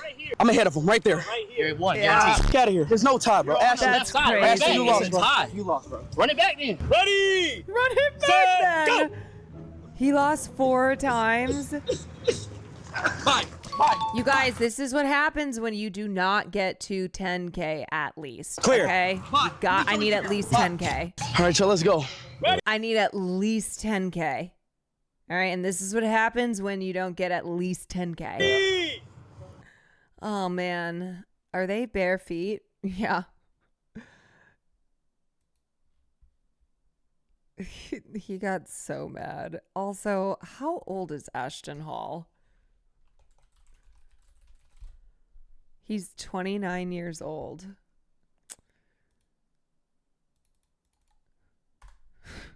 You know what's crazy is, like, for everybody making fun of him, though, he's doing content with Speed, who's one of the biggest creators in the world. He's doing a thing with Glenn Powell for the Running Man. He lost his Saratoga sponsor. Did he even ever have them? Are we sure he was even sponsored by Saratoga? But that's the thing, is like, if you make content that is so ridiculous, that is so like rage baity, that people are just going, what, you're so stupid, this is the stupidest thing I've ever seen. Well, we live in an attention economy, you know? He lost it for being too negative after losing. You guys, there's no way. Did he really even have a Saratoga sponsorship in the first place? Does he just want you to think he does?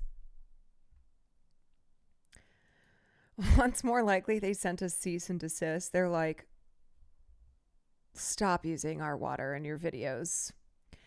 Garden Variety Cat Lady, thank you for the 4 months. Also, you guys, tomorrow, Will and I are doing a gaming sponsor. We are playing Mecha Break. We're playing Mecha Break, which is a new game that's coming out. It is a shooter game, which should be fun. I wonder if Ashton Hall will be losing to Glenn Powell too. Probably. Mecha Break is nice. Yeah, I don't know if I've played a game like this before. Oh, it's out now. Okay. Yeah, so we're doing that tomorrow night. I'm debating if I do. So we're playing around 8.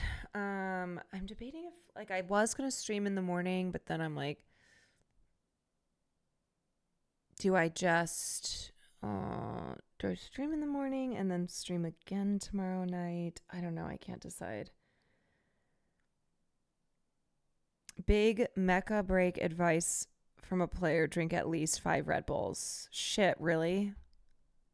Love the duo sponsors with Will. Yeah, it's really fun. I love gaming with him, and it's always an excuse to game together when we get to do a sponsor.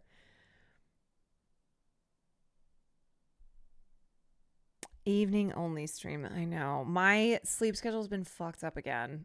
I was doing so well, and then I fell off because I got into anime.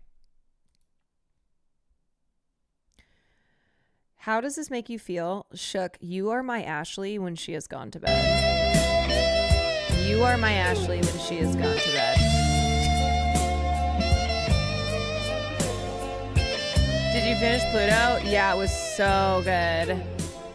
I finished Pluto and I finished Promised Neverland.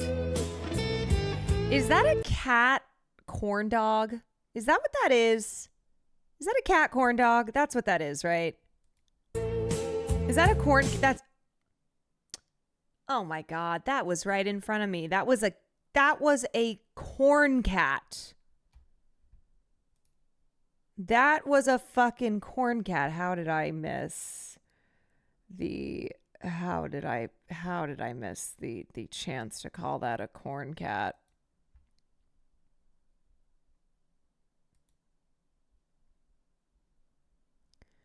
Hope Core edit to end the night. Seeing, I can't even compute all of it. So fantastical. You've not seen nothing. You ain't heard nothing. You ain't smelled nothing like this. I don't have words to tell you. But I tell you, anybody tries to get in the way of the incredible plan the big guy's got for us has got me pissed, and I'm just begging to stay on the team, man. Just put me in the game, Coach. Whatever you say, Coach. I know I'm weak. I know I'm pathetic. Man, you're amazing. I'm so lucky you made me. What do I do, Bob? Like a hunting dog, man. Just take me out of the house. Just turn me on them. Just tell me what I got to do. Tell me how I serve you. Tell me what I can do for you right now. Woo! Let me tell you, I've been taking... I hate that Alex Jones is such a fucking piece of shit. Like, I genuinely hate it because he has given us very funny moments. Like, there are such classic Alex Jones moments. Up to the third heaven. I've been jacked into the big plan. I've seen it. I can't even compute all this. Oh, he is such a meme machine. I know. I enjoy this meme template despite despising Jones too. Yeah. Yep. Here's another show from the writer of Pluto. In my opinion, it's even better. Oh. He's a genuine... It is unfortunate. It is unfortunate that he is an entertainer. Truly. It's also like when Trump says something where you're like, fuck, that is legitimately funny. That is like actually... That is actually funny, and also fuck Donald Trump. Mega pieces of shit. Mega POS. Okay, so I have to find my next anime. Nandre told me, here's what Nandre recommended for me, because I'm looking for my next anime. He said, Code Yes. He's like, if you loved Pluto, you'll love Code Yes. Watch Frieren.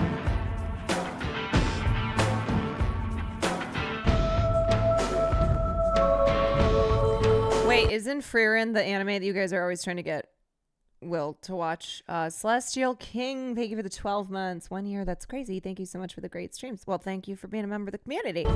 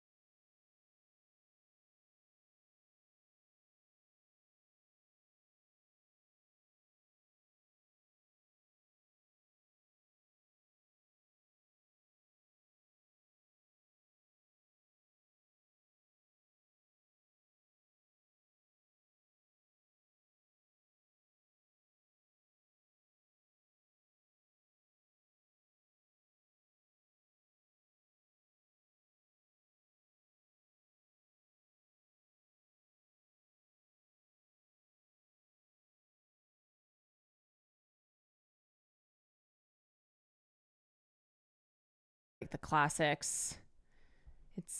It's I actually watched like the first season of Attack on Titan.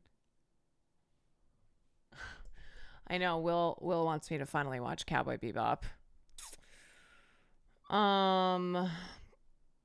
Please show the list. I mean, it's basically I gotta watch Cowboy Bebop because that's Will's favorite. I gotta watch Code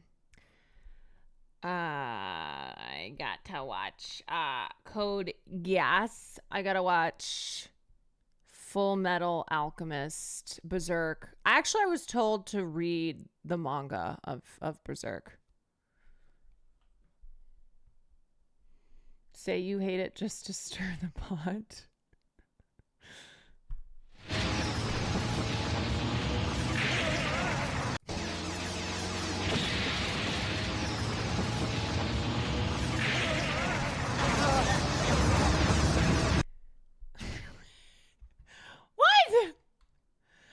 Perfect Blue is so good. I love Perfect Blue. I've seen that before.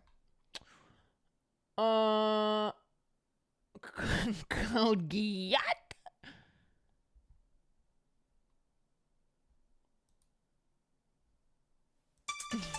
I love the Fossabot latest episode. Caroline is a weeb now.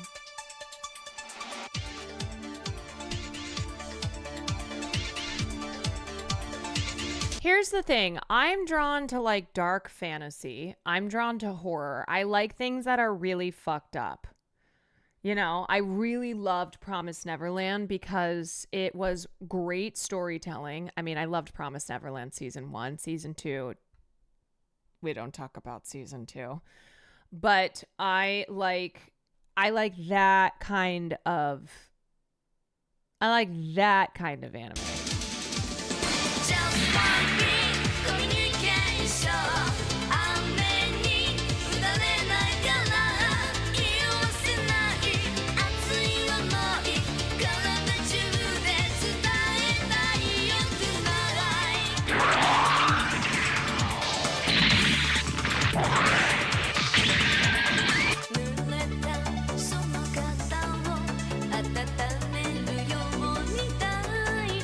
Okay, let me watch some of this now. Neo Tokyo Wait, this is Akira. is about to explode. Yeah, people are outing themselves. People are outing themselves.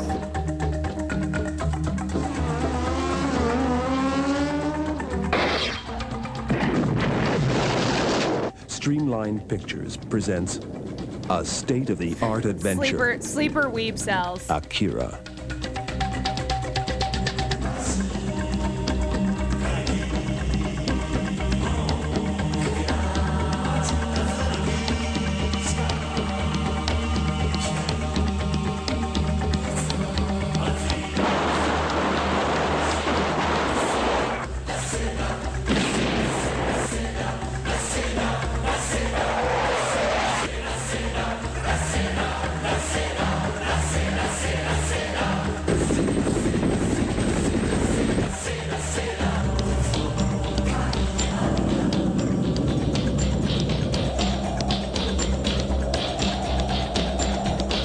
is retro. Akira.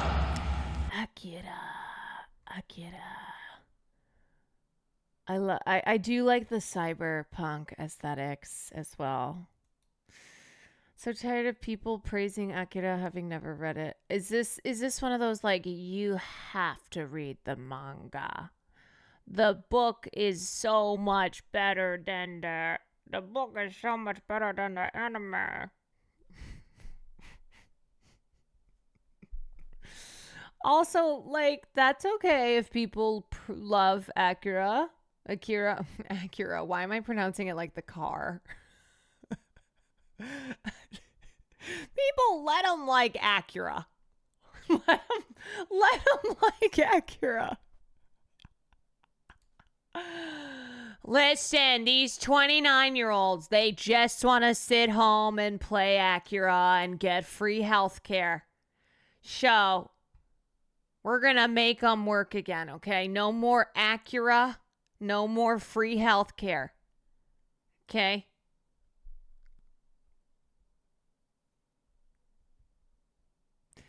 I'll wait for the live action.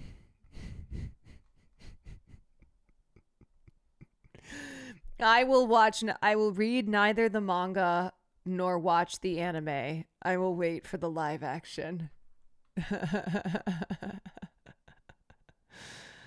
Oh boy.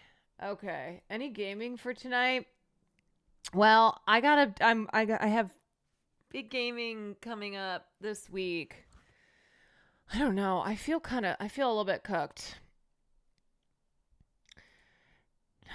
Jay Dilla did just message the group and said any Night Rainers.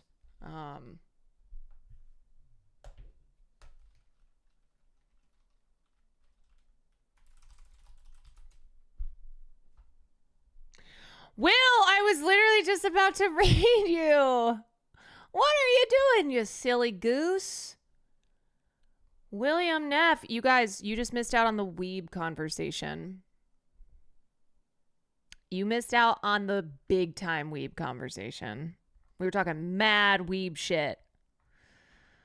Will, thank you for the raid. This is the best track I can give you if you like fucked up stuff. This is a fucked up dystopian sci-fi 12 episode show. Okay, that sounds like. And you don't. He's sleepy. I'm sleepy too. William. Hold on a sec. William, are you here? William.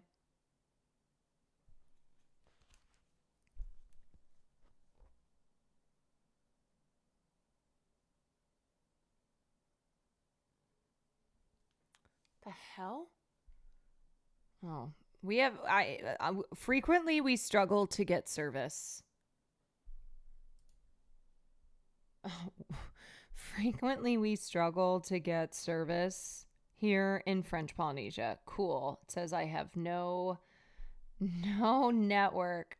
Wait, he's in chat? Where is he? Yes, you're here. Okay. Are you playing League? Or what are you doing right now?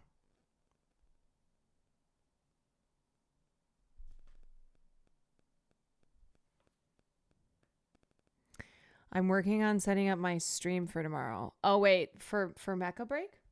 Okay. Well, I was gonna raid you because I was gonna pop off because I was kind of tired, but you raided me, so I mean, look, I will do a run. Whenever y'all have 3. Jay, I would do a run. You guys, I promise you I'll be done with Night Rain soon and we'll return to other gaming. I'm sorry, okay?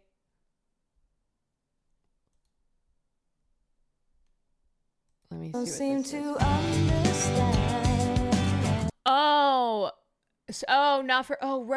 Right. For Disney. Got it. For Disney. Yeah. I see. A shame you seemed an honest man.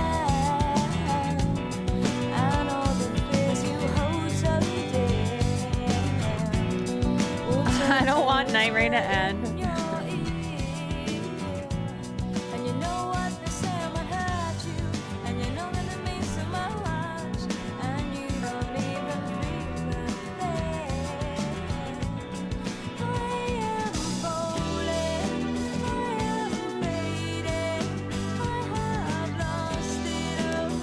I feel like so many of these shows just have great soundtracks. Wait, what the fuck? Nandre just said that he's doing an intervention for me because I'm addicted to Night Rain. Meanwhile, he has been streaming him beating all 9 bosses.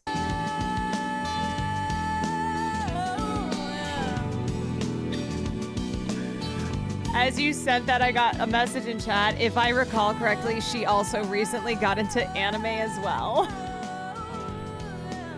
So what? I'm not allowed to... I'm not allowed to, like, love Night Rain and anime now?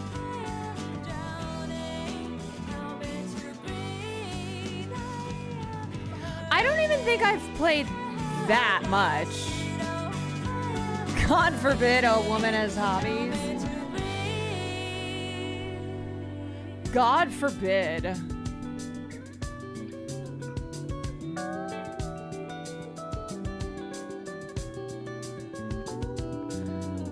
Whatever, you fucking weeb lord.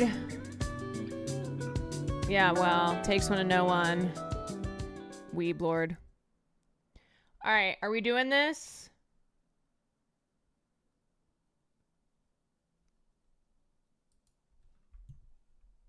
Are we doing this, weeb lord? Oh my god, now there's so much anime. Now I'm getting like hella links for anime. There's too much anime. Okay, wait, let's see. Okay, now I can't get into anime because there's just too much. All right, I'm stopping before I even have begun. When I just opened your stream and you were watching the Serial Experiments Lane OP, I just started laughing so hard. That is such a deep cut for fun. Great show, but okay, oh my god. My community members just started hardcore linking. All your community members just need to shut the fuck up. I'm gonna rep all the weebs right now. You're gonna watch 3 shows that represent the cornerstones of everything that everybody in chat wants, except for the people who like slice of life. Shut the fuck up. You're gonna watch Code Geass. I already told you about that yesterday. Best show of all time. That shit is peak. Then you're gonna watch Neon Genesis Evangelion. You're gonna watch the beginning, the original series, then you're gonna watch End of Evangelion, and then you're gonna watch the Rebuild films. That is like the ultimate auteur anime that talks about everything and also has like all the base tropes ever. And then last but not least, you gotta choose between one of 2. You do Full Metal Alchemist Brotherhood or you do Hunter x Hunter. And that's it. Everyone, leave her alone and let her discover anime on her own. If you guys overwhelm her, she is not gonna watch it. I promise you. Don't fucking do it, man.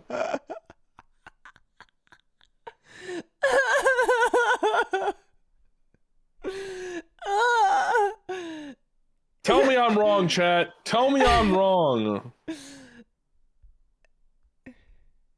They're saying he's right. Saying he's correct. There's other options down the line. There's like Ghost in the Shell.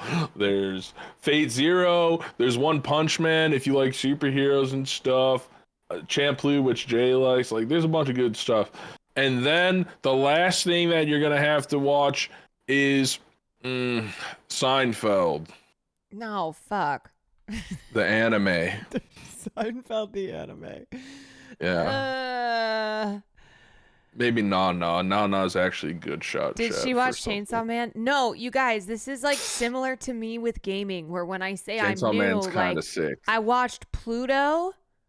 Okay, here's what I've seen. Starting with Pluto is crazy, man. That is so not a starter anime. It's awesome that you did that. It's a great pick. Oh yeah, Gurren Lagann. I forgot Gurren Lagann, guys. And then I just watched Promise Neverland. And I've fucked up my sleep schedule. Classic fucked up my sleep schedule. I don't want her to watch Gurren Lagann check because if she doesn't like it, that one will hurt my feelings. And I don't know if she'll like that. Oh. It's kind of like the shit that you talked about a little bit. It's like a little bit of that stuff that you don't like. Yeah. The shonen stuff, but yeah, it's I'm not more into than like that, I'm not into like so, cutesy. I'm not really into just like she's never watching Made in Abyss. Made in Abyss is not for her. Madoka is cool, but Madoka you can't start with, guys. Madoka is one she's gonna have to watch with Billy Nosh.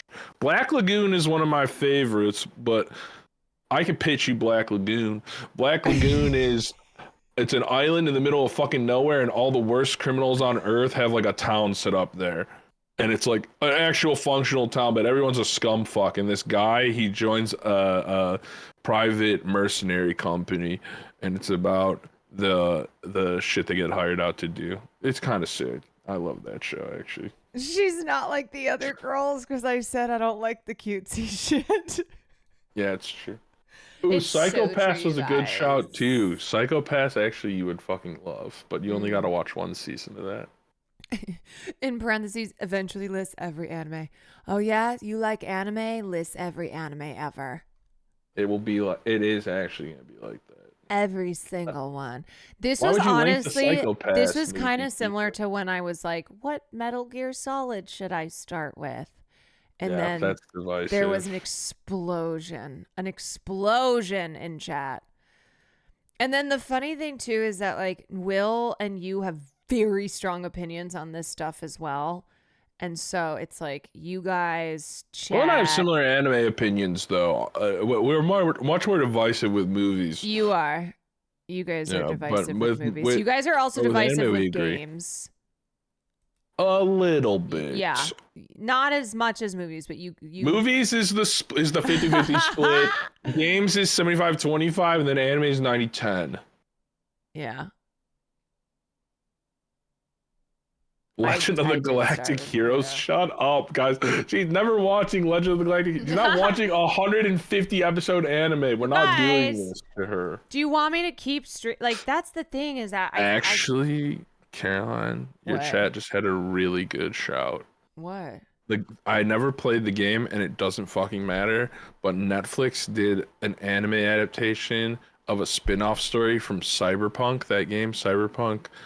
Called Cyberpunk Edge Runners, and that show actually is so fucking gas. Cyberpunk Edge Runners on Netflix, it's an easy watch. I think it's only 12 episodes. It's really, really, really good. Is that the game? It's set in the universe of the game. I think the like expansion has like shit to do with it, but you don't need to know shit about the game to play it or watch it. You guys, when I was in bed the other night, Will was like, "Do you know how lucky you are to date someone who's watched so much anime, so that you don't have to watch the bad anime? Do you understand how lucky you are?" I was like, God. "Okay, all right."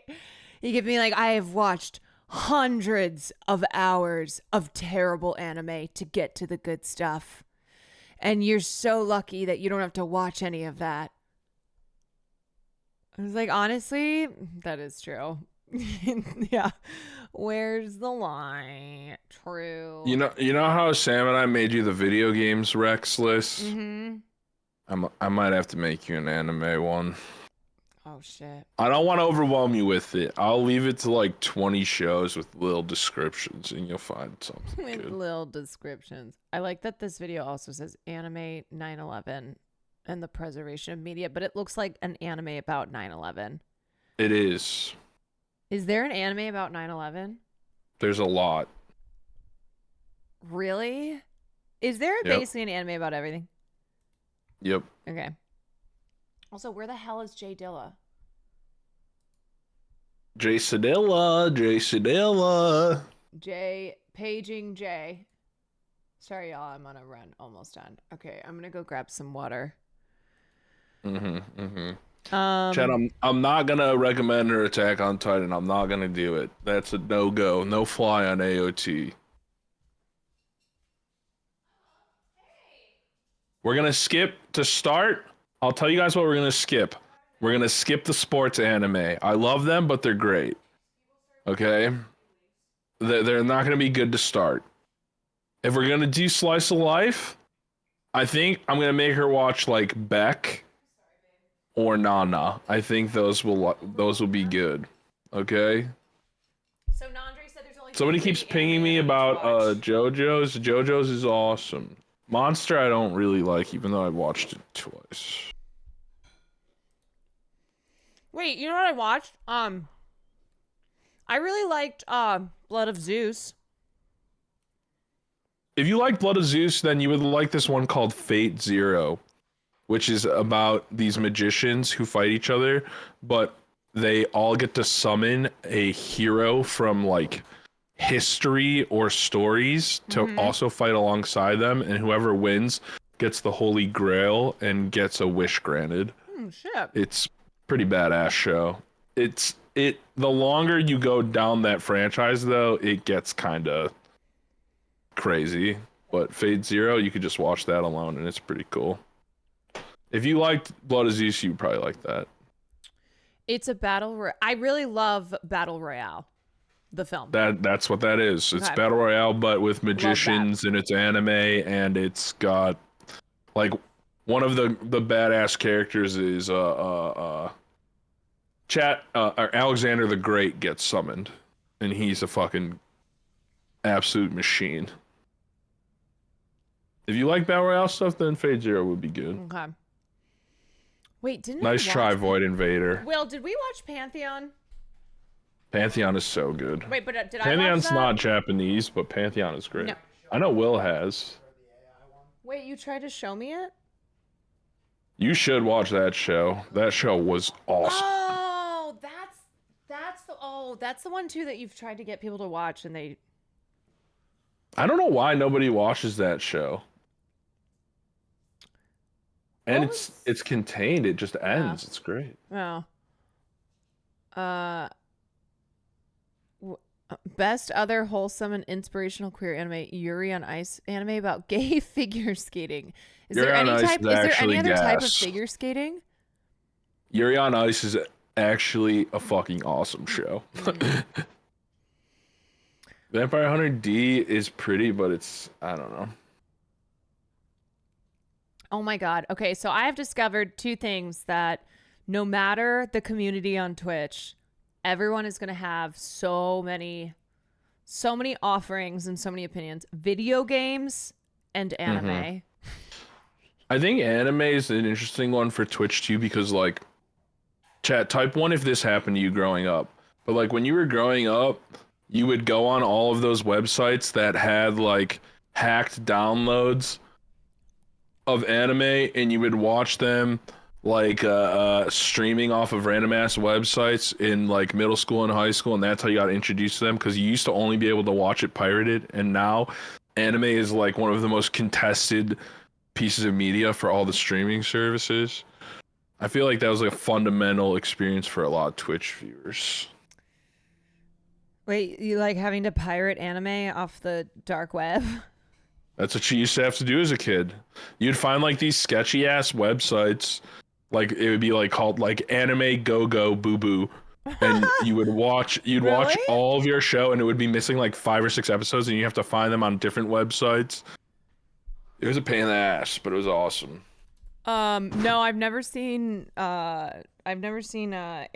Whoever asked me that. I haven't either. People get on my ass about that. You've never seen Airbender?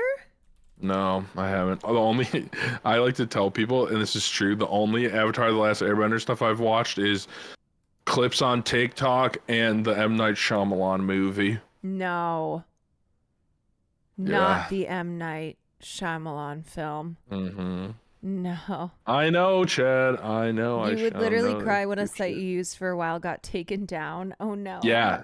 No, like, and then you'd have to hunt the internet, and sometimes you would get one that would put a virus on your computer, and it would suck. Oh my God.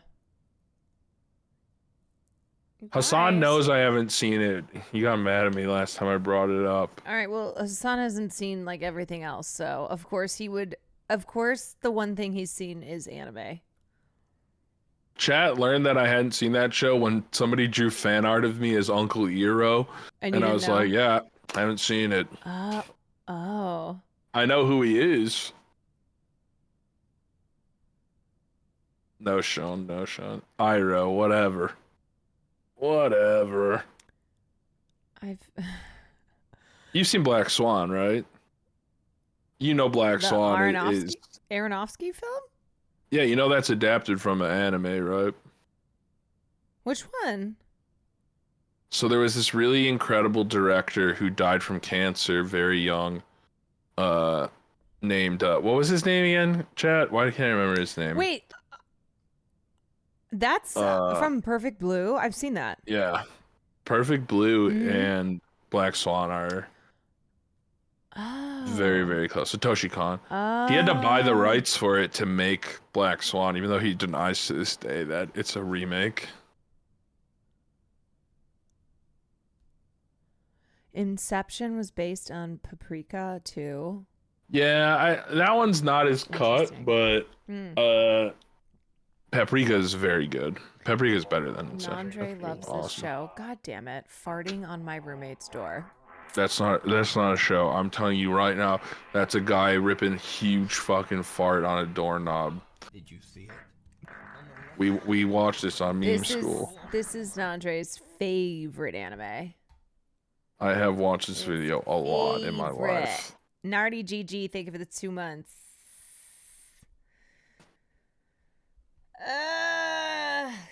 Did I see that? Yes, I've seen this. I have seen farting on my roommate's door too many times, like more times than I want to. This used to be my follower, and it would play the whole video. On your follower? Yeah. Brother. Up to like 10,000 followers. Like a really long time. Up to 10,000 followers, you played the entire 33 seconds of farting on my roommate's door. Yeah. Oh my God. Wait, did you see the leaked teaser for The Odyssey? No. You didn't? It's leaked? Somebody literally just sat in the cinema and recorded it. And then posted it on Twitter. Which we did not watch on my stream because that is illegal. Yeah, I would never do that. But I will watch it off to the side.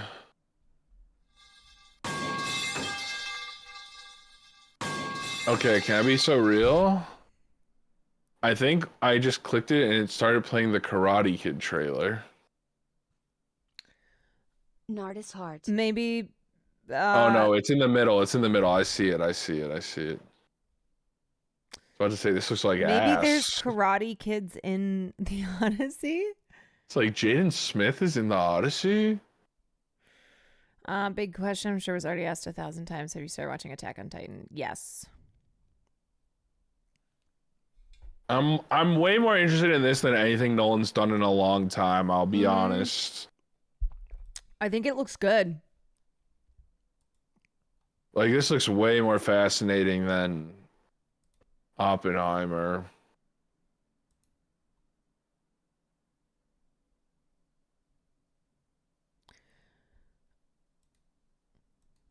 Okay, looks cool. Yeah, I did see the Running Man trailer. What'd you think of that, Caroline? I actually wait. We were talking about it on stream, but I never watched the trailer because I got distracted by saying that Ashton Hall is doing a promo with Glenn Powell. Yeah, he is. Man. It was a ridiculous trailer or promo. Man, it was ridiculous.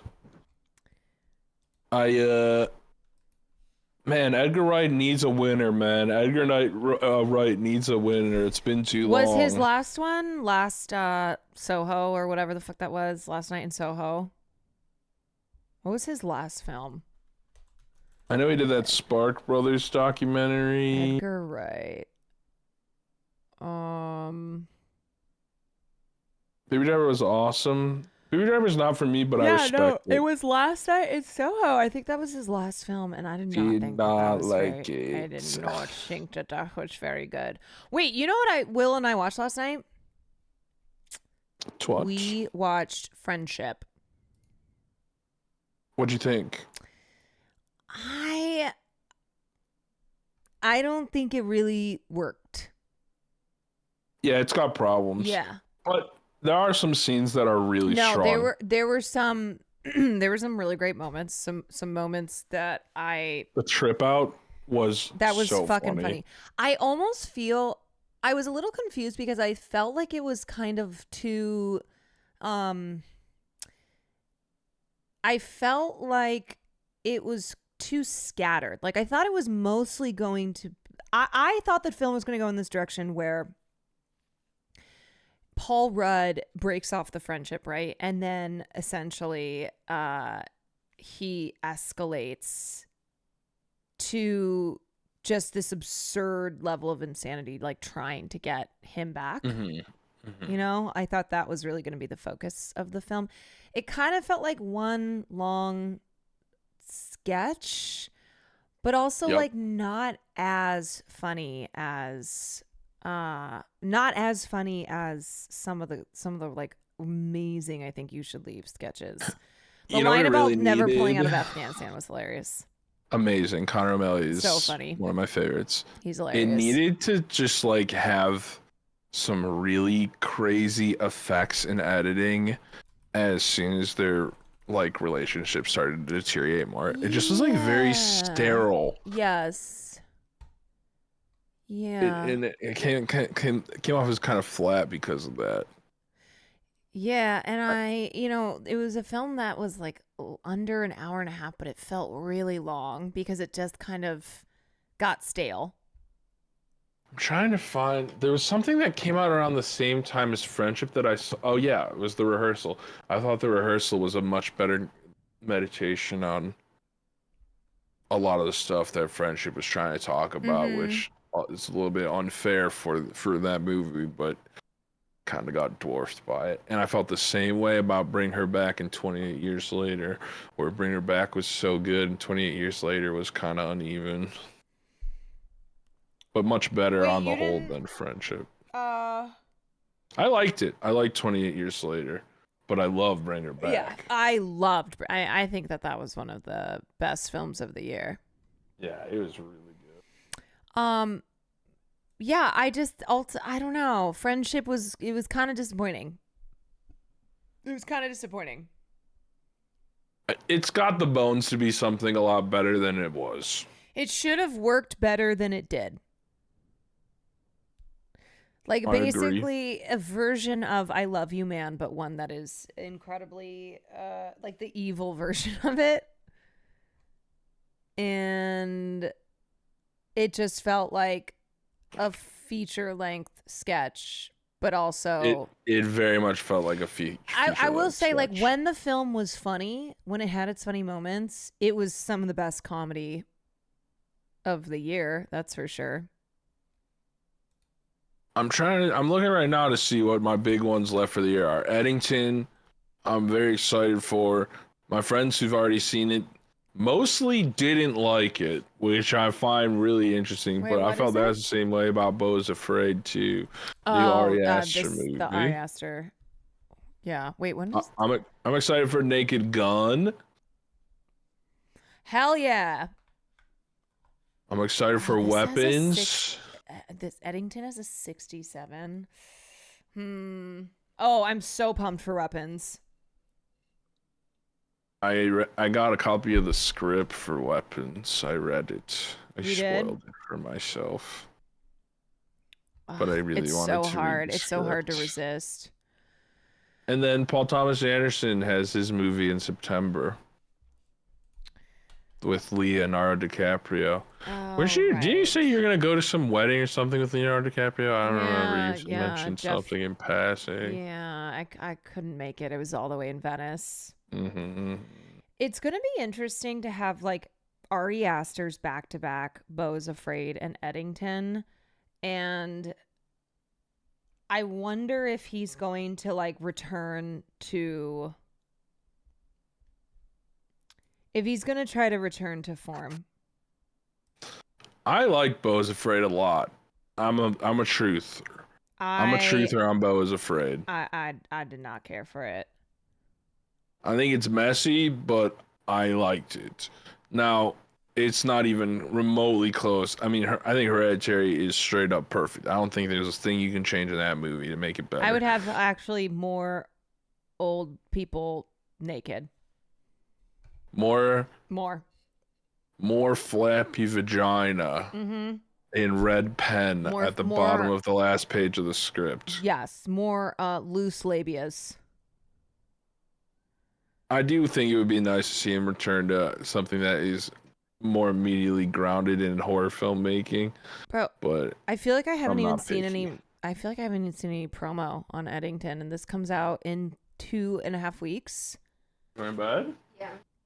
Okay, I'll turn the lights off. Good night, Flaky. Caroline said good night, and then she. Good night. You do not want to hear the next thing she said. I'm not even going to repeat. What? That. I didn't say anything.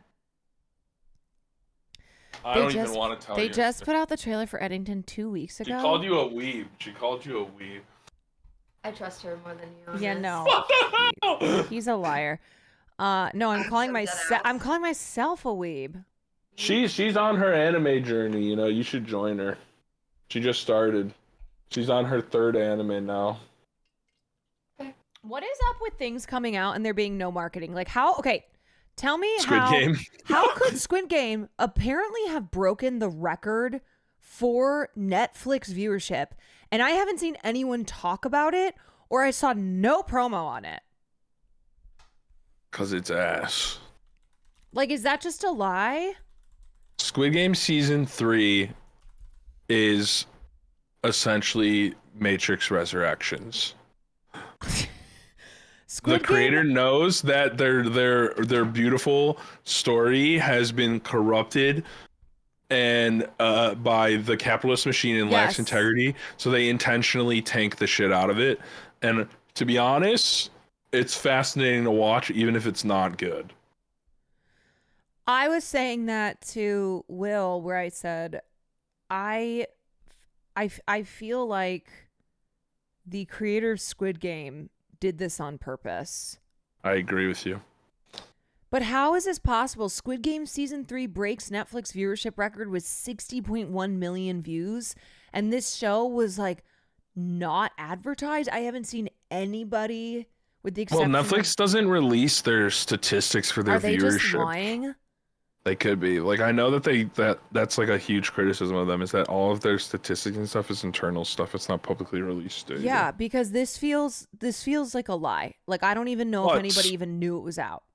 Squid Game is an international sensation, so maybe it's just actually crushing in foreign markets.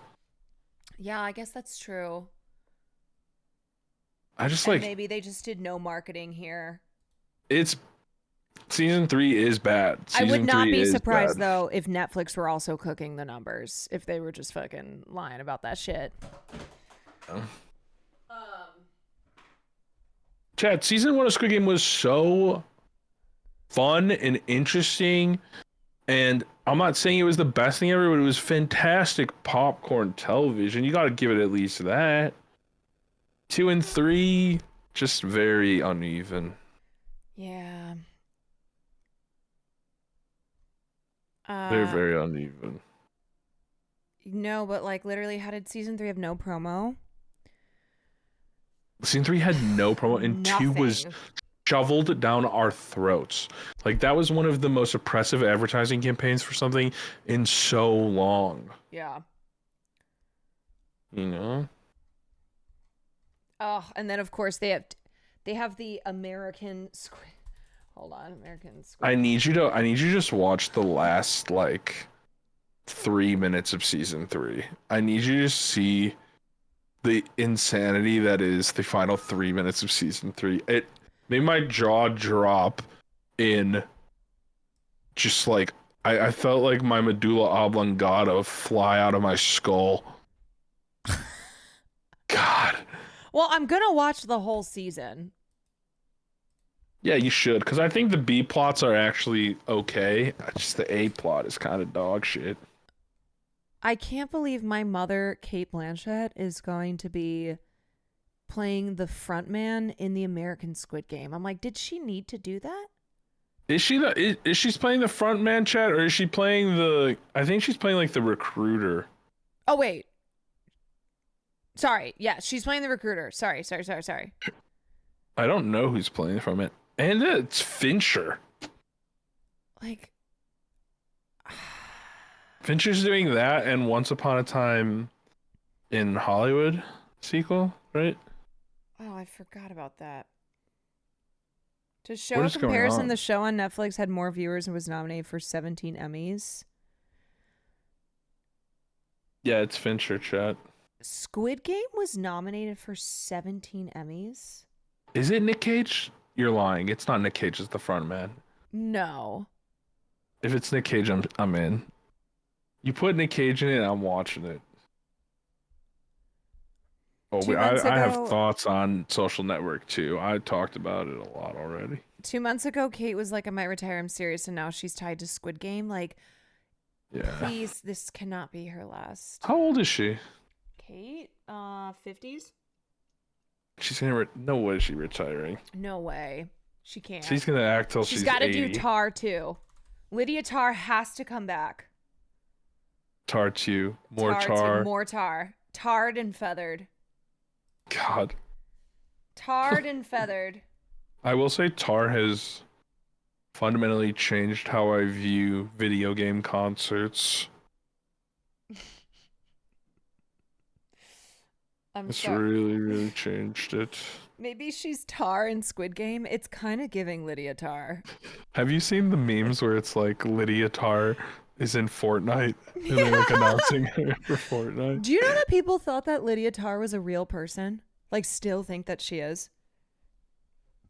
Tar 2, Electric Boogaloo. What'd you say, Flaky? I said for some reason, I know you're not, but I. Wait, Dragon Army, so true.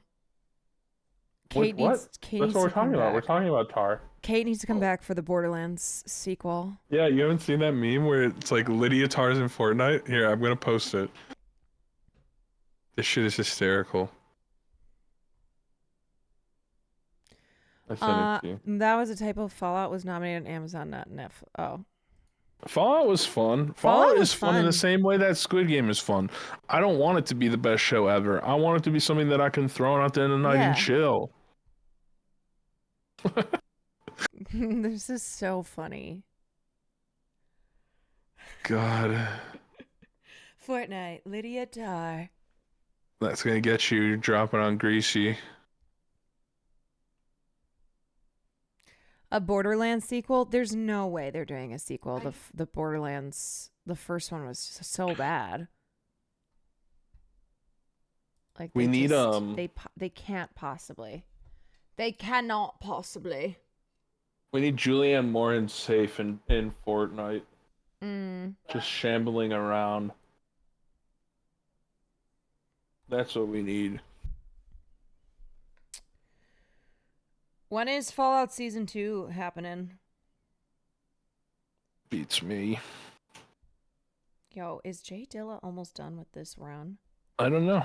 Actually, let's check. Jay! I think he just finished, maybe. It just finished? Oh, I forgot I have to do it. Oh, he's going to the boss right now.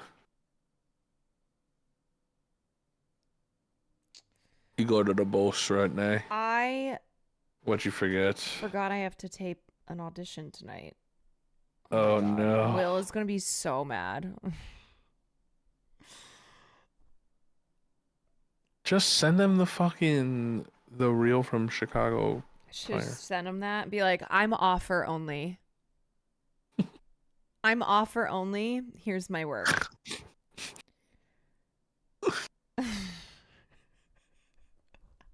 That would be awesome.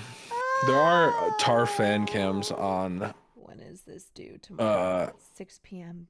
It's due at 6 p.m. Pacific time. TikTok. Wait, what? There are Tar fan cams on TikTok. Of course. Dude, there's fan cams of everything. Actually, true. Just send him Barack Obama. Yeah. If You know I what? search Caroline Kwan fan cam, you think one's gonna come up? Maybe. I think there's at least a couple out there. I know Wendy on Twitter has made a couple of them. Oh my god. This is insane. What? God. You have it blocked. You have it blocked. Dude, Don't my click. mods must have blocked. They must have blocked this, and I still clicked on the link. Oh God. Marsh. Mauricio. Whoever put I'm that just clip blaming in. Marsh now. Whoever put that clip in of Caroline doing the musical theater thing he's at the end, that is one of my favorite clips ever. Yeah, this is what I'm gonna send in for my audition. Real ones remember the old setup before y'all moved to Turks and Caicos or French Polynesia. And then of course the orchestra.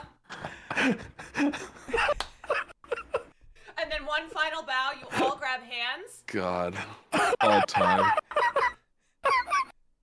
And then everyone's like, wait, what was this again? You asked me like to do different theater bows. I got a TikTok that was like this person who does impersonations of all the different kinds of thanks people give to applause at the end of plays. Yeah. And then I was like, oh, and you literally just ran the gamut, and I think you hit 90% of the ones that were covered. And then if it was like a serious show, a play, a drama. That was funny. Lights up. Good stream.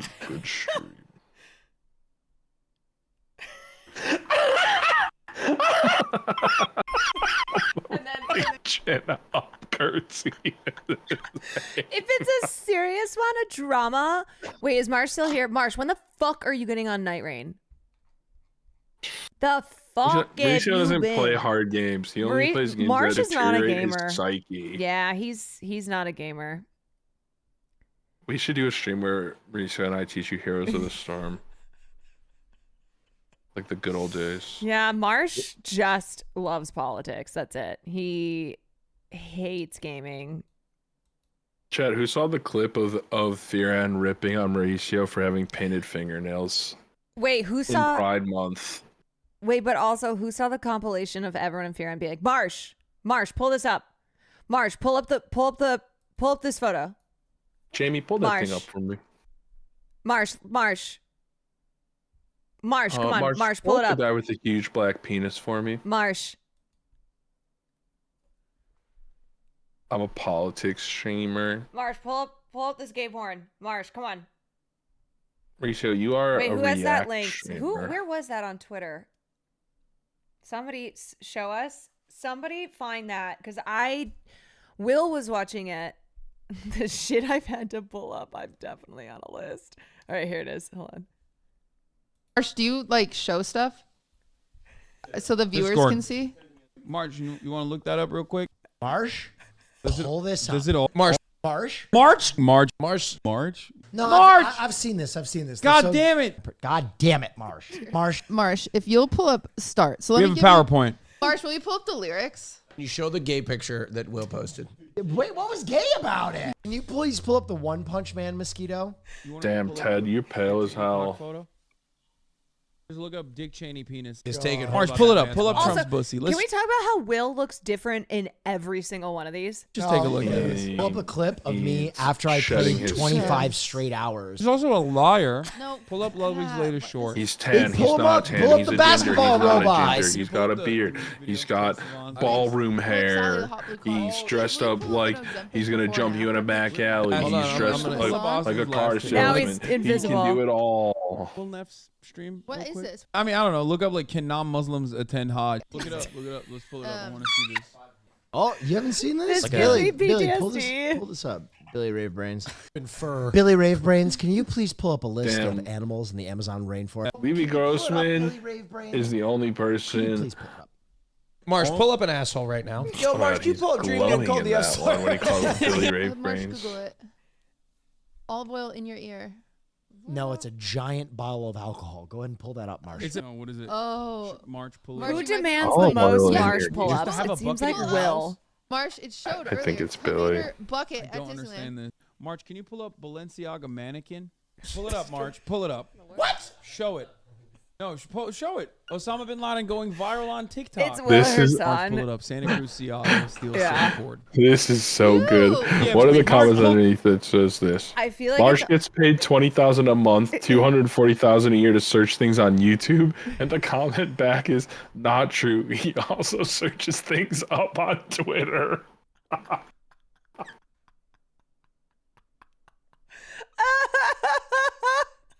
Mauricio, they don't know this man is grinding after hitting the raves to get the edit out every single time on time. Marsh, pull it up right now. I Haters. guarantee you there are riots in Philadelphia right now. Yeah, because that's not the only way gay people have sex. That is We have funny. other sex. We have Marsh missionary.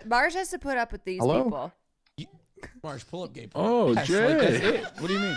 For those of you at home, Hogan, thank you for the gift to pull it up. Put his hands up like this and said, too long. "What do I Did you look win up?" your run I at thought. least?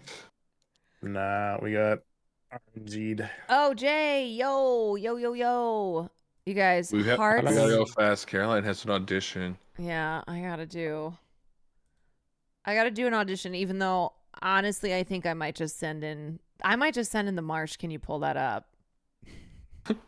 I might just be like, here it is. Here's my I'm off screen pulling it up.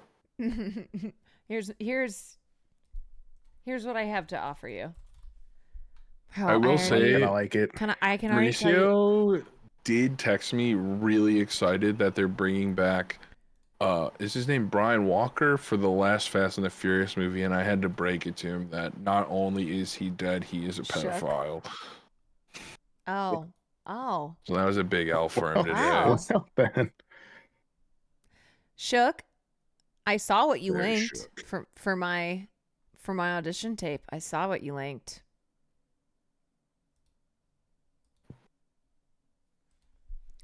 I'm clicking it. You're lucky that I'm feeling. I am feeling generous. You clicking it? Oh, it's actually a good video. Oh yeah, the poop sock. All right, should I send in that or should I send in never gonna give you up? The poop sock is Can way you imagine if more I sent in a awful. fucking poop sock link for my audition tape? That would be. Or what if I fantastic. just recreated poop sock? You It's said pretty it easy in to public, recreate. man. You said it in public, not me. All Oh, right. you mean the running? Oh God. Okay. My- Someone's clipping that out of context Oh, that you're fuck, gonna what did poop I in a sock. No, Jesus Christ. All right, my chat, we're doing one run. Oh, it's exactly the same. That's how good of an actor I am. Oh, isn't his name Paul Walker? Is it Brian Walker? No, Who's it's the guy Paul from Fast Walker. and Furious who It's hit Paul the pole? Walker. Oh yeah, yes, he's he a dated pedophile. a 16-year-old. Yeah. Yeah, people Jesus. don't really know about that. Yeah, he's a pedophile. All right, Yeah. I'm doing one run. Pre-poll. I'm doing one run, and Yeah, then you was. and then I gotta go do this thing.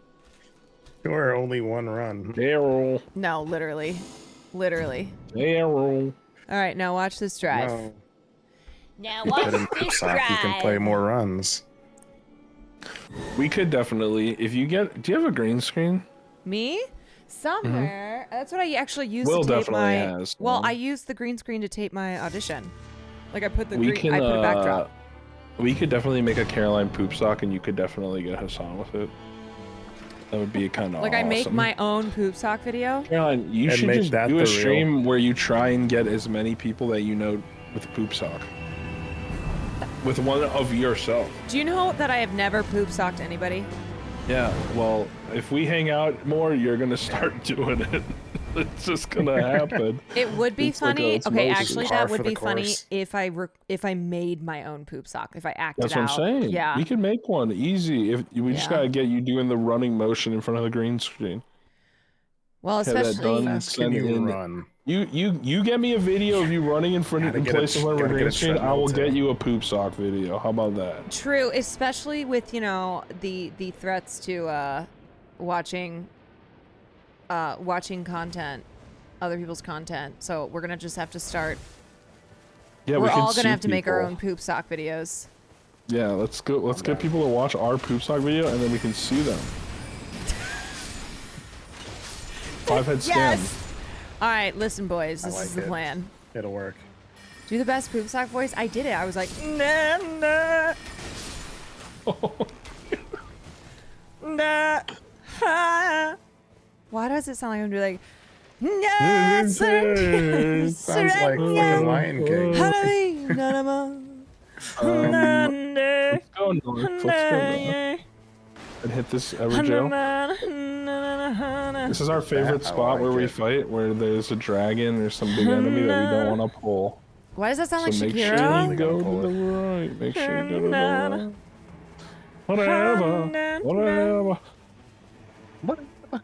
On the day we arrive on that planet and sinking into. Okay, here's a good pop culture question that you might know that I don't know. Sure. Why did they change their name from the Dixie Chicks to the Chicks? Like, what was the point? Because of the association with the Civil War, with the What is it? with What the- is the association?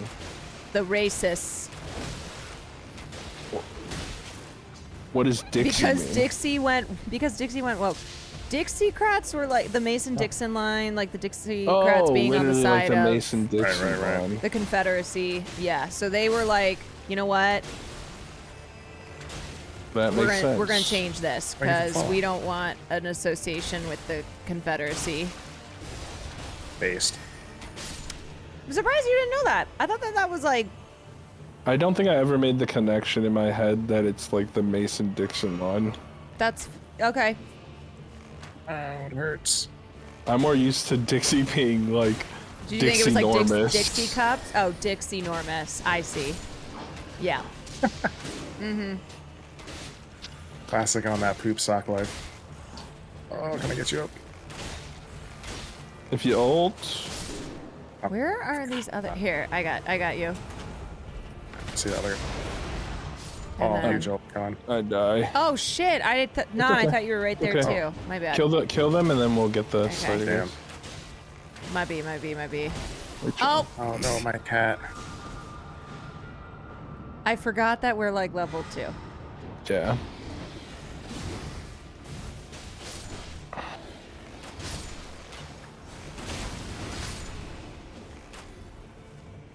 Alright.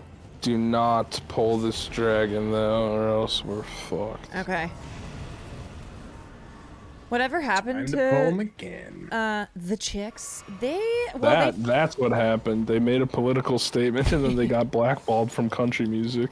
they're still around. I mean, they did that song with Beyonce, Daddy Lessons. Like they are. But they were Well, they were, yeah, back in 2003. Dun-dun-dun-dun. Dun-dun-dun-dun. Dun-dun-dun-dun-dun. Do you know what's so crazy is like they weren't even in the US when they said that about George Bush. They were, I think they Really? were doing a show in Germany. kind of based. Yeah. Okay, Alberonic bow. Serpent God's blood curve. So. Okay, we're doing this church. Where's Yeah, the one church? that's down here. I'm the church, Jack. I can't feed you now. You gotta relax. Do you know if okay? they've added duos to Night Rain? I Not do yet. not know that. Not yet. When is the Jay, do next you boss have, coming up? Tomorrow. Tomorrow. Oh. Jay, do you have a key? I used it. I have one. No, I thought Caroline did. I have one. Yep, I did. Okay. Let's pop it up here. Okay, hold on. Let me get this. May or may not hear my cat cry nonstop. I'm gonna hold Jack? for this. Oh, you're cute. See Here, what's we here. can. No, it's not worth it. It's not worth. The rocks are Wait, terrible. didn't even do it. Yeah, you can't do it. Fuck, do we get up? Oh, it says no damage. Well, I have no ult now for unforeseen reasons. Reduce spell FP cost right here. Right. on the shield. I'm not clearing that camp. I was just checking the chest. Okay. I'm gonna open the Everjail because I'm already up here, and then Caroline, you'll open the next one. Okay. Yeah. Didn't they try duos and it sucked? I don't know. Whoa. They did, yeah. Whoa. Where is this? Oh, there it is. That is. Oh. One of the spells is really good. What's up? I said one of the. Oh, it was the glintstone pebbles. Just a start. That's the first one. No, it was the consumable.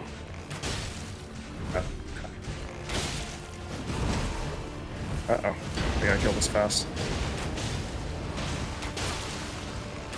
So I do not have the health for this shit.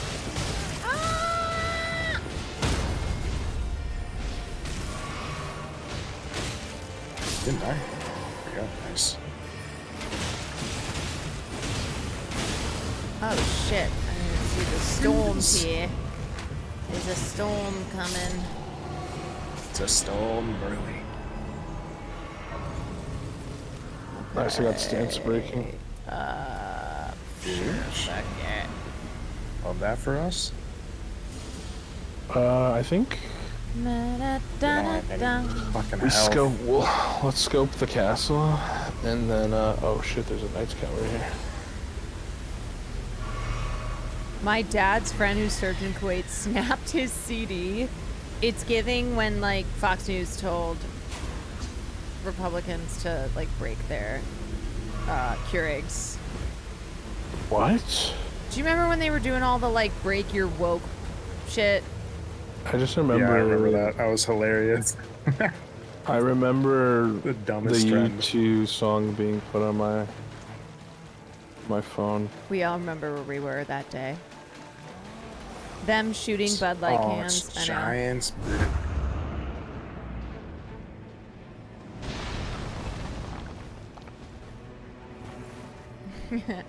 Accidental BDS.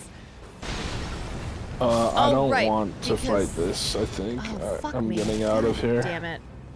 I Wait, don't where are you wanna fight going? Grind. I'm gonna go to the Smart. basement, I think. Okay.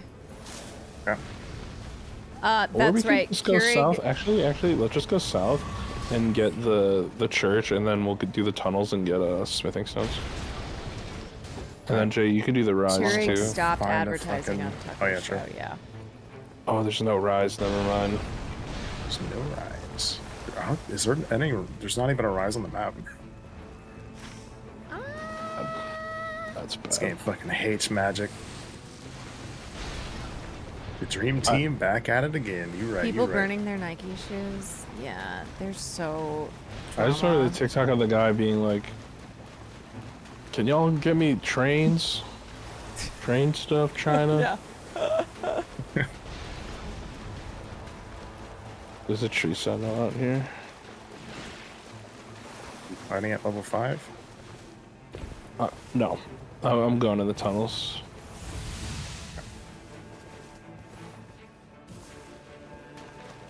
Yeah, I didn't know about the burning Nikes.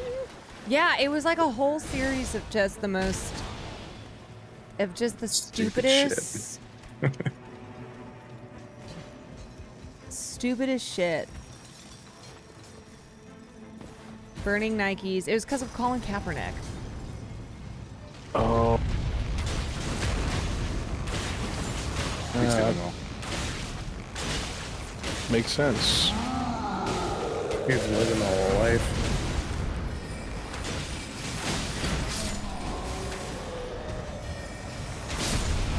Okay, can I get a spell one time? What was that? Attack power up at low HP?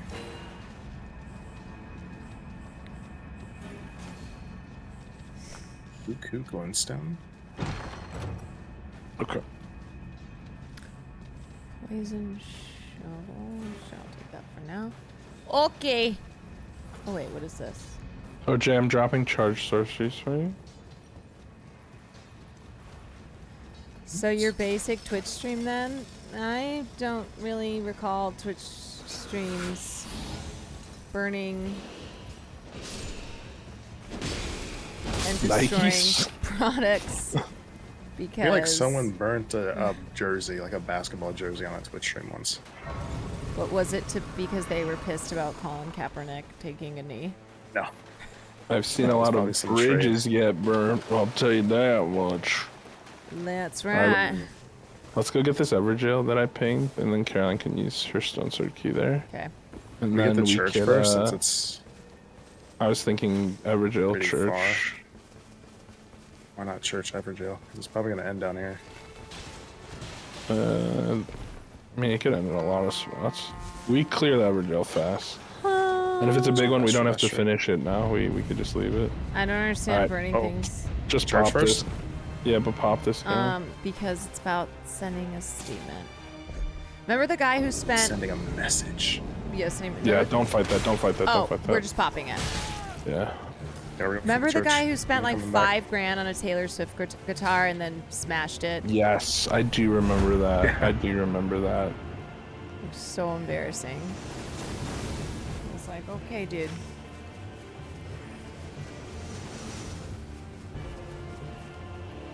Unironically, ended up being more woke. Because Taylor Swift's MAGA. Yeah. Oh my god, I think I'm dead. No. Bats, fuck off. Bats, fuck off. Backs, please. Oh. No. I get you. Thank you. Oh. Dream team. You heal when you hit this? Again. Yep. I'm gonna try and hustle back to the castle because I want to upgrade my weapon. I just need to get in before I fucking die because I have 2 health all the time. Yeah, Caroline speaks French. Je parle français. Omelette du fromage. Oui. Taking damage restores FP if you want, Jay, in the shop. All right, are we doing? Okay. Are we doing that Everjail or no? Yeah, we but do it not afterwards. till later. Okay. Oh, that's why you have to activate it? Yeah, just getting it on the ground now means that the enemies spawn with half HP. Instead, if we went there later, they'd spawn with full HP. Okay. On day 1, they always are half HP. Oh, we got all the churches though, so. Oh. They're a little low level, but. Shit! This guy scared me half to death. Where's Jay, you this know what guy? you need? You need to take the start with a Wraith Calling Bell ability. So that if you don't get a spell, you can just spam Wraith Bell. This guy's... Yeah, true. That's pretty good. I think I have one of those. What is happening to me? Why can't I move? My game is stuck. My game is stuck. It's broken. I'm here. It's broken. Your controller is... I don't know. Come on. Click in the game again? Okay, there we go. There we go. Oh. Bro, it just keeps like... Okay. Aww. It's I had a because bug earlier I started where to Margit speak French. I know. Okay, I'm alting. Spawn for me.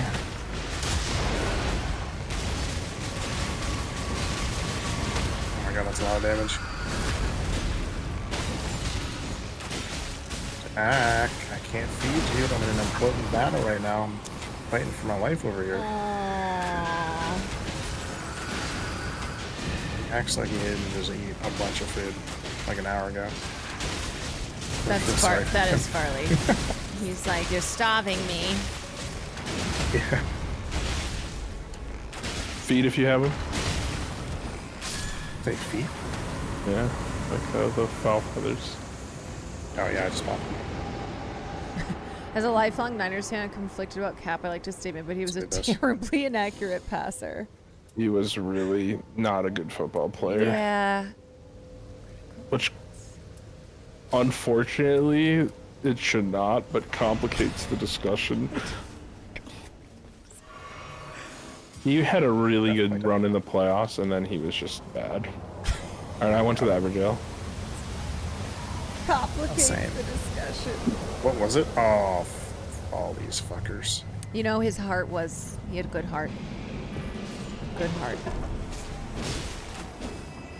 And he still should Really, not that's have all been you blackballed. Totally. He was way, I mean, he way was still more better talented than a lot of people. Yeah. Yeah.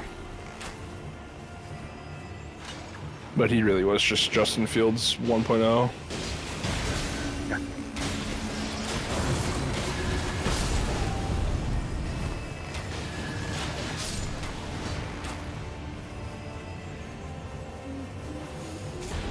I'm getting really good passes. Wait, does stance break works? Does that work with magic too, or not? I don't know. Alright, I'm only level 8. Get the rooms just to be sure. Yeah, I think we have to, I honestly, think we gotta kill a bunch of things. we gotta do castle. We gotta kill some giants. Need a fucking magic weapon too. I need some good passives. Time to farm. Jesse, time to farm. We need to farm.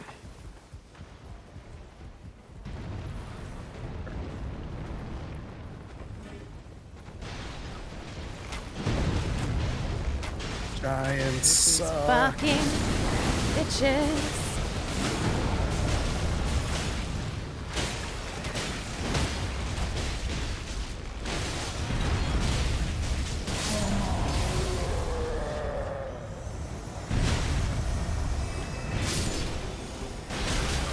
Ah, you stupid. Oh, Another one's great. coming? Okay.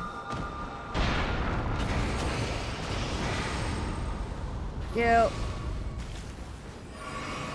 Oh my god, Oh my I God. hate these things!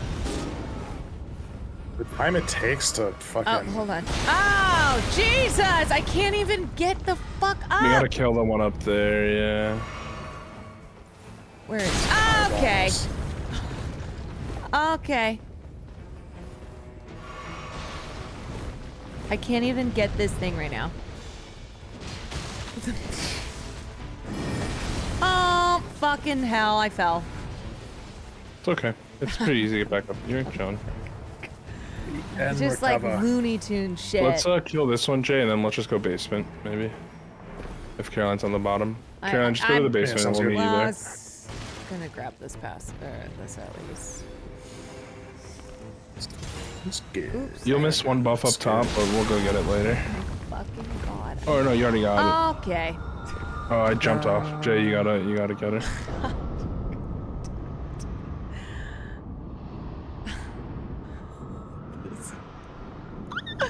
Send this for your audition. It's Show 'em when life knocks still you down, you fucking you don't up. get back up. That's so true.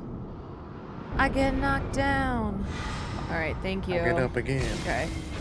I'm getting the fuck. I'm in the basement. Okay. Oh, leave me the fuck alone. It's misbegotten.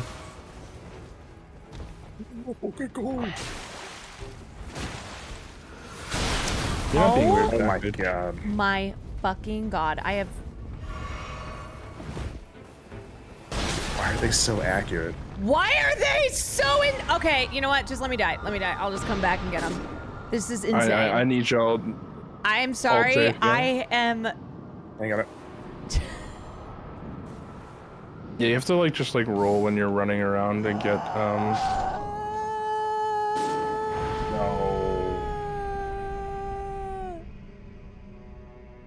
That's so fucking annoying. That is. Yeah, I should have hit you first and then ulted. Yep. There only does one bar. Stupid bitch. Okay.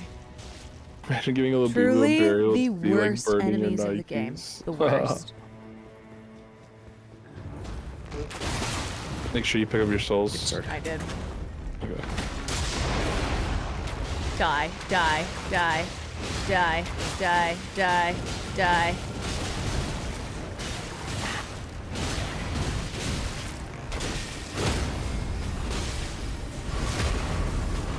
Alright, we're inside circle, so we can just clear castle. Legendary. Ooh, jellyfish bastard star. Oh, it's a fucking flail. Fuck me. Axe of Godric. You know what? I feel like I should just take the legendary. Caroline, I'm giving you this item. Here you go. Oh, hell it's yeah. insane. Arios. Yes. I have shit. I have an axe. Shit. I have a legendary axe. It's okay. Can't use that. I can, but I don't want it. I wonder if that Nebula ability scaled with Jay, I'm dropping red gun icon for you. Give me something. Boost magical damage. Improved guard breaking? Critical hits. No. What else is there? Magic damage negation and improved dodging with impaired damage negation. Critical. It's not great. Alright, give me that guard break. Yep. Alright, out to the left. I'll get the far one, y'all get the one that's right up there when you go up to the left, okay? Alright. Can't wait to be pelted by pots with aimbot. It's my all-time favorite. Nah, it shouldn't. Oh god, he's right here. Oh. If we split, it's not gonna attack both of us. There's one more going for y'all.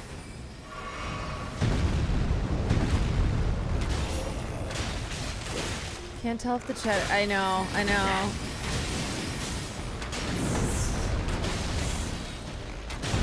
Well, Jack, you gotta wait, brother.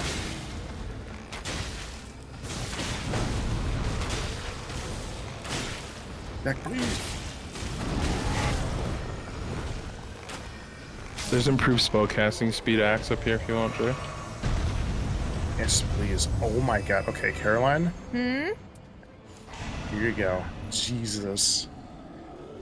Another 14% damage for you. Oh shit. Caroline is our carry. Okay. Damn. I don't get shit. What are you looking for? Any spell. Let's try maybe we can do roof. Level 9. We can go level up down there.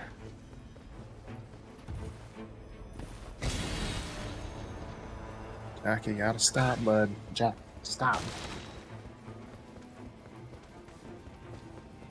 Okay. We need to level up before we do this, actually. Yeah. There's a side grace outside. Where is it? Jumped. Where the tall one was, where I was fighting him. Extended spell duration, Jay. I'm gonna drop it at this site. Alright. I can drop improved damage negation at low HP. Which is actually really good for you. Okay, bitch. It's on the side. Chill. Drops.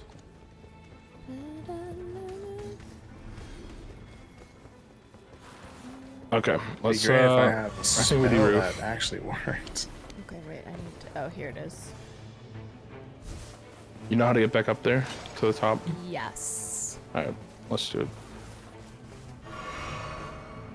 Got a flight to Switzerland? Okay. What are you, a banker?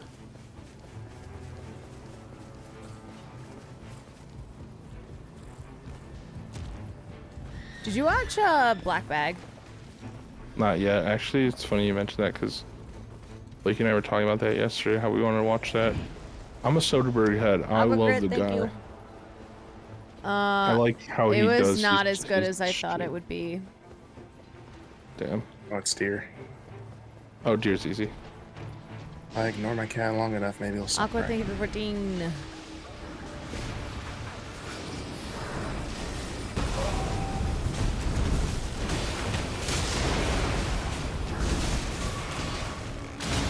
It's so easy.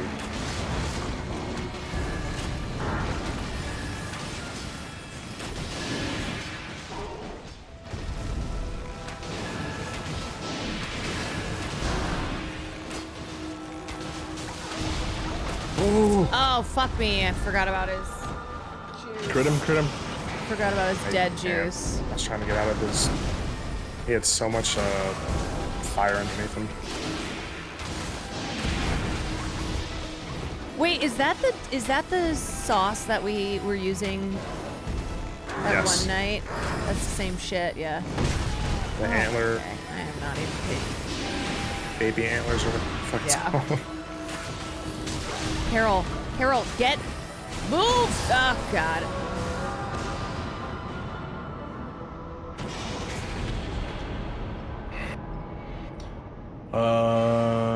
That's Carol. Mr. Monty shot a glintstone coconut staff. and claims. Holy You shit. guys are so funny. I think I just have to use it. Okay, improve guard counters, improve damage negation. I don't know if any. I don't know. Improved dodging is good. Damage negation is really good, Caroline. I don't have a sword. Holy shit. Oh. I think I need to get the other staff though. Let's go do the lightning camp because maybe we'll get stuff that we can use for the. Improve damage negation at full HP. Damage negation is never bad. You want holy damage negation for the boss as well. The boss, yeah. Oh, I'm lagging. What the hell?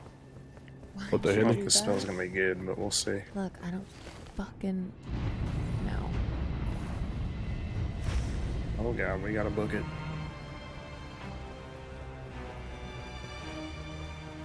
Caroline, Yeah, come to me. Where are you? I'm getting this grace. Hold on. Dang it. There's a good talisman for you. Shit. I'm close by the lightning Starting camp. with poison. Yeah, it's too far away. Yeah, she has a poison bow. Go north, go north. It's okay. Maybe try to clear this or something. Yeah, I don't think we have the lightning camp. We can do this other one Okay. though.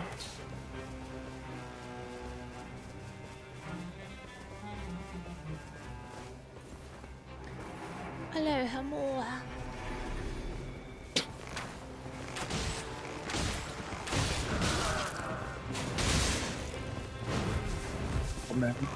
Ow.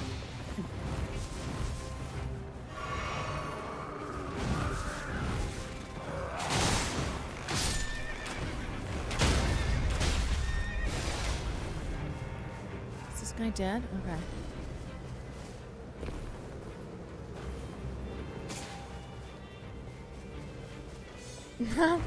I know. Oops. I killed that horse.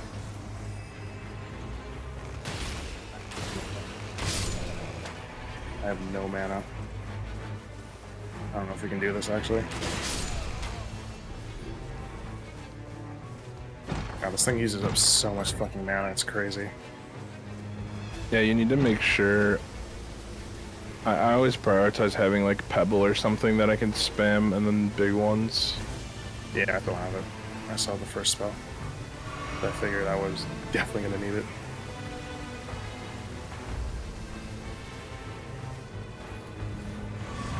Oh no, I'm lagging out. I know, my game for like the last couple days has been... jeez. It's been laggy. That's not what you want to see. Like with my computer, it did makes y'all sense. finish but that not camp or yours. no? No. No, we had to go. Didn't have time. There's too many different fucking bosses to find.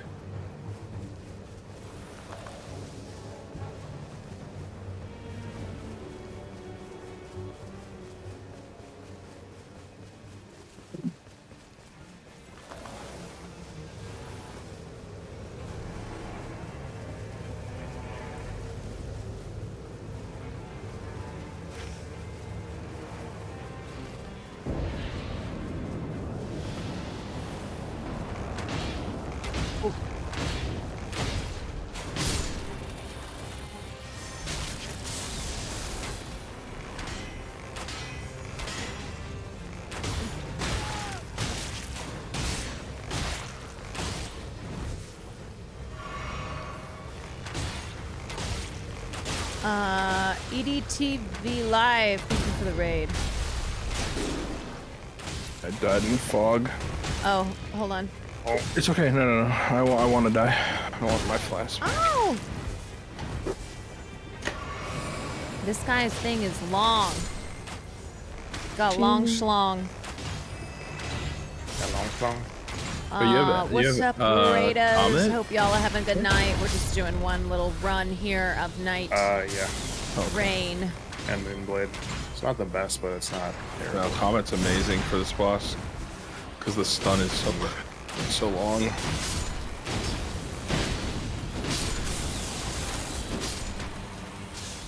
Big pump, but...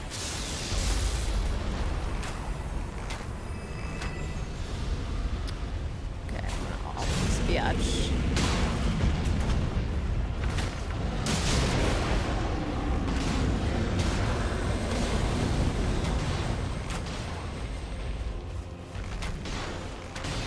As well. Shoot him in the ass! Shoot him in the ass! Away, mine.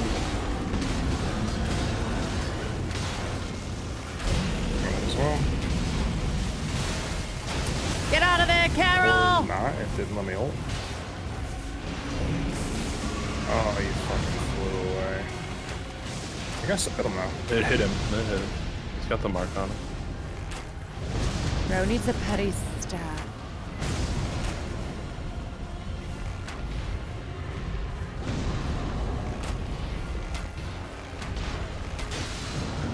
Yep. Sucking off your mouth.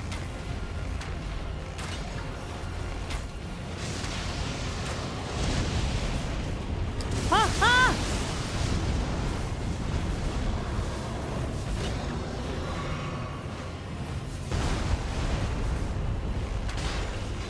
Still alive.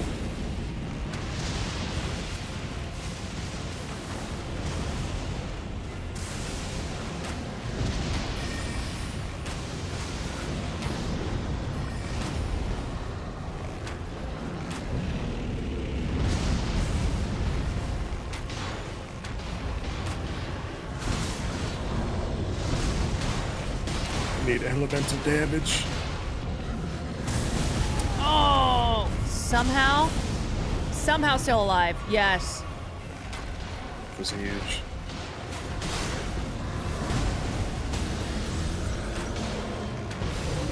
Should I save my ult? Yes, Yeah, okay. Whoa. Big damage. Big damage. Huge! Ladies and gentlemen. She's such a gamer. Yes. That's right. Improved sorceries. Yo, okay. I had some pretty back. sick dodges. Some pretty sick. I'm going to kill the Physical bleed damage team. animation. I'm gonna take that. But be careful because if you catch a bleed proc, you pretty much die. Okay. I thought there was a... Let me level up. That's right, Carol from gaming. No health. I'm gaming. Oh, I'm dead. Oh my god, I'm alive. Oh! You hit me on one tap. Not go through? Oh, shit. There's gonna be Cytigers.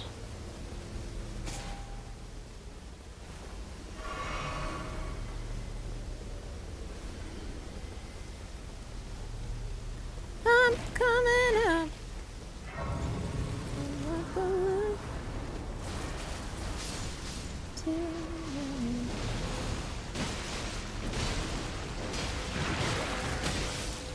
Oh, fuck. I forgot to.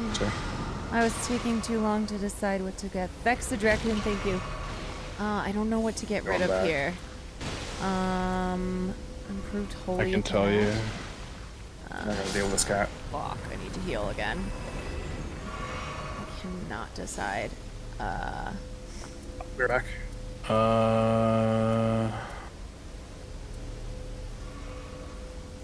Maybe this one? Sorry. Make sure you heal, Karen. Get rid of improved holy attack power. Oh, we gotta go. We gotta go. We can't farm too much because... Wait, hit, I need you to hit me. I need you to hit me. Oh, I'm right shit. for you. Oh, I just died. Oh, no. Yeah. Can I get here in time? Please. Oh, Oh, that's so bad, actually. We have to go to the boss. Jay needs to come back right now. We have to. The maintenance is going up for the server. Oh shit! When? They just flashed a warning at the top of the screen. Hey, Vaughn. Okay, let me get my souls. Hold on.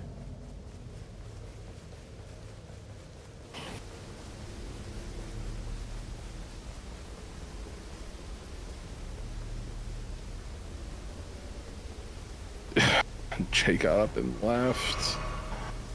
Where are my souls? Oh shit! Does one of these fuckers have them? Oh yeah. Okay. Here, hold on. Jay, we gotta go because of maintenance. Oh shit. Wait, when? We have 30 minutes, right? I don't know. Okay. Yeah. All right. Here we go.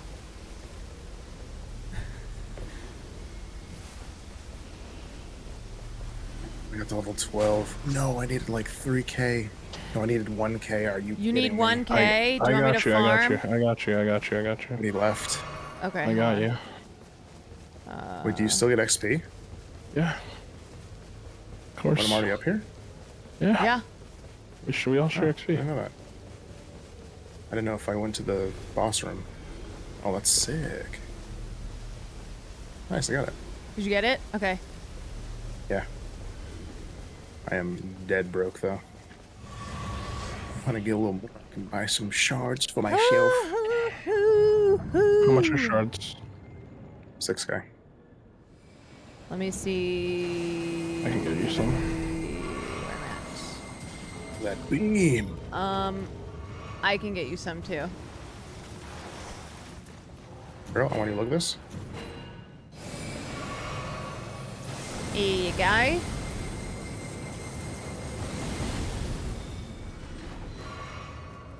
Oh, thank you. Here you go. I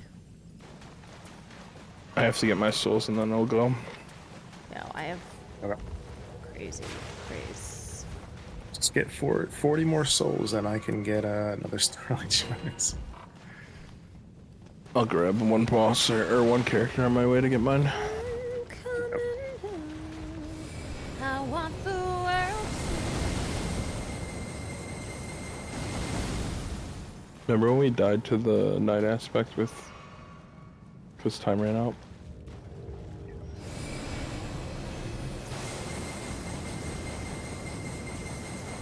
Do you have enough? Yes, more than enough. We can do this. We can do this before it closes. It's not a smithing stone if someone wants it. No, Wait, I'm I do. good. I'm good. Oh, actually, wait, should I? Maybe I need it. Wait, can someone buy me the level 1 smithing stone? Fuck, that's 6.5k. I should have bought that. Yeah, I can. I fucked up. Alright, cool. Because I can use this, unless it's better for you. I feel like I'll probably use her staff more than the glintstone staff, or the 0 one. Want to let you know. Oh, Vax Raccoon! A raccoon that is Vax. Thank you so much, darling.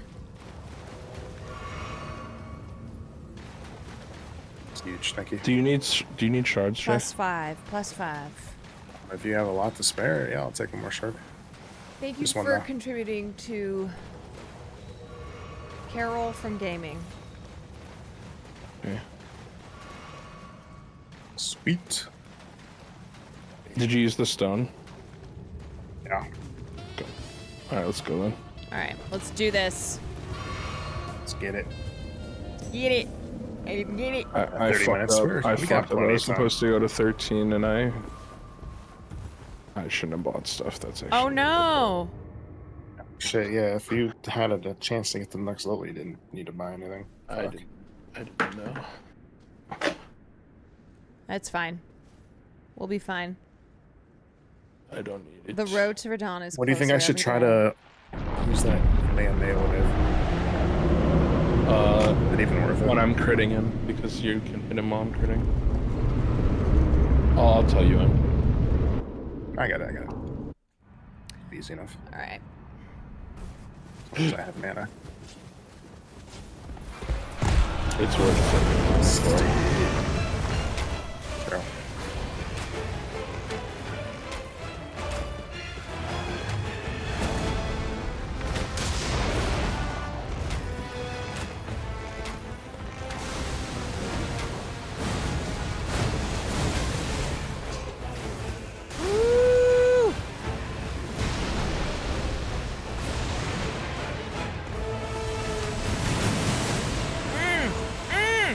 I hate when he traps me like this.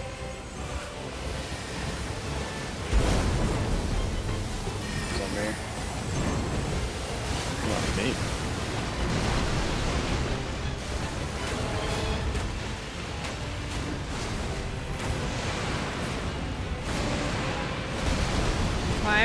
Okay. He's about to get stunned. Yeah.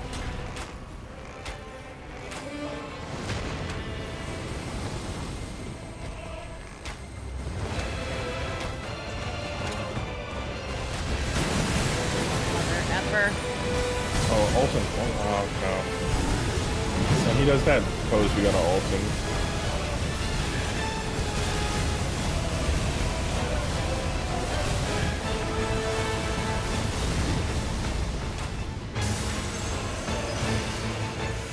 Watch out, watch out.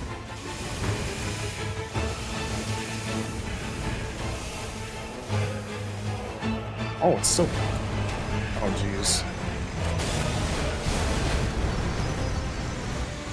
Ah! I could not move. Oh, fuck. Ult J. Ult J.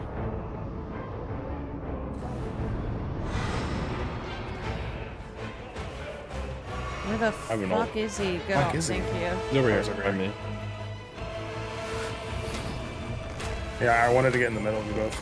I don't know how far the range It's like goes. literally the entire map. Pretty Okay, sure. yeah. Don't worry about it.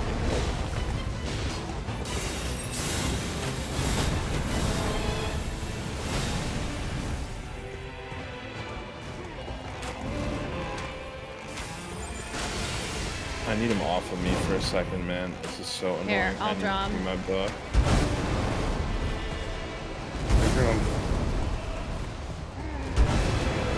God, I can't hit him.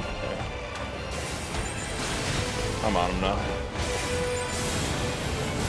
God. Woo! Oh, fuck. Okay, I almost have an ult.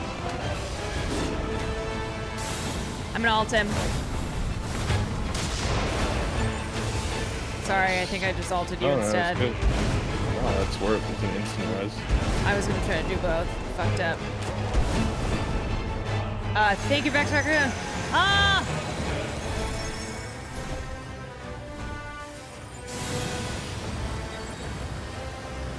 If I get one more ult off, I think.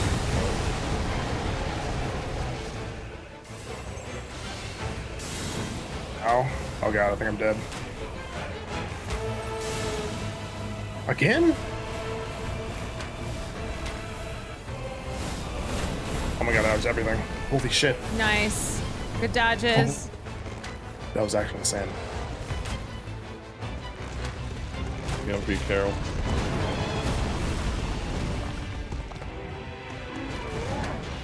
Ah! How are we doing on flash? I have... Got two.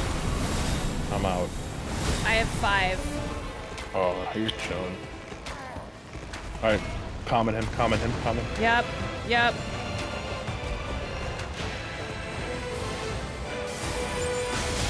Oh my.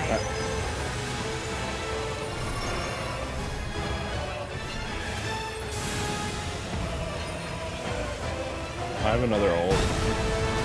Oh my fuck. I don't know how to get away when I'm out of what's it called. You gotta run behind his butt. I was trying, but it's like I run out of FP. Stamina, yeah. I'm gonna try to get her, but I'm running. Use the regular sprint for that instead of the push and the stick one.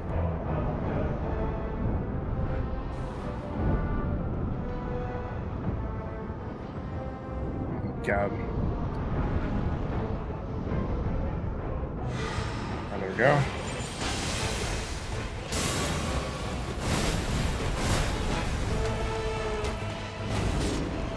Fuck. I got you.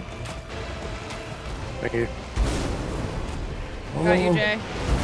Oh, you dick.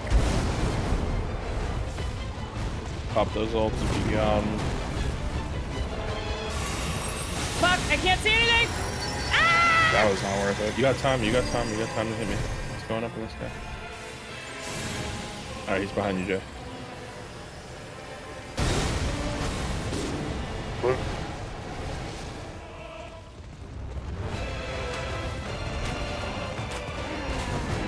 Yeah, I believe. Okay. If you have an ult, use it on them. Fuck, I don't have an ult at all.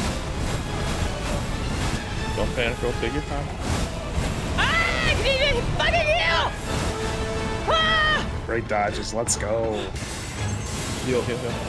I'm trying. Okay. Nice. Get that ult up. God and then, damn it, God, he's another fucking one. on my ass. Heal. Oh my god. You're close to your ult. Damn, nice try. Those are some great dodges. Fuck. He was right on my ult.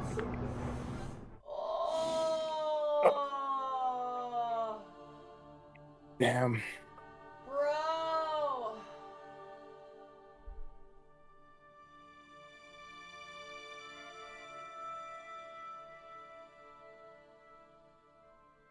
You used your skill to dodge an attack. That was good. I saw that. Yeah, I was clean. Like 3 times too. It's just you had to fucking use it a 4th time, which is crazy. His long combo isn't that hard to dodge if you don't. Oh. But he has like little like pauses sometimes that kind of fuck you up because you're not really sure if it's gonna keep going or not. It's just kind of annoying. Gotta listen to the noise. It's an audio cue. That one hit. Like I was like trying to hit him so I could get my ult. Yeah. No, I would have done the same. You were right there. So brutal. It was a good run. Dodged like a 7-hit combo. Sometimes it's good to carry not just bows, but to get like some of the swords or daggers for your character too, for rezzing and stuff. Yeah, true. That's the next level up. Now that you're comfortable with the bows. Vexed Raccoon. That even my character too. Thank you for another 5. Caroline Kwan from Gaming. I was hoping the Kamehameha wave would have gotten you up at least, but it just did not put a dent in your shit, man. All right, well, they're going to close, so we're going to close this. Yeah, we got, what, 15 minutes? Yeah. Well, we got a new boss tomorrow, though, right? That's true. I think it's, what is it, Sentient Dust? We got a new boss tomorrow. We do. All right, boys. Good night. Good night. Good playing. Jeez. Bye. Thanks for games. Vexed, thank you so much for the gifted subs. Y'all, you guys, we tried. I tried my damnedest. Sometimes you don't always win, but all you can do is try. You know? All you can do is try. You got to win, huh? Got to try a little tenderness. All right, I am gone. The path to W is riddled with L's. Yeah, that's the truth. But you know what? We had fun. We had a good time. The old Chuck Schumer try. Hey, that's all I can do, you know? All I can do is the old Chuck Schumer try. Okay, thank you for joining me. I will be back tomorrow. I will be back tomorrow. Probably not gonna morning stream at this point. At this rate, if I'm being for reals. Why am I always logged out of stupid ass Twitch? Why am I always logged out of stupid ass Twitch? The hell. Okay, so tomorrow I'm playing Mecha Break tomorrow night. Tomorrow night. That is our plan. So I'll probably do a little bit of stuff beforehand. And then Will and I will pew pew. So thank you, you guys, for supporting me as always, for spending your time with me. I hope you enjoyed your stay, and I hope that you come back. I do. You come back real soon now, y'all, okay? Alrighty. Take care until I see you the next time. Good night. Good night. Bye.